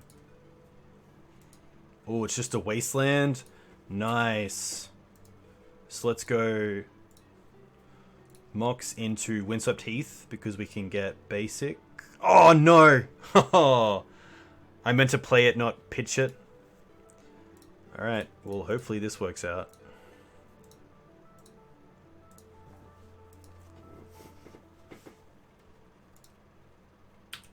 Okay, that's pretty big.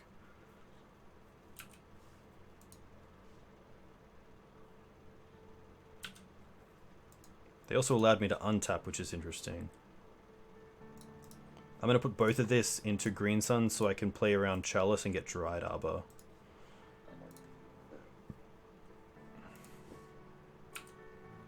Which turns on Night next turn. This feels like a Snuff Out? Oh, Dismember, okay.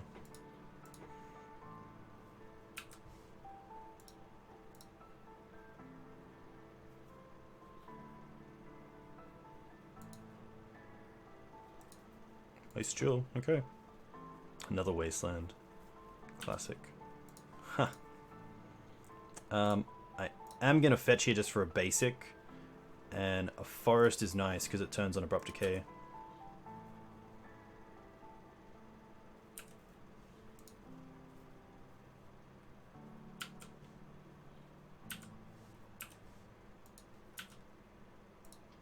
Plague.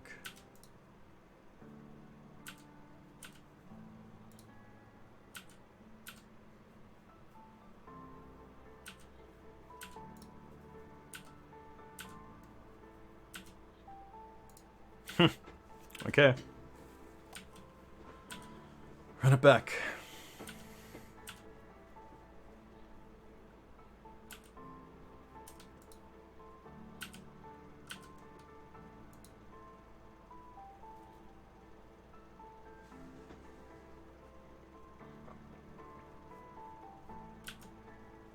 Nice. A basic is pretty huge.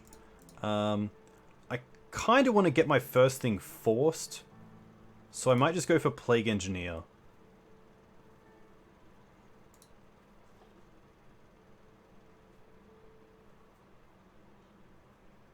And just name... Is it Whale? I think it's just Whale. Just to make it a 2/2.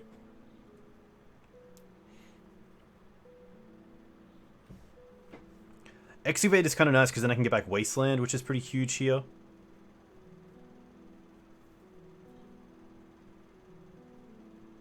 What's this?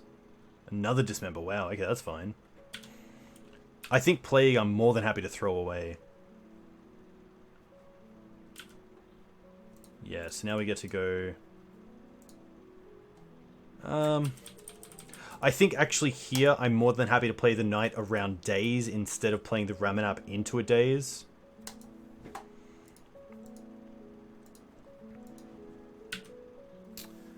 Naming Whale does let me Cabal Pit it, that's very true. Okay.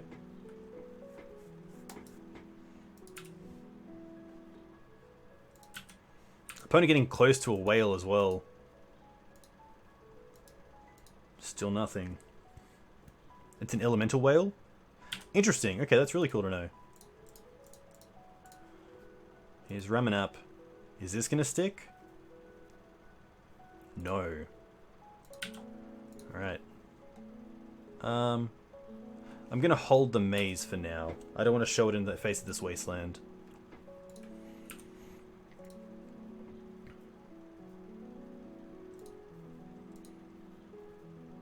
I think Bajuka Bog's probably one of my best draws. Dark Confidant's pretty close. Especially at 19 life.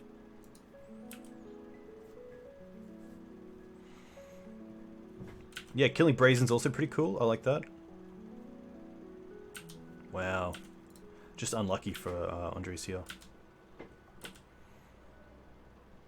Chalice. Ha. Green Suns. Green Suns for Skoos. Interesting. Green Suns for Uro. Promising. I actually don't mind just going another Chalice here.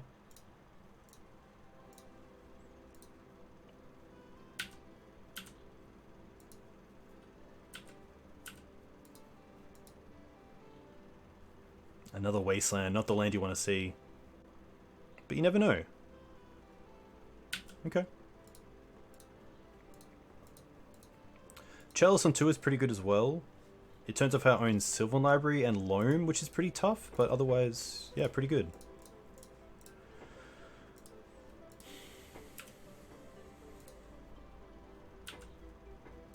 Ooh, Savines? Yes. Yes. Get back Ramanap. Do they have Force Negation? They don't. And then we get back Wasteland. Nice. Alright. Very cool. Last match. 2:21 AM. I have work in 5 hours. 4.5 hours. Nice. Life choices. Am I right? Just couldn't give up. This deck is really fun. Parks, you're the legend. A huge thank you to everyone who's came in and watched. It's been really cool having you guys here. 2:10 AM. I'm in Australia. The land down under. I'm in Queensland.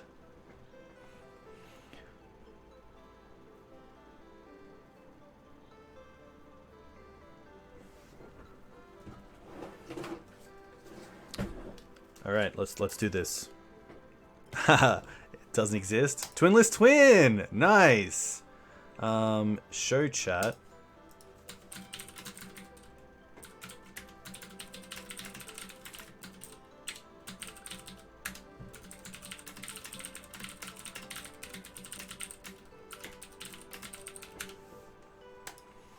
This is probably okay. I don't mind keeping this and just holding up double thicket. I could also keep the Wasteland Handbutt. Hey, Calvin. Thank you. This is an interesting one, though, because I think it's the Tranquil that I just want to keep. And drop the Baron more.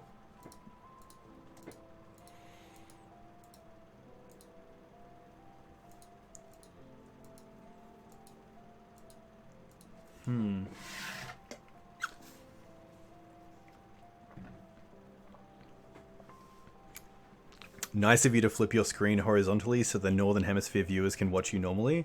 Thank you, Headshot. I'm really glad you actually picked that up because that is something that I've been doing for so long. It's not even funny. I mean, you know, people get up me about my toilet and how it moves the wrong way, but people don't recognize that I'm actually upside down. I wonder if I can actually do that. No. Okay. Close. Max is on a thinker.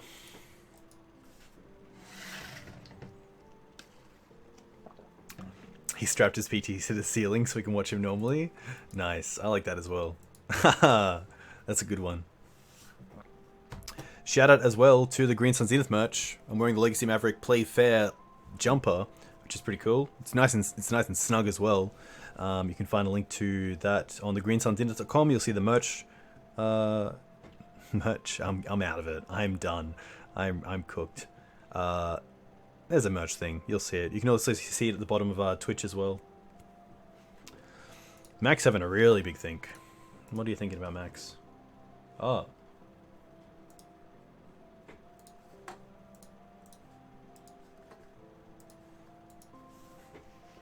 Yeah, Gav, I'm very keen to see you you get it and send through a photo.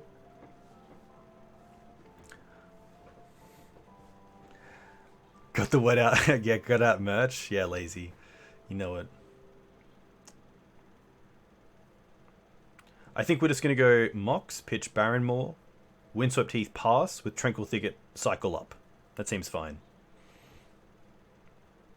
Alright. Let's do that. So it's going Mox, pitch Barrenmore, Windswept Heath pass.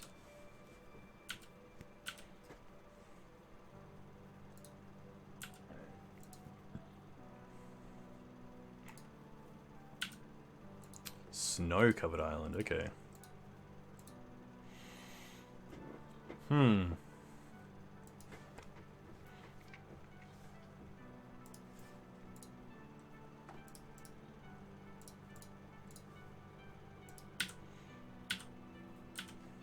Three drop, please. Another Decay isn't great against a deck that might not even have a real reason to play it. We can go for Ooze here, but I kind of like keeping the Green Suns for Leovold, which might be better in this matchup. Whatever it is, if it's a blue deck, I'm happy to go for Leovold early on.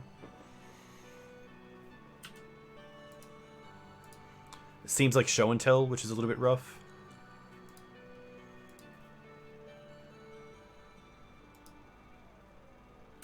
Drop Preordain, okay. Maybe just blue-green Omni.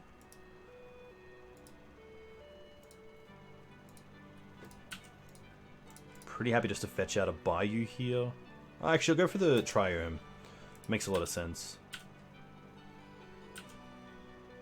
Wasteland. Well, I am definitely wastelanding my opponent. We don't currently have a clock, which is rough, but I really want to keep this Green Suns for a 3-drop.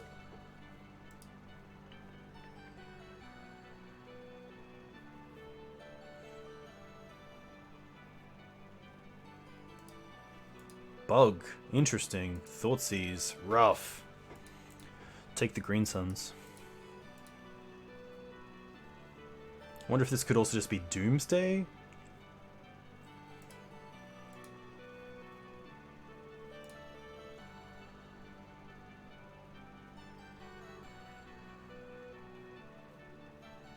Ant? Yeah, it could be Ant as well.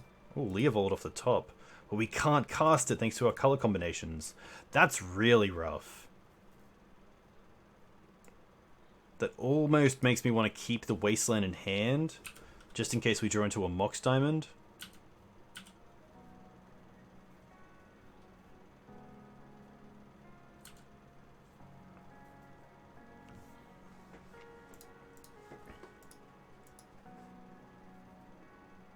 Chose to shuffle. Pedal.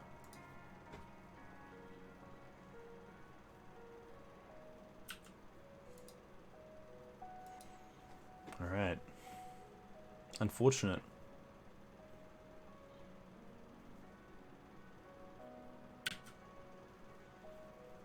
The only way I can see myself winning this game is being able to abrupt decay an LED that hasn't been played when it should have been played. But I think Max is better than that. Well, there's the LED. I have 2 cards left. Wish Claw. I'm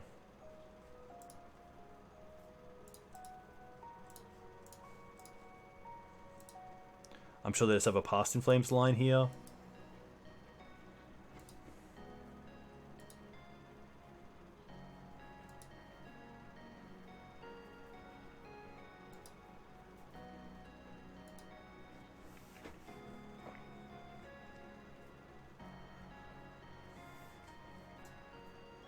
It was a Veil. Didn't cast it. Interesting. I guess in case... there's nothing really to worry about.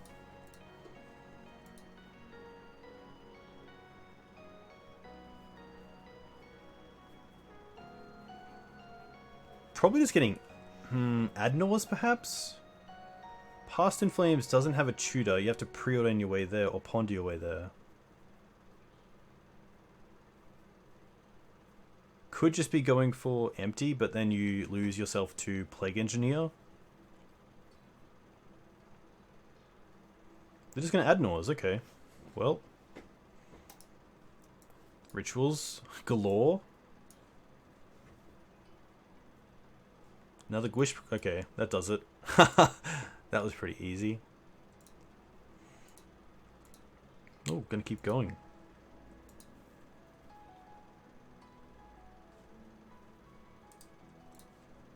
I guess we'll see how they win. I assume it's through Tendrils of Agony.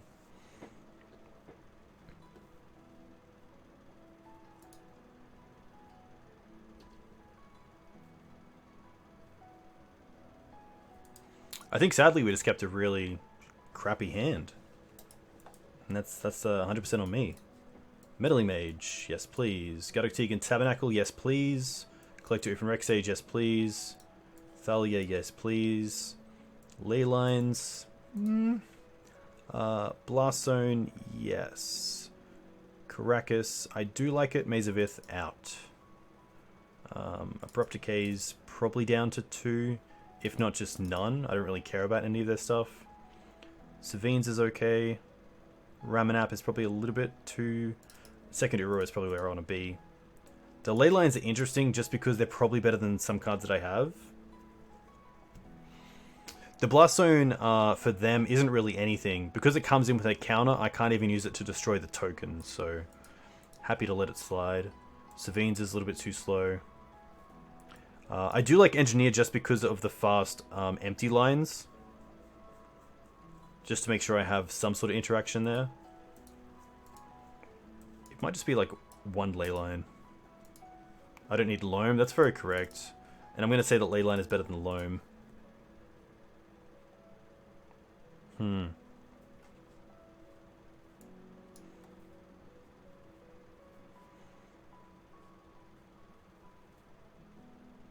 I'm going to say that Savines is actually better than Ramanap as well, because it could get us back something like a Thalia or Gaddock Teeg has been Fatal Pushed.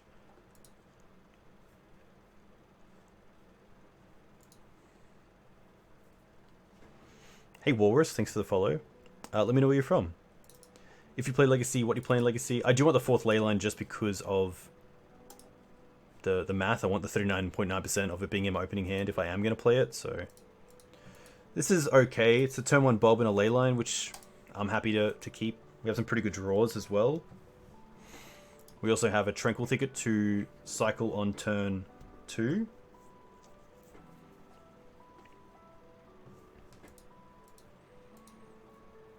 Leyline should hopefully slow down my opponent enough. You're from Orlando and play Delver mostly. That's cool. What's the legacy scene like in Orlando? I assume obviously right now with COVID it's rough, but what was it like before COVID, and what do you think it'll be like after COVID?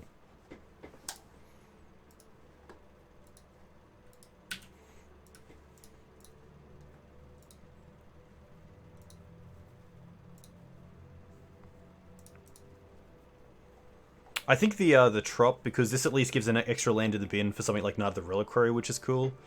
And then just go for a Bayou.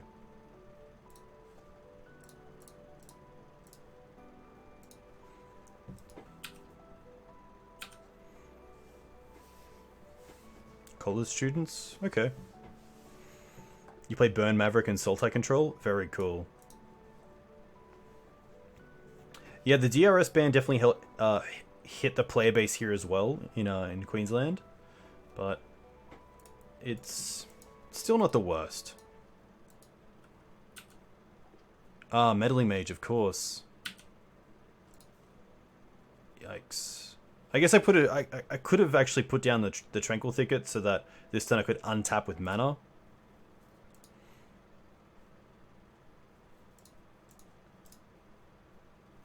Yeah, because now I really just want to play this. Play Skoos as a 2/2. But that's a great pickup, Max. I should definitely have played Savannah, just to make sure I have access to all my colors. Because Meddling Mage is such a big draw.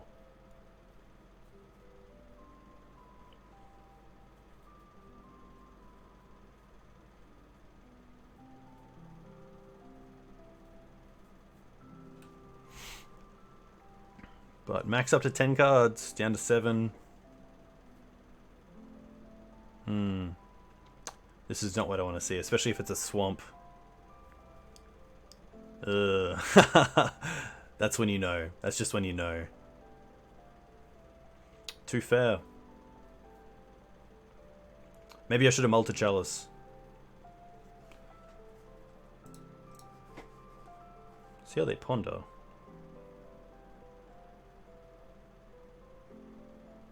They chose to shuffle. Okay, that's a pretty good sign for us. But now they're going to ritual off. Okay.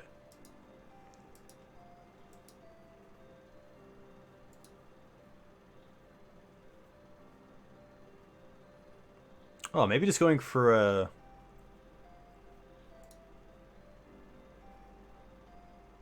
Goblin's line?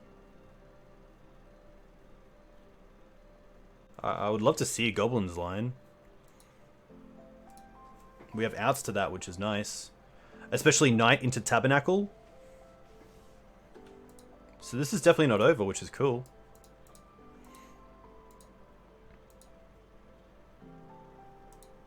Oh, I'm at 16. They can just... Oh, okay. Yeah. There we go. I didn't even see our life total. Rough. Well, I definitely like this version a lot better than the other one. I think there is definitely a consensus that the red splash is doing a bit more than you want for the deck than the blue splash, but still a pretty cool grindy deck to play. It is sadly 2:36 AM, so I am definitely going to bed. If you want to see some Shadow, I would check out Arkan's stream.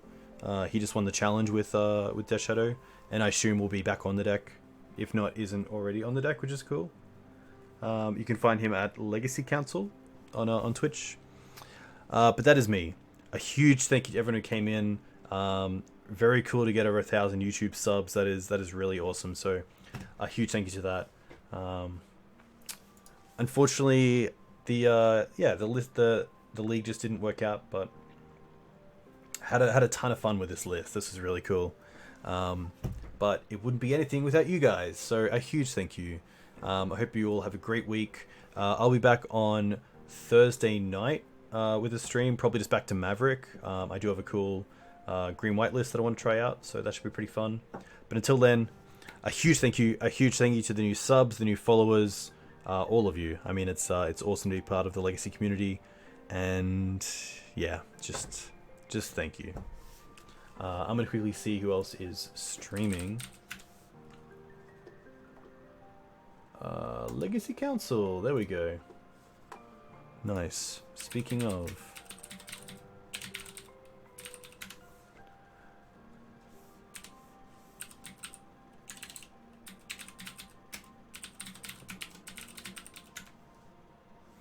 Nice. Alright. A huge thank you once again. I'll see you next time. Enjoy your head and enjoy Argon's stream. Cheers.